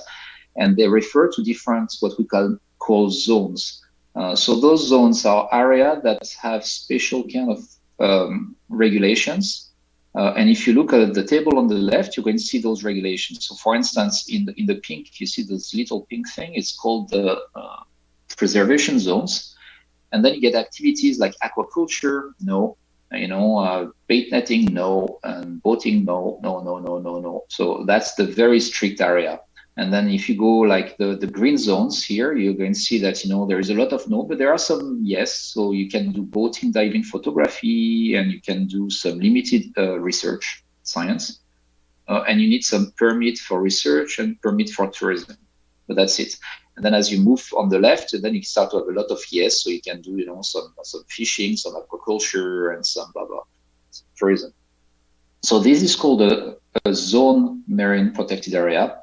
But some other, so marine protected areas, I'm going to call that MPA, marine protected areas. So some of these MPAs, they're much smaller, and they may have only one type of zone. Some of them, they have multiple zones. Some of them are small, some of them are big and flat. Okay, so where are we globally now? Is we had those targets, the I3 target, and they really kind of speed up the process of creation of protected areas. And we got, so the target, if you remember, it was 17% aiming by 2020, 17% on land, 10% on oceans. Well, we got, more or less to 17%, more or less on land, and a bit below like 8% on the ocean. Now, it depends how you measure it. Some people say it's closer to 4 or 5, because again, it depends on what you mean by protected area and what you recognize as protected area. And there is currently discussion. So there will be a meeting in Montreal in December where they're talking about like 30%. So the next target is going to be 30% of land and sea by 2030. So a new target. And the progress has been very uneven. So I cannot go in details in this talk, it goes quick, but if you look in the oceans, you're going to see like big blobs, like in overseas where nobody lives, very little on the coast. So if you look at Europe, for instance, you see very in North America, outside, that's not really a protected area, this big thing, but basically, typically where people live, you don't get much, and when nobody lives, then they put big ones. It's also because there is good wildlife, pristine in those regions. But anyway, so it's very unbalanced. Same thing for terrestrial. You see the green on the map, a lot in the Amazonian forest, for instance, in Africa, in Asia, less in other places. So there has been an increase in protected area coverage. So here you see the square kilometers, so the size of protected areas through the time, for land in green and marine in blue. So you see that the land in 1990 was about 10%, and then it went more or less to the target of 17% here. Now, it's square meter, which means that 17% of land is less square meter than 10% of the ocean. That's why the 10% is higher here. On the ocean, you started from almost nothing, and in 2005, you see this steep increase. And just before the target, countries go and produce protected area to meet the target. And then recently, it's been like reaching a plateau again, and probably is going to reaccelerate later. Okay, so you're going to tell me, well, we're making more protected area. It's a good thing, no? Well, I'm going to tell you it depends. Because it depends basically on how effective they are, how good they are, do they work? And the question is, how much of this protection is actually real and how much is kind of an illusion? And I told you about paper parks, for instance. You know, a country can declare protected areas and, you know, on paper, but not do anything. And then, of course, if there is nothing going on, nothing will going on. You know, it's not going to help the environment. So a lot of people are interested in the effectiveness. Do MPAs or do protected areas, so I use the marine ones as an example here, do they work? And yeah, so the answer is it depends. And it's actually a fairly complicated things to understand. But what we understand in the ocean, at least, and in land as well, is that when it's designed properly, it does work. So there is like loads of literature in the past 20 years that's, you know, confirm and reconfirm that if you do it well, it can work. But there is also a lot of people that pointed to places that don't work for all kinds of reasons. And generally, there is this understanding that, you know, the higher the level of protection, the most benefits you get. So level of protection being things you forbid. So for instance, if you say no fishing, no aquaculture, no oil and gas exploration, you know, the more no's you get, the higher the benefits, if I oversimplify how it works. So this is an example of, you know, a study like published recently that looked at, so this is the French Polynesia, so in the middle of the Pacific Ocean. And what you see is the island. In orange are the fully protected areas, so it's like high protection. And in yellow with the stripes is like a moderately protected area, so lower protection. And what they did is they looked at trends in fish species, so the size, the density of the fish and the biomass, the weight. And they looked at it before they were created and after, and they did all kind of stats. And basically, to get my point, I want to show you that it does work. So if you look at the fully protected areas are doing better in trends than the moderated protected areas for those harvested fish in the lagoon, which means like near the coast. But the same thing is beyond the lagoon here. See the same trend. So basically, it works, or at least in this example. Okay. Well, the problem though is that protection levels is really key to what you're doing. So this is a recent paper. So you see it's like just a few months ago. And without reading it, you can read the title. Small-scale fisheries catch more threatened. So elasmobranch are like sharks and rays. So they're typically a group of species that are very endangered. And they're saying that the fisheries catch more of those threatened species inside protected areas than outside in what's not protected. So that points already to a big problem here, is that in the Mediterranean Sea, there seems to be higher catch of protected species inside protected areas than outside. There is a nice study from Australia, and I don't know if Alisa knows about it, but done last year, which is even more severe. And they say, we found no social or ecological benefits for partially protected areas relative to open areas in our study. So basically what they mean is partial protection does absolutely nothing to nature and nothing to people, right? So they tested. So that's in their region, but that's not unusual. Other people found the same kind of relationship. And this really points to a serious question, is that by trying to lower the protection level, we're hoping to actually give benefits to nature and people. But here, what we realize in some studies is that we actually achieve none of those goals. We protect neither nature nor people. So that's something that keeps people thinking. And there is no, there is no big surprise on why that happens. So here, for instance, in the Mediterranean Sea, I think it's in the Mediterranean Sea. Yes, in Europe, such as in Europe. They found that 59% of MPAs are commercially trolled, so that's not a surprise. But actually, the trolling, so the fishing intensity, is higher inside the MPAs than it is outside in the unprotected areas. So basically, there are MPAs or there are protected areas, and they have like varying kind of effectiveness and all that. And science start to understand when it works and when it doesn't. And a paper captured it nicely, saying when it works is when you have a high level of protection. So if you forbid fishing, for instance, call that no take. When you enforce it, so if people are trying to fish, you tell them, don't fish, and you fine them.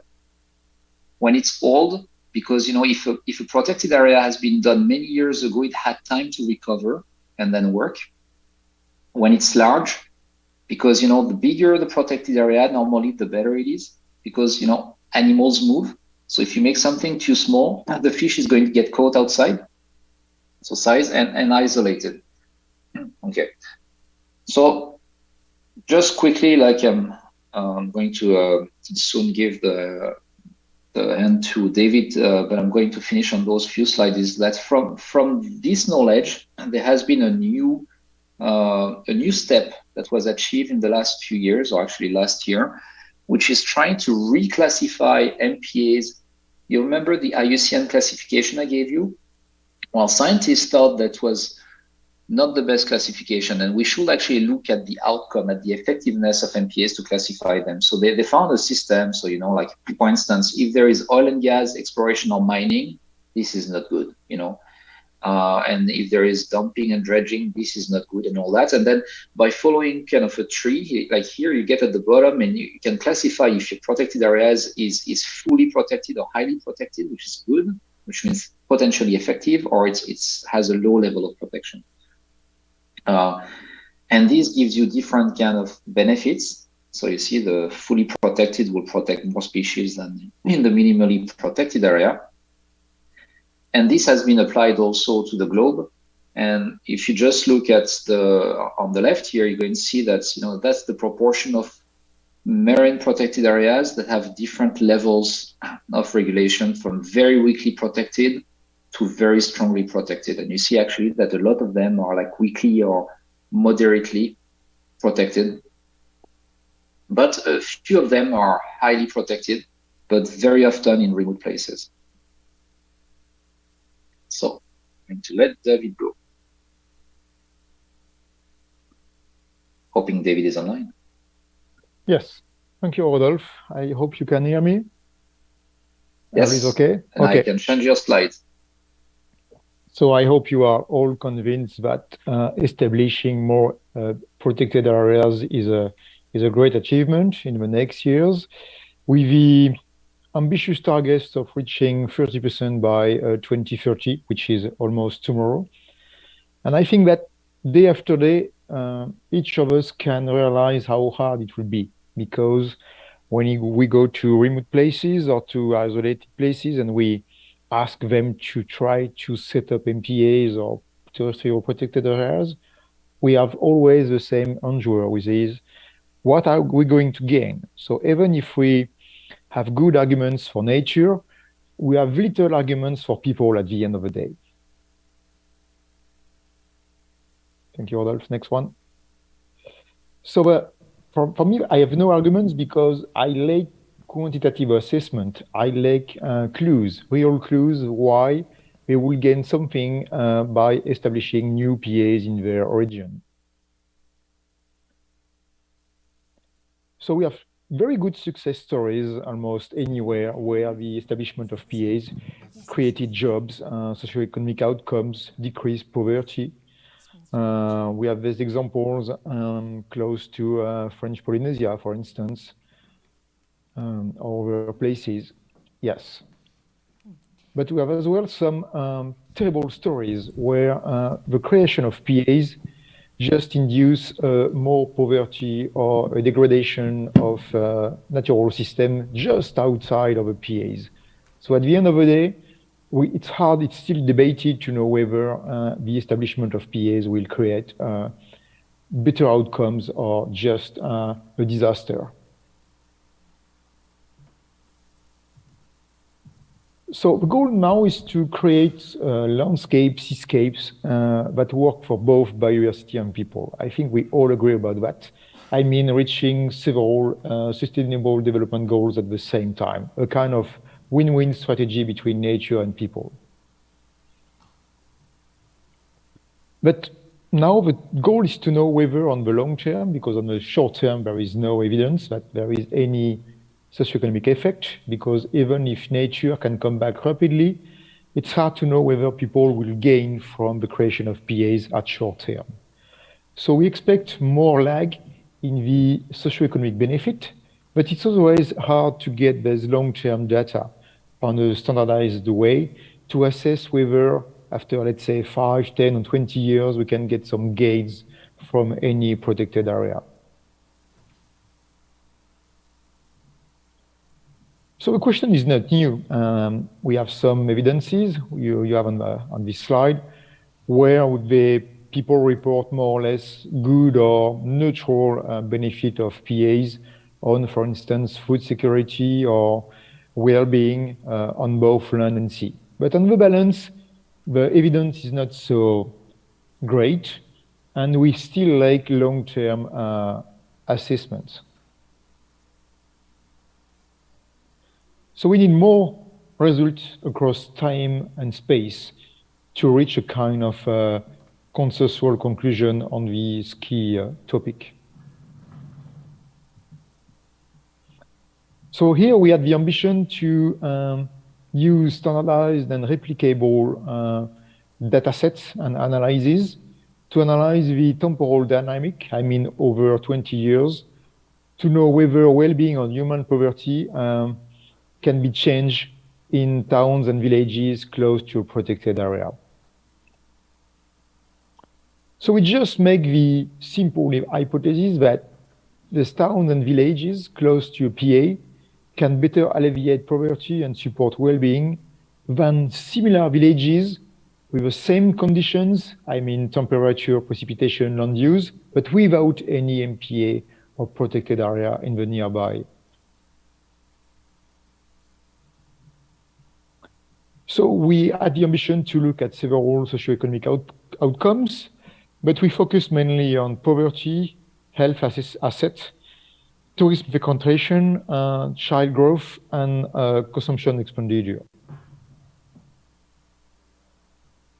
So since there's long-term monitoring, I mean with empirical surveys do not exist, the goal was to rely on big data, either through satellite images or through big data already available on datasets, to build up tools able to estimate or fill the gaps of knowledge across space and time, like in Eastern Africa, that you will see perhaps tomorrow.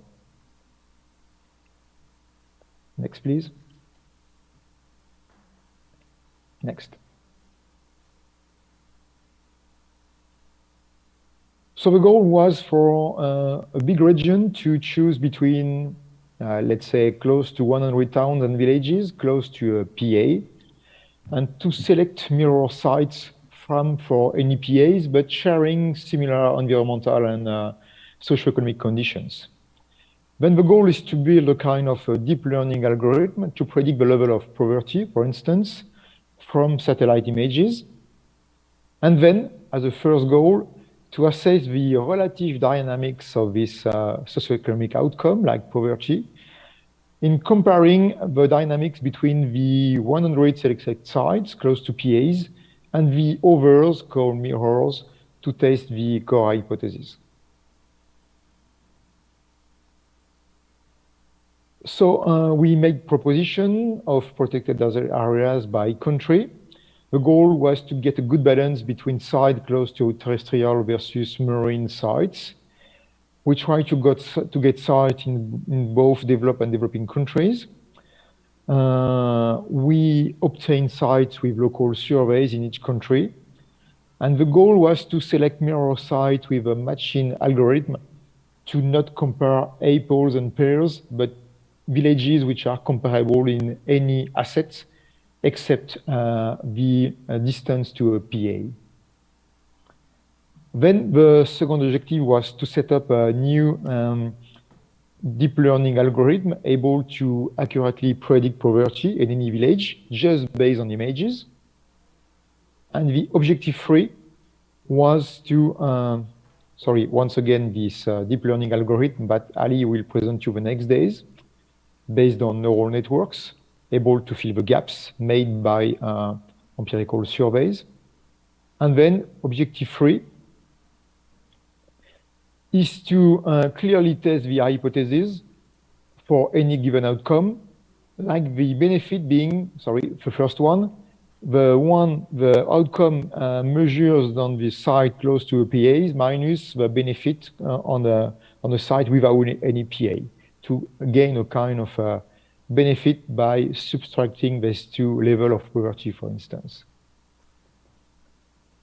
So then the PARSEC approach is very helpful in this sense because we need a good manipulation of data and in terms of sharing, in terms of interpolable, in terms of indexing, in collaboration with synthesis trends. So the goal is that each article will link both strands to publish articles taking advantage of big data sets and the most up-to-date machine learning algorithm. Next, please. So in this sense, we try to have a wisdom in our use of information, because the goal is to, yes, to be very transparent, to be very careful in the use and reuse of this data, to take the best of them to test our hypothesis. And we have to make important choices in these socioeconomic outcomes and data sets. Next, please. So to avoid this kind of fog and a kind of very blurred project, since we had many countries with perhaps or certainly different data sets, we can easily understand that issues, big problems are not the same in Japan, are not the same in US, in France, or Brazil, or Eastern Africa, or Australia. Next, please. We decided to rely on different outcomes. So for instance, next one, please, Rodolphe. Yeah, we began to work on poverty alleviation in Eastern Africa, on settlement dynamics in US across close to 200 years, and we work on tourism frequentation in Europe. So we can see that we can have different outputs depending on the country and the issues, on the main issues in each country. Next, please. So unfortunately, like many projects, it was hard to combine our skills to work efficiently together. But the goal is that in each big region, we can reach, we can achieve a kind of product, a kind of publication, mixing the strand and the synthesis strand and the data strand to obtain something interesting in terms of link between socioeconomic outcomes and PAs over the long term. So I think I'm close to the end. So in conclusion, the goal is that we try to assess a kind of causal link between PAs and socioeconomic outcomes. It's essential, but still unachieved in the recent literature. And we think that this causal link could be, or should rely on a kind of a before and after designs instead of space as time designs, to be real, to have real causal links. And then third, the goal is to couple big data and artificial intelligence to revolutionize the assessment of SDGs at the long term and to better track achievement of targets. Thank you for your attention. I should just say briefly, because David came in unannounced. David Romeu has, if you paid attention to the synthesis strand, to the design of the project initially, is the lead of the synthesis strand. And thank you, David. It was lovely to see you there. Not quite sure whether you should be looking, I should be looking at the screen or looking up there at the camera or somewhere. But thank you very much. David is professor at the University of Montpellier, and he's the principal investigator of the synthesis strand. And Rodolphe has come in a little later to help David achieve this with the team, which is really good. So David, as you heard, was overcommitted, as we know. But his academic background is highly related to this project. and he's in ecology and statistics. So I hope you can see some of our talks later where already the statistics is coming up, David. Maybe we can go one way or another, but we're hoping for great miracles from you.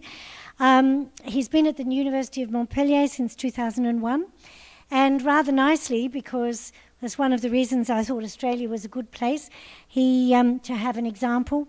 He was at the University of James Cook University for 2 years on a Marie Curie fellowship. I mentioned Marie Curie, who was member of the International Science Council back in the day, or the equivalent, in order to study the dynamics of ecosystems. So Rodolphe and David have a good practical background in the marine protected areas.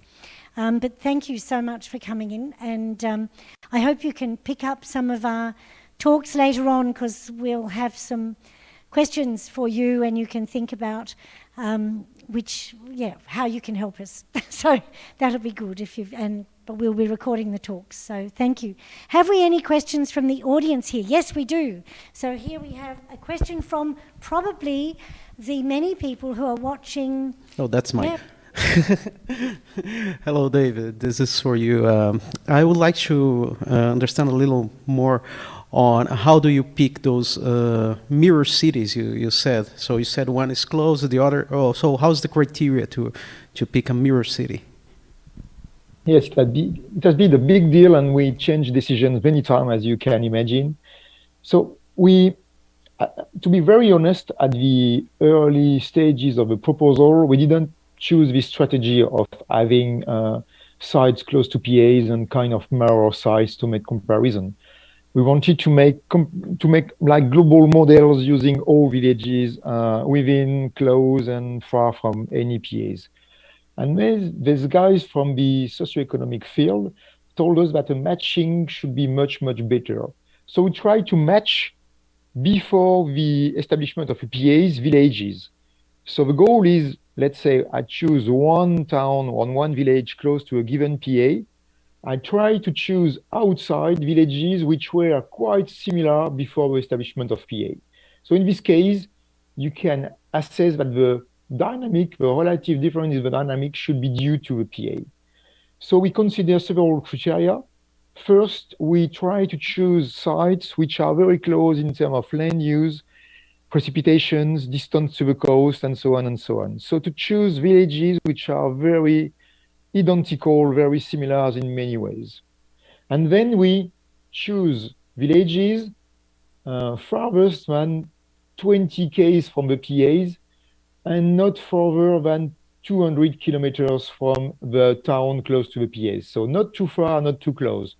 To have something similar, but not too similar as well. So it was a kind of compromise between not being within a PA, but not too far to not choose a site within another region. Maybe Rodolphe can have some additional information on that. I don't have much to add. Like it's not a perfect process, and the problem is in some contexts. Well, first, the context varies amongst countries. So, for instance, we worked in Eastern Africa, and sometimes you don't. You get two villages that are spaced of 5 kilometers, but there is no road, and sometimes you're somewhere else and there is a highway between them and all that, so the context is changing. And then we had like difference also in data availability. But that's basically what David was saying, is you create a database of layers of the environment and the characteristic of the village, and then you use some kind of multidimensional metric for measuring distance, and you're looking for similarity. And this is something that is very, very developed in economy. Like they use that all the time for matching. So we just relied on that because they've been using it for a long time, and they have methods and scripts for that, and it's well recognized.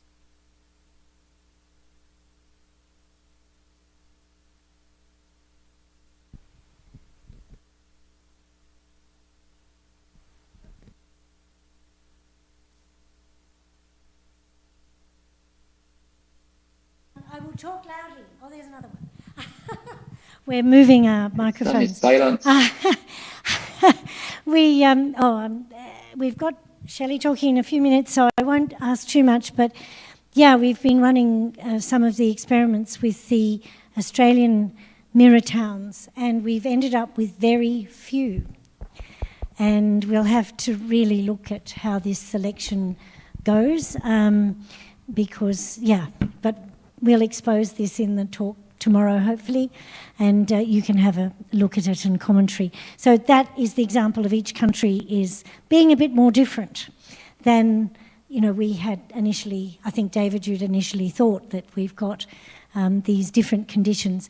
The Japanese talk will be very interesting because they've been working on an effect of tourism too, because they had that close proximity of PAs to every town. So they've been looking at more of a longitudinal thing that you did. So that'll be interesting to see, for you to see how that may be different or the same. So I'd like, unless we have any more questions from the audience, that was a lovely contextual talk. Thank you very much, which is the reason why we're doing it, and it harks to the question that the previous the speaker, just as you started, asked me, which was, why are you doing this and where does biodiversity fit in? So it was actually really nice because most people think of protected areas as helping biodiversity or water quality, and the long bow to socioeconomic well-being seems a bit far, but is actually quite short. So thank you very much indeed. No other questions? That's great. Okay. Well, thank you for coming in the dark, I think, Rodolphe. And David, thank you for coming in a slightly better time of day, but overcommitted in the day. So thank you. And we'll hopefully catch you during the rest of the week at different times. So great. Okay, talk to you soon. Thank you.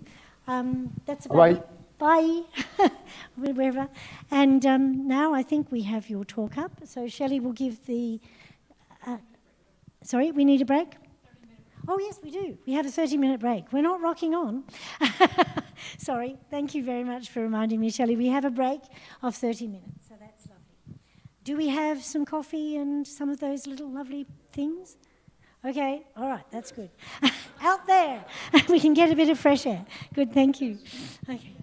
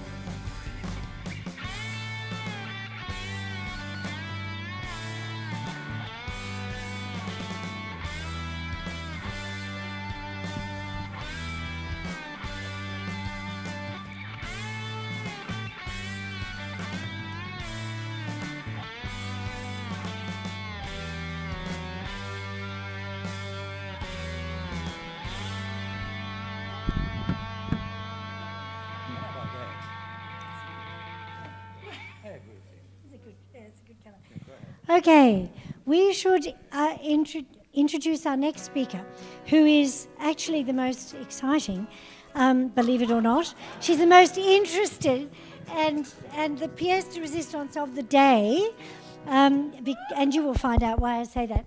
And I will come down from the stage, and Shelley will have her remote control, right, and there's a pointer, and I shall sit and observe. So I'll get all this gear away. We've got our lead of the data strand, Shelley Stall, who's going to talk this afternoon to give you the background of the data strand and some of the main achievements. You see why. And I didn't introduce her properly before. She is indeed, as I said before, the Vice President of Data Leadership at the American Geophysical Union, one of the largest, I've said this before, unions, disciplinary-based unions in the world, and they are very important, as it happens, because the International Science Council and all those things are derivative. She is, of course, the PI for the PARSEC data strand, but she's also the PI for the USA team. So the American team bows down and, you know, grovels generally to her. And says, please, chocolate, please. Black chocolate. Now, Shelley does work with AGU members and their organisations and the broader research community to improve data and digital object practices with the ultimate goal of elevating how research data is managed and valued. And she's now doing that with a couple of other external organisations, namely NASA, and you know, who tend to go to Mars and places like that as well. So she's increasing her challenges. Anyway, the work that she, I suppose, became most known for when we started PARSEC was the Enabling Fair Data project, which engaged over 300 stakeholders in the Earth, space and environmental sciences domains to make data open and fair, targeting the publishing and repository communities to change practices by no longer archiving data in the supplemental information of a paper or an appendix, but instead depositing it in and supporting the research in a community by depositing it in a trusted repository. I would note that the AGU has how many journals in its stable? So a society... 24. Yeah, so the AGU, like many societies, has a journal attached to it. The ecological societies classically have a journal attached to them, or 3 or 4, but this one has 24. So that gives you an idea of the size of the community. So remote sensing is one of their core business, highly relevant to this project. So thank you very much, Shelley. And there's the microphone, and there's enough battery, I think. I got the blue one, so I'll take blue. Okay. Yes. There's a black one in the back when I use up all this battery. It is such a joy to be introduced by someone who I met online, wrote the proposal online at the craziest of hours, and then finally met Allison like 2 years later. And it was just like, oh, like a long lost sister. It was just really wonderful. And the friendship that we've created because of this project, because of the Belmont Forum, I never would have found Allison without the Belmont Forum, has made all of the difference in my work. So I am not a researcher. I do not have a PhD. I am a mathematician, so my bachelor's degree is in mathematics and computer science. I code, I'm a software developer. I'm also a data expert, and I have an MBA, so if you want to start a business, I've got it for you. So when I met Allison, I had all of these ideas of what researchers actually do. I hadn't even published a paper yet. I didn't know what it even meant to submit a paper, despite the fact that I worked at a publishing house. And the moment I found out how archaic it was, oh my goodness. As soon as we get this data stuff worked out, I'm gonna go work on the paper process. But Allison actually helped me realize all of the nuances that are happening that aren't talked about, the people-to-people communications that make the ability for us to collaborate and trust each other, and that is critical for open science. And when we started the project, yes, we were called the data strand, but it's data software in any digital object as the Belmont Forum defined. So we did start with the data strand. I'll leave it there. I could wax poetic further, but we'll save that for another time.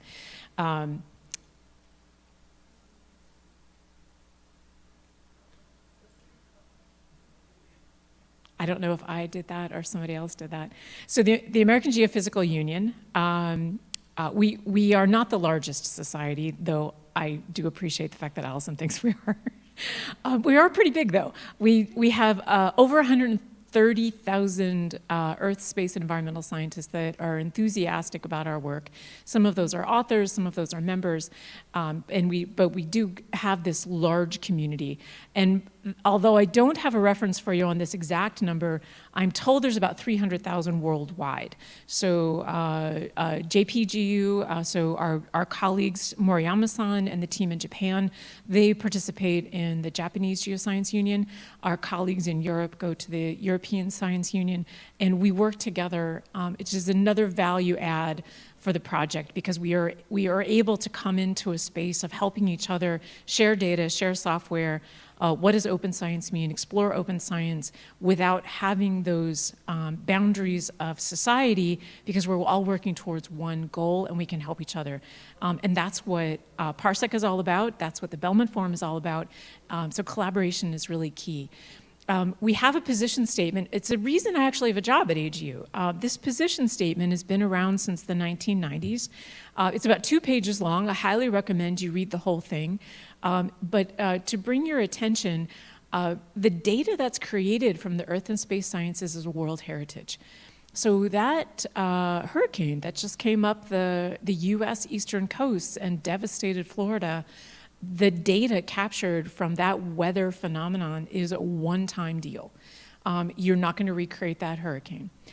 So capturing that data, it must be preserved, it must be correctly managed and cited and ethically handled, and every Earth and planetary and solar system and universe and what's happening on the International Space Station, stuff that happens on Mars, you name a planet, we have a repository for it. That's a whole interesting conversation right there, but I'll leave it to let your minds expand humongously at the number of satellites and data that's being captured, the number of in situ instruments across the world, and knowing that, by the way, those are not necessarily equally distributed around the world, which is yet one more problem, but I will leave that to others to solve.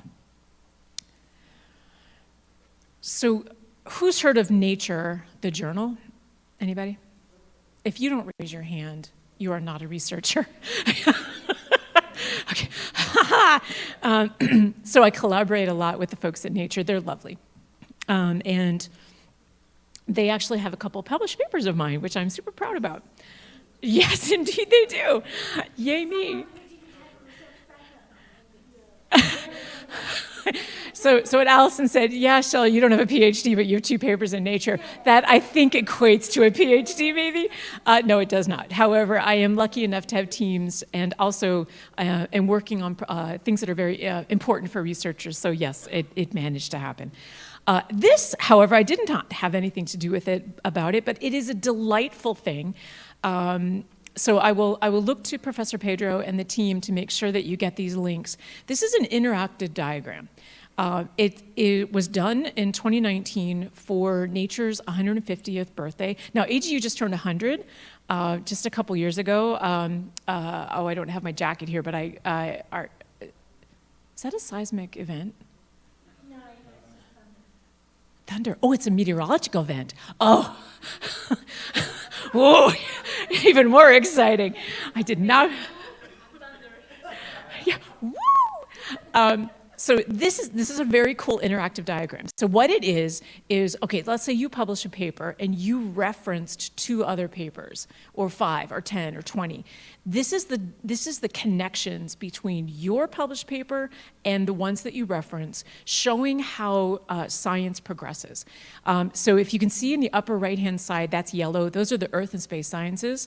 Or actually the Earth Sciences, and note that yellow is touching nearly every other color up there.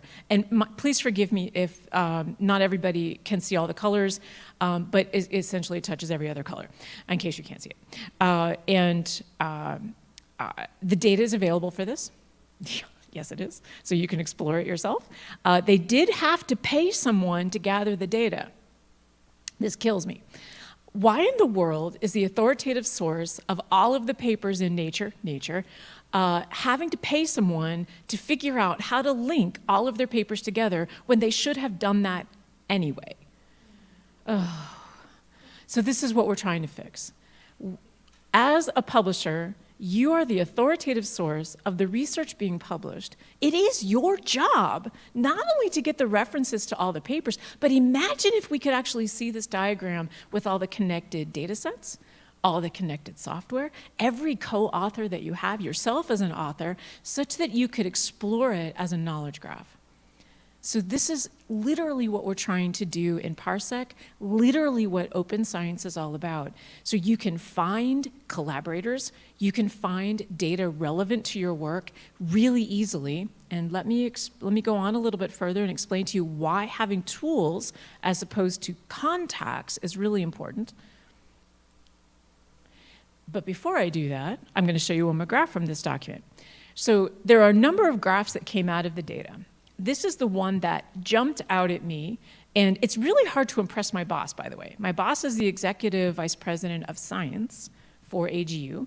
He's a hydrologist, and he's also spent 25 years at AAAS Science. So that, if you know Nature, you should also know the Science magazine. It's another popular, right. So he was the editor for 25 years at Science. He knows everybody, researchers and publishers, this is the graph he loved the most. And he talks about it as well. So the top color, the grayish light, the light color in the top, those are single author papers. I mean, truly, they're almost gone, statistically. They're nearly gone. Single author papers are not being written because science does not get easier. It only gets more complex, right? Yeah. So good luck, you folks. Think collaboration. The red, which is growing, those are international author teams that come from more than one country. So the probability of when you publish, you will have on your team someone from another country is very high and getting higher by the day. And the one on the bottom is a single country paper. So when you are thinking of your future, you have to think internationally.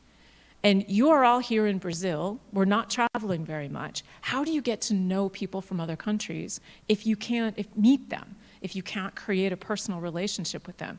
Well, what tools are you going to need to do that? It's really hard in these online meetings to actually have a moment to talk to the person in the box next to you. Excuse me, could you and I go off into a breakout room and have a conversation? That would be the weirdest thing, right? Hi, I don't know you, but I think I should get to know you. That doesn't work yet in Zoom. So how do we do this?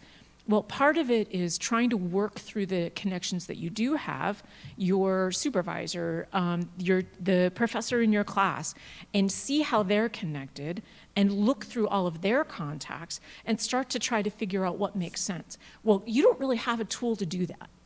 That's really hard to do without a lot of help.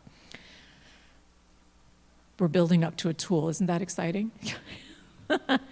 All right, so the future of your research, it's not going to be by yourself. It's definitely going to be an international team, probability, and you're going to need tools that can help you discover the research that's relevant, not just in your country. Like you saw Rodolphe and David talk about things that are happening all over the world. That's where your mind is going to need to go.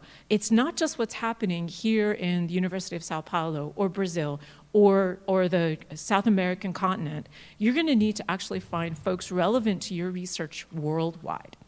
That's what you have to do. And it's exciting because look at the friends you see in front of me, and they're from all over the world. And it makes my life better because they are now in my life. So this is actually a joyful thing to endeavor. I hope you enjoy meeting people from all over the world. They are a delight, and it will be very exciting. So if you're going to do that, by the way, super hard to understand others who don't speak your language, right? Hopefully I make sense to you. I'm hoping not to talk too quickly. I realize English is not your first language, and I am advantaged. I know that, and I'm sorry. So one of the things we're working on at AGU is putting out our materials in more than one language. Cielo is already doing that. I will totally run back to the office and say, people, Cielo's already doing that. Can't we do that too? I will definitely leverage that. See how Solange is helping me and Abel Packer. What a visionary, what a team.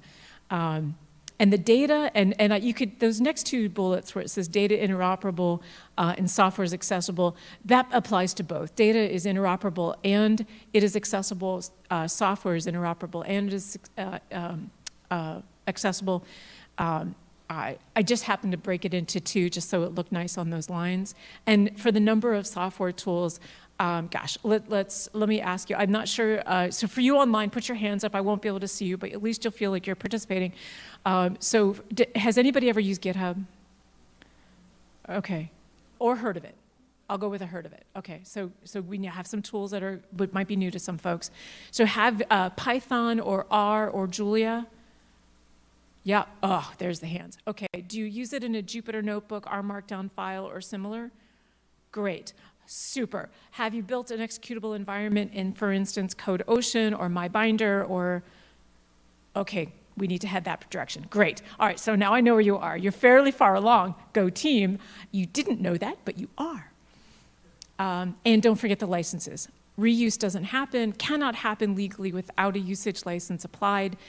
This is a simple thing for you to do, but it allows others to build on your work. You want that, why? Because they'll cite you. You get cited. Ha-ha, ha-ha, well, that's good. And why is that important? Because citations from my papers make sense. Why does citations from my software or my data make sense? Because what's changing is the value to funders for those digital objects. So when you all were listening to Nicole say the DDOMP, and everybody's like, I have no idea what that is, it's the Belmont Forum saying to the world, data and digital objects are valuable. This funder wants every single digital object. Ha ha! And I took that and ran. I showed every funder on the world that I could get my hands on, and I have access to a bunch. I said, look at the Belmont Forum. Look at this. Look at how they put together this rubric. Look at how they're encouraging and helping their researchers. By the way, they have lots of tools on their website for how to do all this stuff. It's very good. And why don't you do the same thing? And so, it's not because of me, but there are others. Claudia here also is doing this within the Research Data Alliance. There's a funders forum within RDA. So me and a lot of other voices are saying to the community, we need your help to put policy in place because those sticks are needed, but we also need the carrots. So dear, oh gosh, the H factor, the H index. Do we know the H index? I'm sorry you know the H index.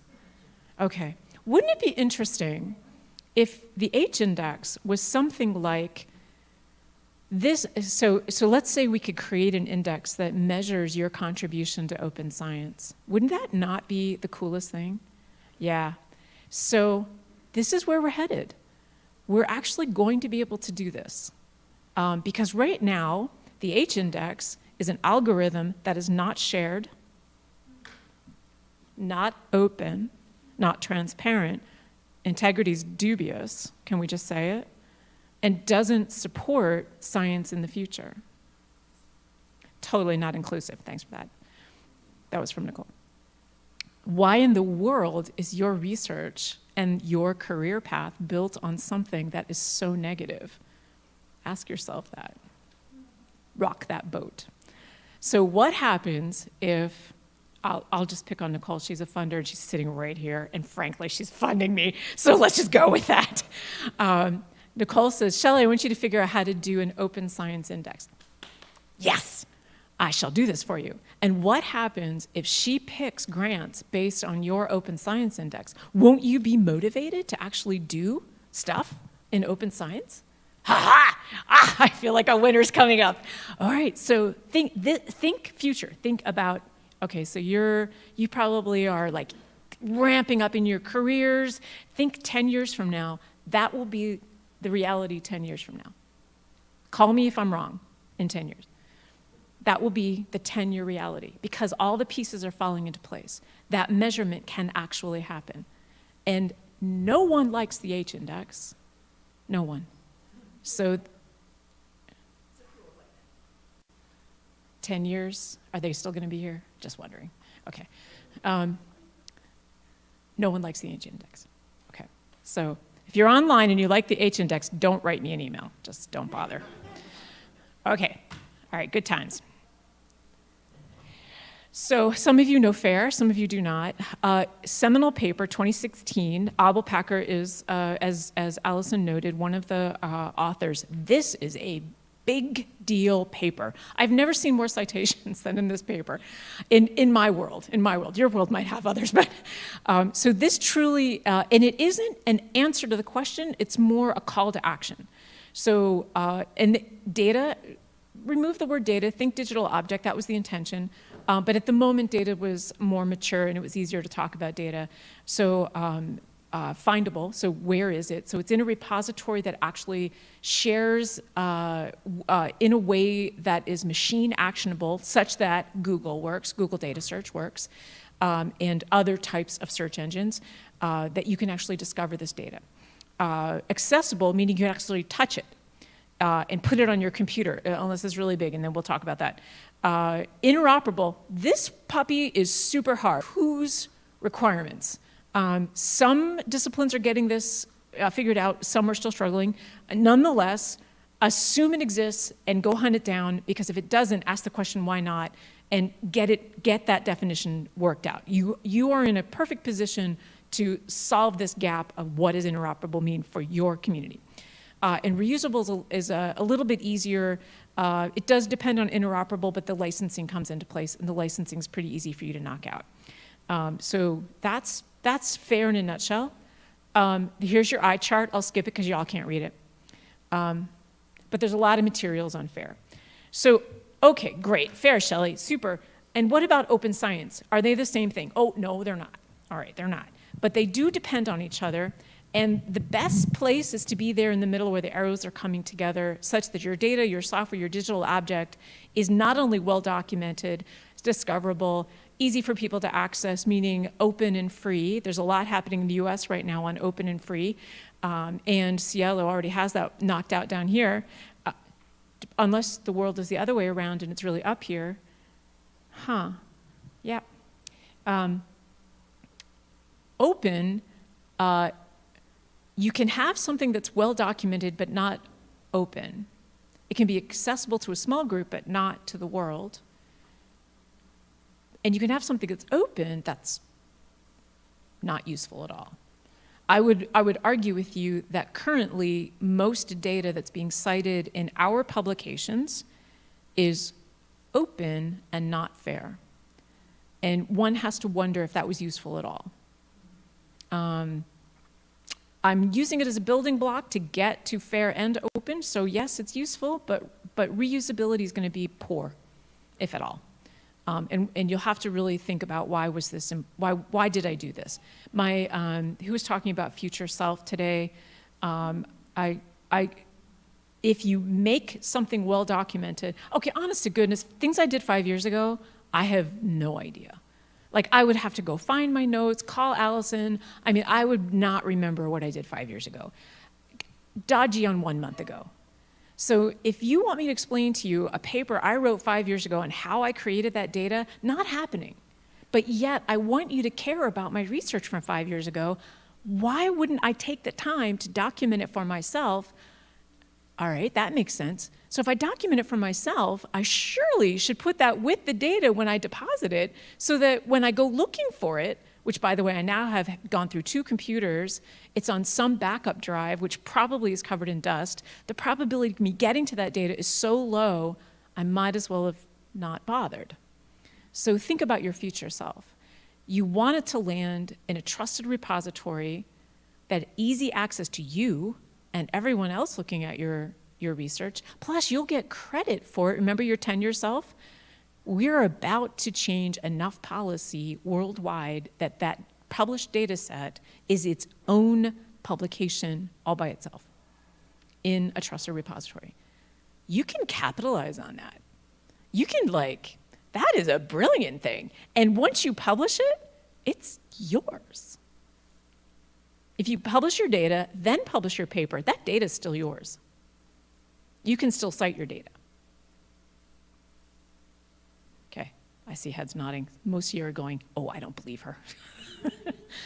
True. I come from a publisher. I can tell you it is.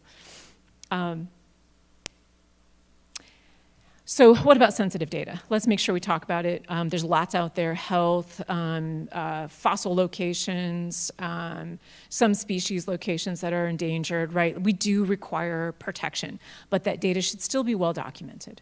You still, for those that should have access, you still need to have good documentation there. It's just open as a continuum. So you have closed to open, there's embargoed. So, until you publish, you can embargo that data, even though it can be in a trusted repository. And then there is managed or mitigated, where, for instance, one of our data sets, where's Laurence over here? One of our socioeconomic data sets that we used in PARSEC, we had to sign the agreement that it shall not be made public, it shall be protected at all times, and literally that data set is only accessible by 1 or 2 people on the project, because that's the requirement.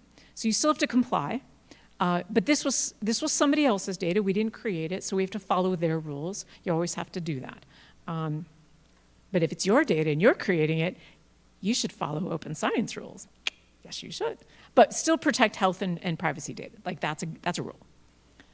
Based on your country laws and your institution requirements and your funder requirements. Don't forget, 1, 2, 3, and your community discipline. And by the way, I have this all written out. You don't have to remember all of this. This is all actually written for you. So the next picture, Jeanette really likes the next picture. It's the only reason it stayed in the slide deck.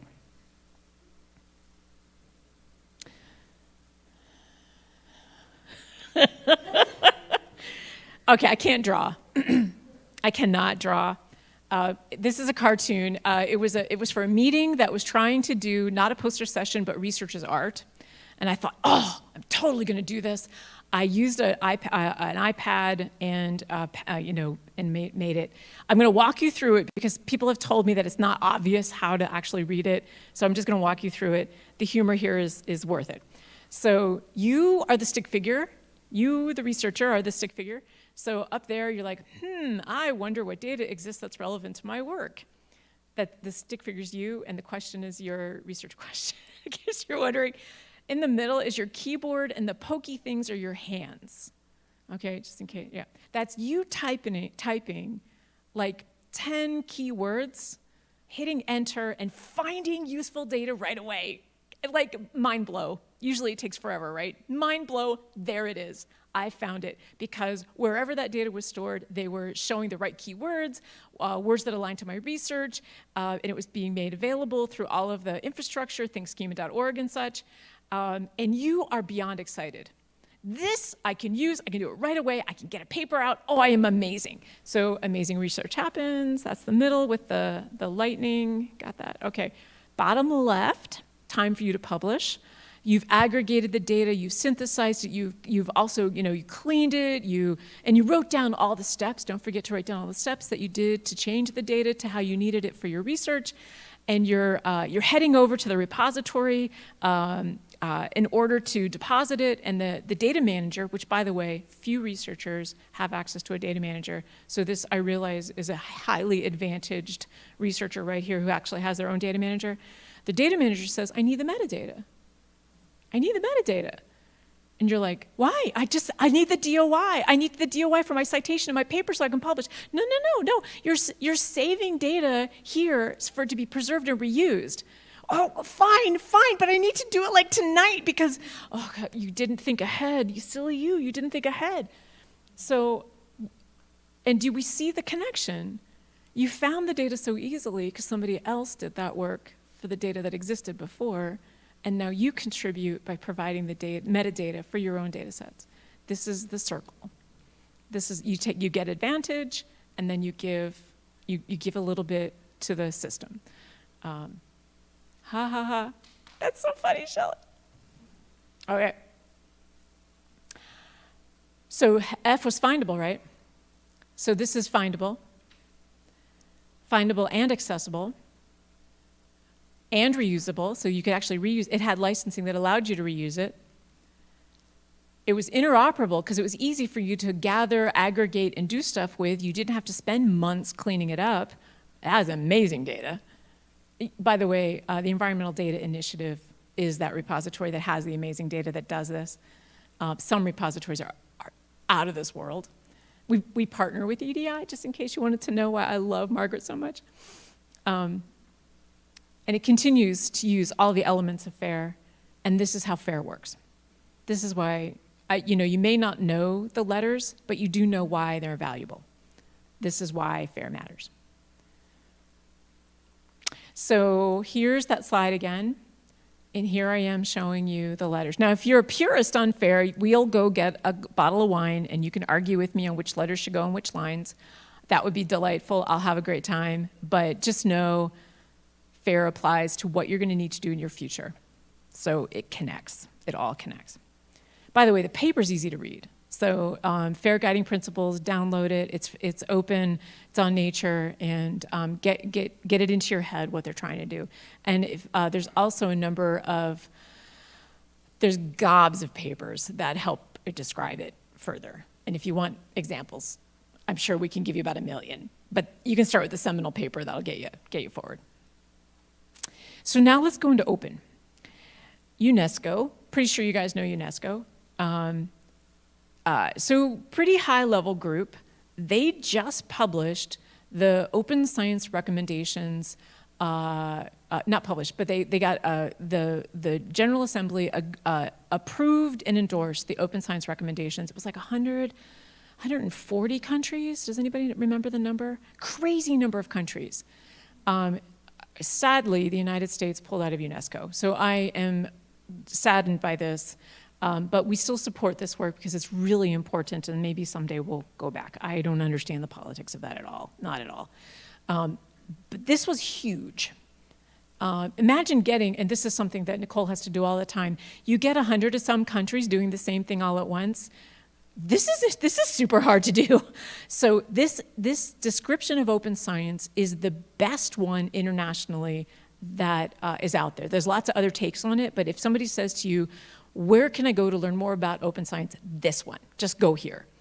And yes, everybody has maybe a slightly different take, and there's nothing wrong with that. Open science is not just one way in the highway, but this one is the one that is essentially this direction. And if you have to take an off-road, that's fine, but this direction. And it's really fantastic.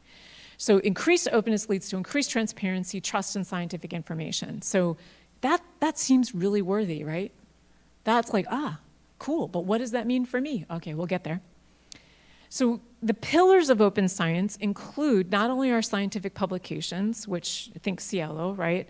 And not all of AGU's journals are open access by default, but we are committed to do, 100 years old, remember? So some of our legacy journals are still hybrid. They're not all open. But they call it Flip It. We just flipped our largest journal, which will go effective in January. And that's the tipping point for us. So then we'll start to flip the rest. And by the time 2025, 2026, they'll all be open. And we're excited to say that because that's hard. That's the funding models are very complicated, and so 130,000 people all had to agree because we're a member-driven organization. And that tells you how important open science is to the earth and space sciences, earth and space and environmental sciences, because our members, our leadership, and our boards all said, yes, we don't care if you go at risk to make the research open. We want you to do it right away, do it as fast as you can. That's a big deal. And we're telling everyone that, and to our other journal friends, all of the other society friends. And it's scary. It's scary because they could go under. Their ability to actually be a society for their researchers could diminish, could dissolve. So it's pretty scary. So, yeah. Research data, software, and hardware. In the US, we don't talk much about open hardware, but I was helping out with a funder, a grant call, and open hardware was in there, and I'm like, where did that come from? and I had to go do some research, and it was super exciting. And I'm like, why didn't I think of that? Well, somebody has to think of other things, so we'll let that happen. That was so narcissistic of me. I'm sorry. I'm not usually like that. That was cool. That was very cool. So I won't go into the rest. You can read it. But now let's get back to the cartoon. So super relevant, useful data, right? My ultra-specific search found the data I wanted, needed for my research, and I can use it, and this is really cool. So here's the give and take. And this is a quote from the UNESCO paper. From the very beginning of the research process, the researcher both contributes to open science and takes advantage of the open science practices. This is the whole point. You create the metadata, you put it out there with your data or your software, and then other people can find it and makes the process of science easier. So you don't have to raise your hands, just in your mind. How many times, when you're trying to determine what your thesis will be on, or what potentially your first research project that you design yourself will be on, imagine not knowing what's gone ahead of you, right? That's where you are. You don't really know what actually has been done because you don't have any of the failures, right? None of the failures are available to you, and not all of the research is open to you, for you to read. And frankly, it's more than you could humanly read. You need tools. So the probability of you repeating research is high. For most disciplines, it's high. Doesn't that seem silly? Wouldn't it be better for newly graduating, starting your career, early career researchers to have access to everything that has happened so that you can look and see what the next step is and start there? Yeah, that should be a go-to. That should be it. But you're not sure. You have to check with other, your professor, your professor's friends. Has this been done yet? Now it's good to always check, right? I'm not saying you should never talk to other people, but wouldn't it be cool to know that you're right on the edge of something, and for sure that's where you should invest your time? I would want to know. I think that would be awesome. So that's the goal. Great, Shelley, super, that's awesome. But we really are just early career researchers, and couldn't you please just lay out the basics for us? Yes, I can do that.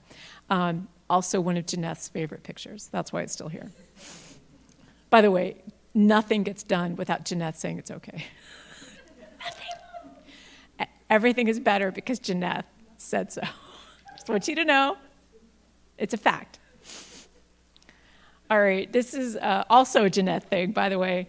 I won't give you the background. I'll be up here all day. So here's the spiral, right? You recognize the spiral. So the spiral is a depiction of a path where you can go backwards and forwards. There's not one direction, but there is a middle. You, the researcher, are at the middle, and what we've done in PARSEC is we've actually built out really quick checklists, really quick guides for the different steps on building up your prowess in open science. And based on the number of hands that have gone up, you actually are doing really well. So you just may not realize these are parts of open science. So yay, good team.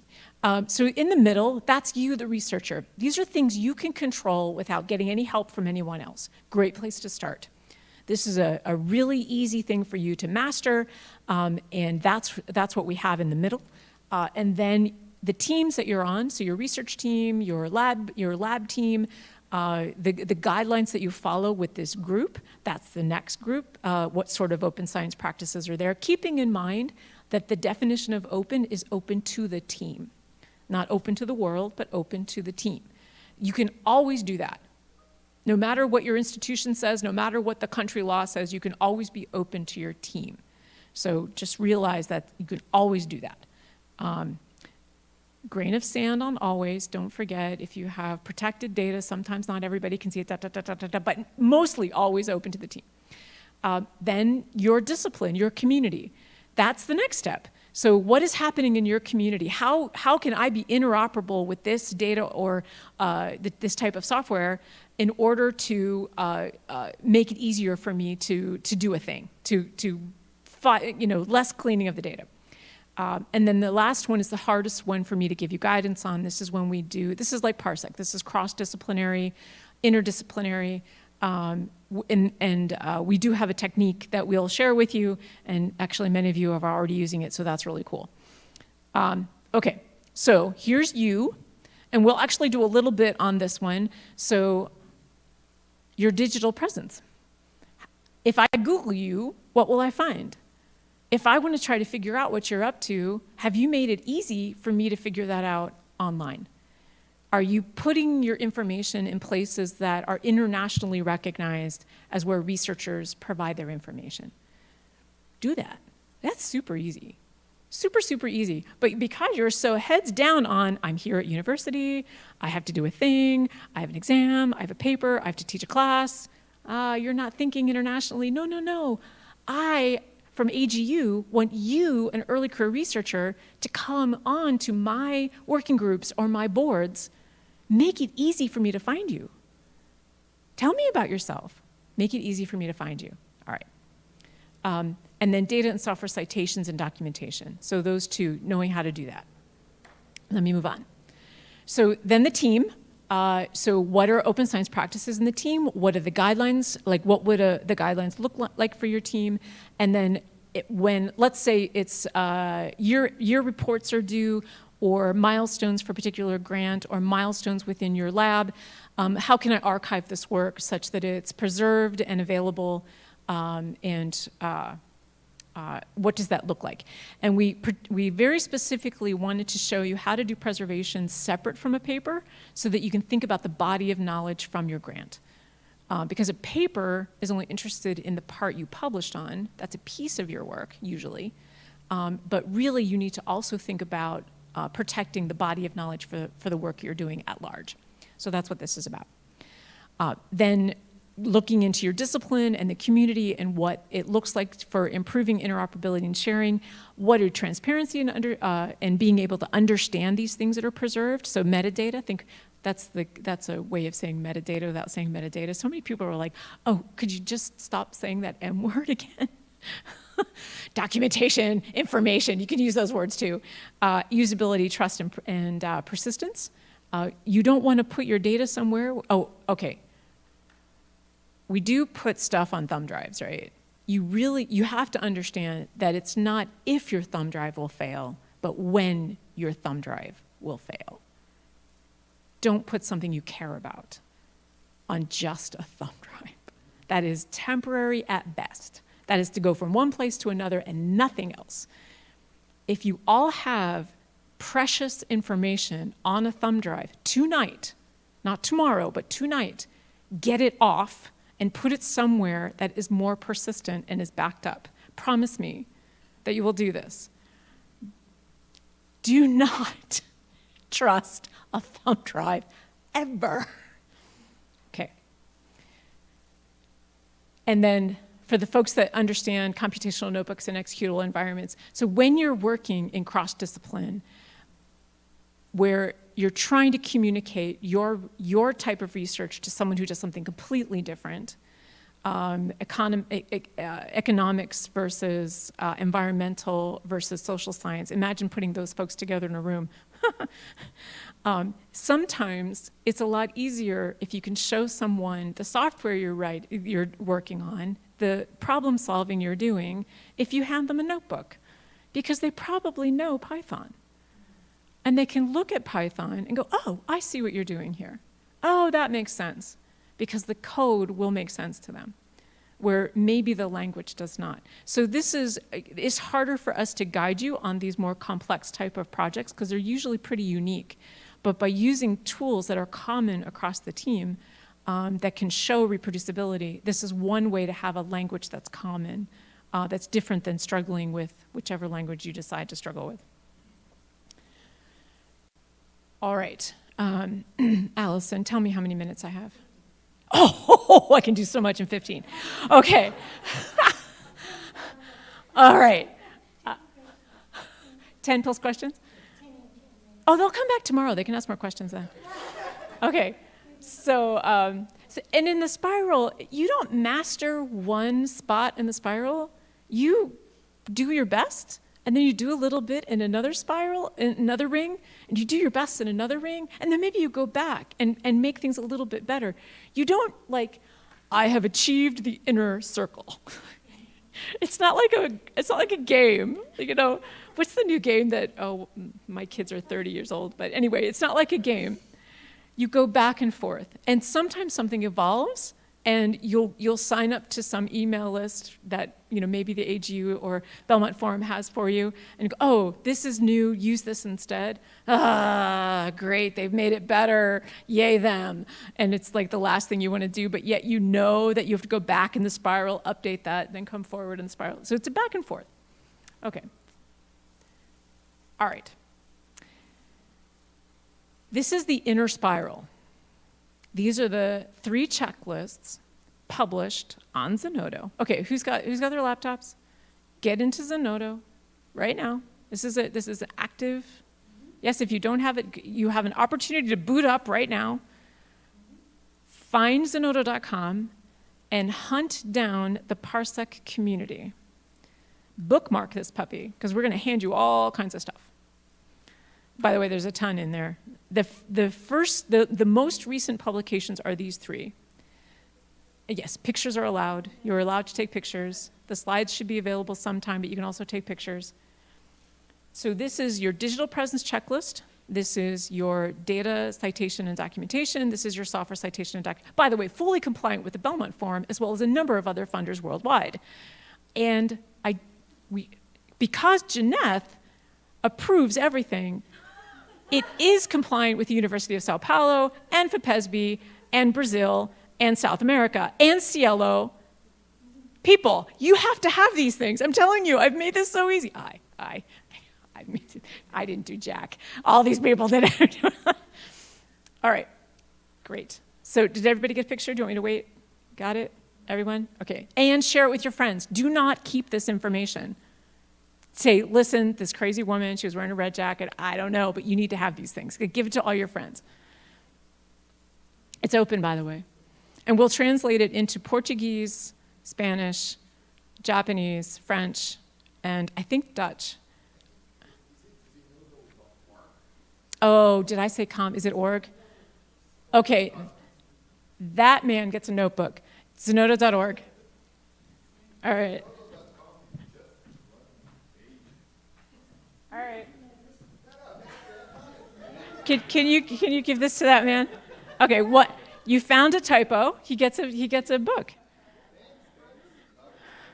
See, there's prizes. Did you not know? Watch your phone there. All right, so I'm going to give you a taste of digital presence so that you actually do download the document and do it. Okay, I'm just going to let you know why this is so critically important. So, how do you think people learn about your research? Well, you publish, right? You publish, but some of you haven't yet published. And there are ways for you to get your information out there even though a publisher isn't helping you. So use different tools to do it. And those are getting interim papers onto preprints, getting a poster that you did into a poster archive, getting a presentation or training that you did up into Zenodo, and it gets published and it goes onto your ORCID. Let's talk about ORCID. Oh, and that thing I was telling you, that I, as a society, am interested in you as early career researchers, because frankly, I need you to talk to me. Not unlike why Jeanette has to see everything before it goes out. And because I get comments like, Shelley, you know what that word means, but this is the first time I'm seeing it, and that means probably the first time you're all seeing it. So unless you're part of the process of actually creating new training material, it's not going to be good for you unless you're actually part of it in the team that's actually creating it. I think I just said that sentence twice, but backwards. Okay, if you're on, let's see, we just hopped over to ORCID. So we just left Zenodo, so everybody has Zenodo, right? So go find the PARSEC community. The first 3 papers are going to be these papers, which are the checklists. And the first thing that you get to do is set up an ORCID. So does anybody have an ORCID? Okay. The rest of you who don't have your hands up have to get one tonight. I am not kidding. tomorrow, actually tweet it out. You tweet out your new orchid when you set it up tonight.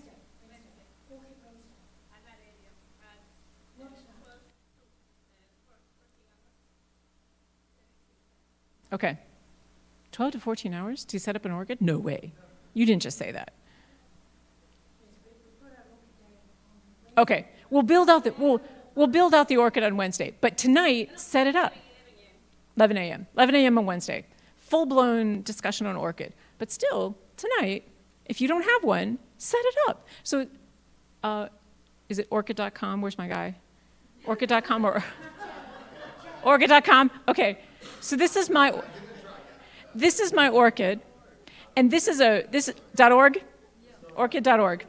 So this is a persistent identifier for each of you individually. So everything you do, every paper you write, every data set you publish, every piece of software you publish, when you are the creator, author, or contributor of some kind, you want your ORCID ID to be associated with it always, period. When you write your mother, at the bottom of the letter, you say, Mom, here's my new orchid. And you write it on every single letter. That's how important it is. And if the publisher, now Cielo doesn't do this, but if some other weird publisher that for whatever reason you picked doesn't ask you for your orchid, put it in some field somewhere because they have tools to do natural language processing. ORCID is a set format. And the ORCID could be pulled out later and hooked into your paper. Plus, there's also ways to do ORCID claiming of publications where somebody forgot to put your ORCID in. Why is this important? Because I can go here and I can find your publications. Think of it like a hub, not a CV. This is not a CV. This is a hub where you hook everything together. So like you are the middle of your universe, right? Like we all think we're the best thing since sliced bread, right? So now you truly are. You're the middle of the spiral. The ORCID is your number internationally. It's globally unique internationally. So if you have other numbers, Scopus, Research ID, I don't know, call them out, I don't know. Japan has their own numbers as well. Hook it here. That way everything is connected and it's an internationally resolvable location. And so I have a little blurb, so if somebody wants to introduce me, they can take my little blurb.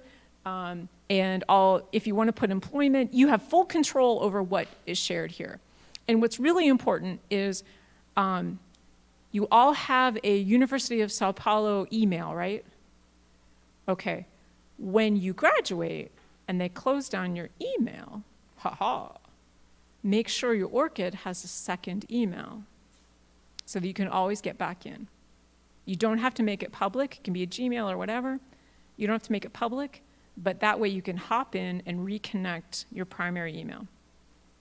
We're thinking about you. We're thinking about you. And make sure you can get access to stuff. Another reason to put your work, your data, your software, anything that you create into a trustworthy digital repository that is globally accessible is when you graduate and you walk away from the university, and if it was in the institutional repository, you may not have access to it anymore. You should ask the question. I actually don't know the answer to that. I'll ask Janeth. She knows everything. You don't have, she doesn't know? Okay, so there's another homework assignment tonight. Somebody find out if you are no longer at the university, do you still have access to your institutional repository?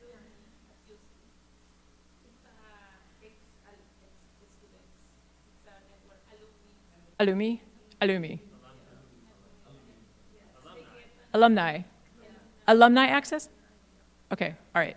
So they do have access. Okay, okay. Not every university does. So that's another reason why you want to make sure you have access to your stuff. Yep, okay, good enough. So I gave this talk, and the day before, I published a paper. Yay, Shelley. Can you see the little ID in green next to my name? Super hard, right? Oh, wait, they told me, there, I know, I said I wasn't ever gonna use it, but I did, right there. And Leslie Wyborn, who spoke earlier, she was my co-author. But sadly, they only allowed, yep, there we go, thank you. They only allowed the corresponding authors to have ORCID. So sadly, Leslie did not have her ORCID in here. But what happens is that's my ORCID ID. That's a persistent identifier for myself. When my paper's published, I get a persistent identifier for the paper. Had we had data, it would have been the reference section and persistent identifier connected to the paper through the reference section. Oops. Oh, I must have deleted the other slide. So if you look at my ORCID profile, which all of you can because it's open and transparent and accessible and discoverable, that's pretty cool, huh? You can see that one of the registry agencies actually updated my ORCID for me. And when you go through the checklist, it will tell you how to get those automatic updates to your ORCID profile so the amount of management comes down to nearly zero. So you set it up and then you let other people update it because you gave them permission. So we'll walk you through that in the checklist. This is why you have to do this. And you only have to do it once. You only have to give permission once in your whole life. So tell all your friends. This is so easy. Set your ORCID up, set up the permissions, go team. Okay. All right, so real soon we'll have Spiral 2 ready. We actually are gonna finish it up this week. So watch the Zenodo community space, and we'll have the 4 additional translations. So if you really want to experience it all in Portuguese, just give us a little bit more time, we'll have that. Again, watch the Zenodo community.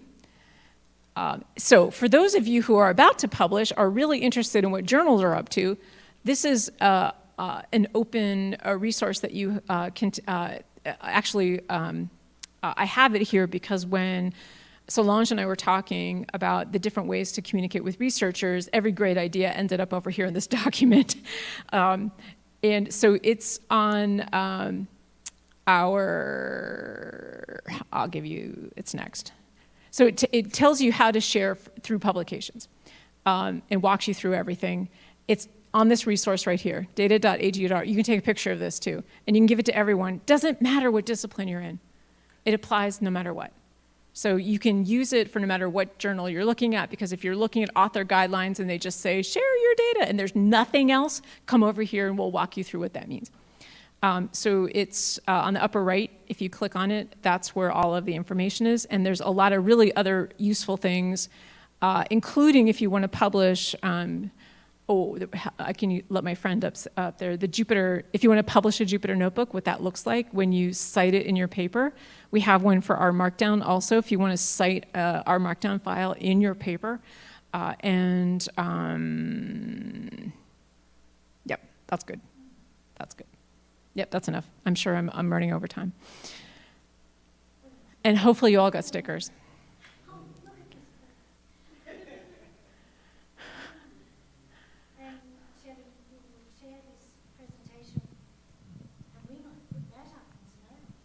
Oh, yes, yes, everything will be up in Zenodo. Yep. Yep, all the slides from today will go up. Yep. And the reason we put everything in Zenodo is because our funder, the Belmont Forum, requires that everything be open and available and have a DOI. I just want you to know, because of the Belmont Forum, we have an incredibly rigid process that within, I think I even put in the DDOMP that it's within like 10 days after the end of the workshop. So you'll find it there right away, and maybe we'll do well.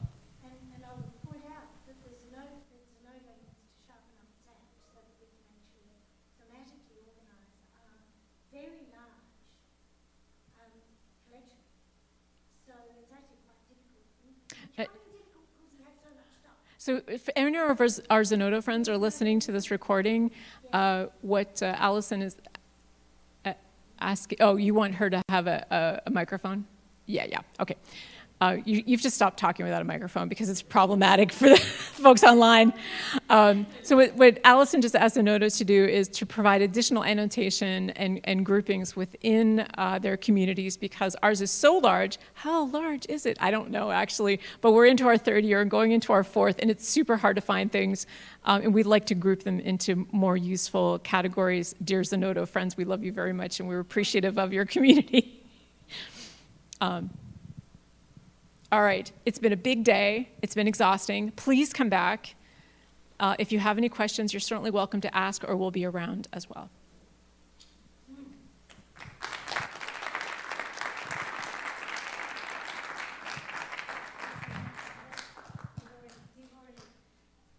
We've already clapped, so thank you very much, Shelley. Thank you very much indeed for carrying us to 5 p.m. And thank you, Pedro, who is the host of this evening. Thank you, audience. Thank you, everyone. So we have a very exciting day. Thank you, Shelley, for inspiring us. Okay? And we'd like to invite everyone for tomorrow. We have a very nice poster presentation. We have very nice posters. Please come back tomorrow. We would like to ask all posters to prepare the poster tomorrow morning at 8:30. After 10, we'll have some poster presentations. So we have very nice poster, people from NIMP, people from USP. I think I invite everyone to come tomorrow. And after, you have very nice presentations too about the PARSEC, about some ideas, about some concepts that they develop in PARSEC. So everyone will be invited to tomorrow, okay? Thank you very much, and see you tomorrow.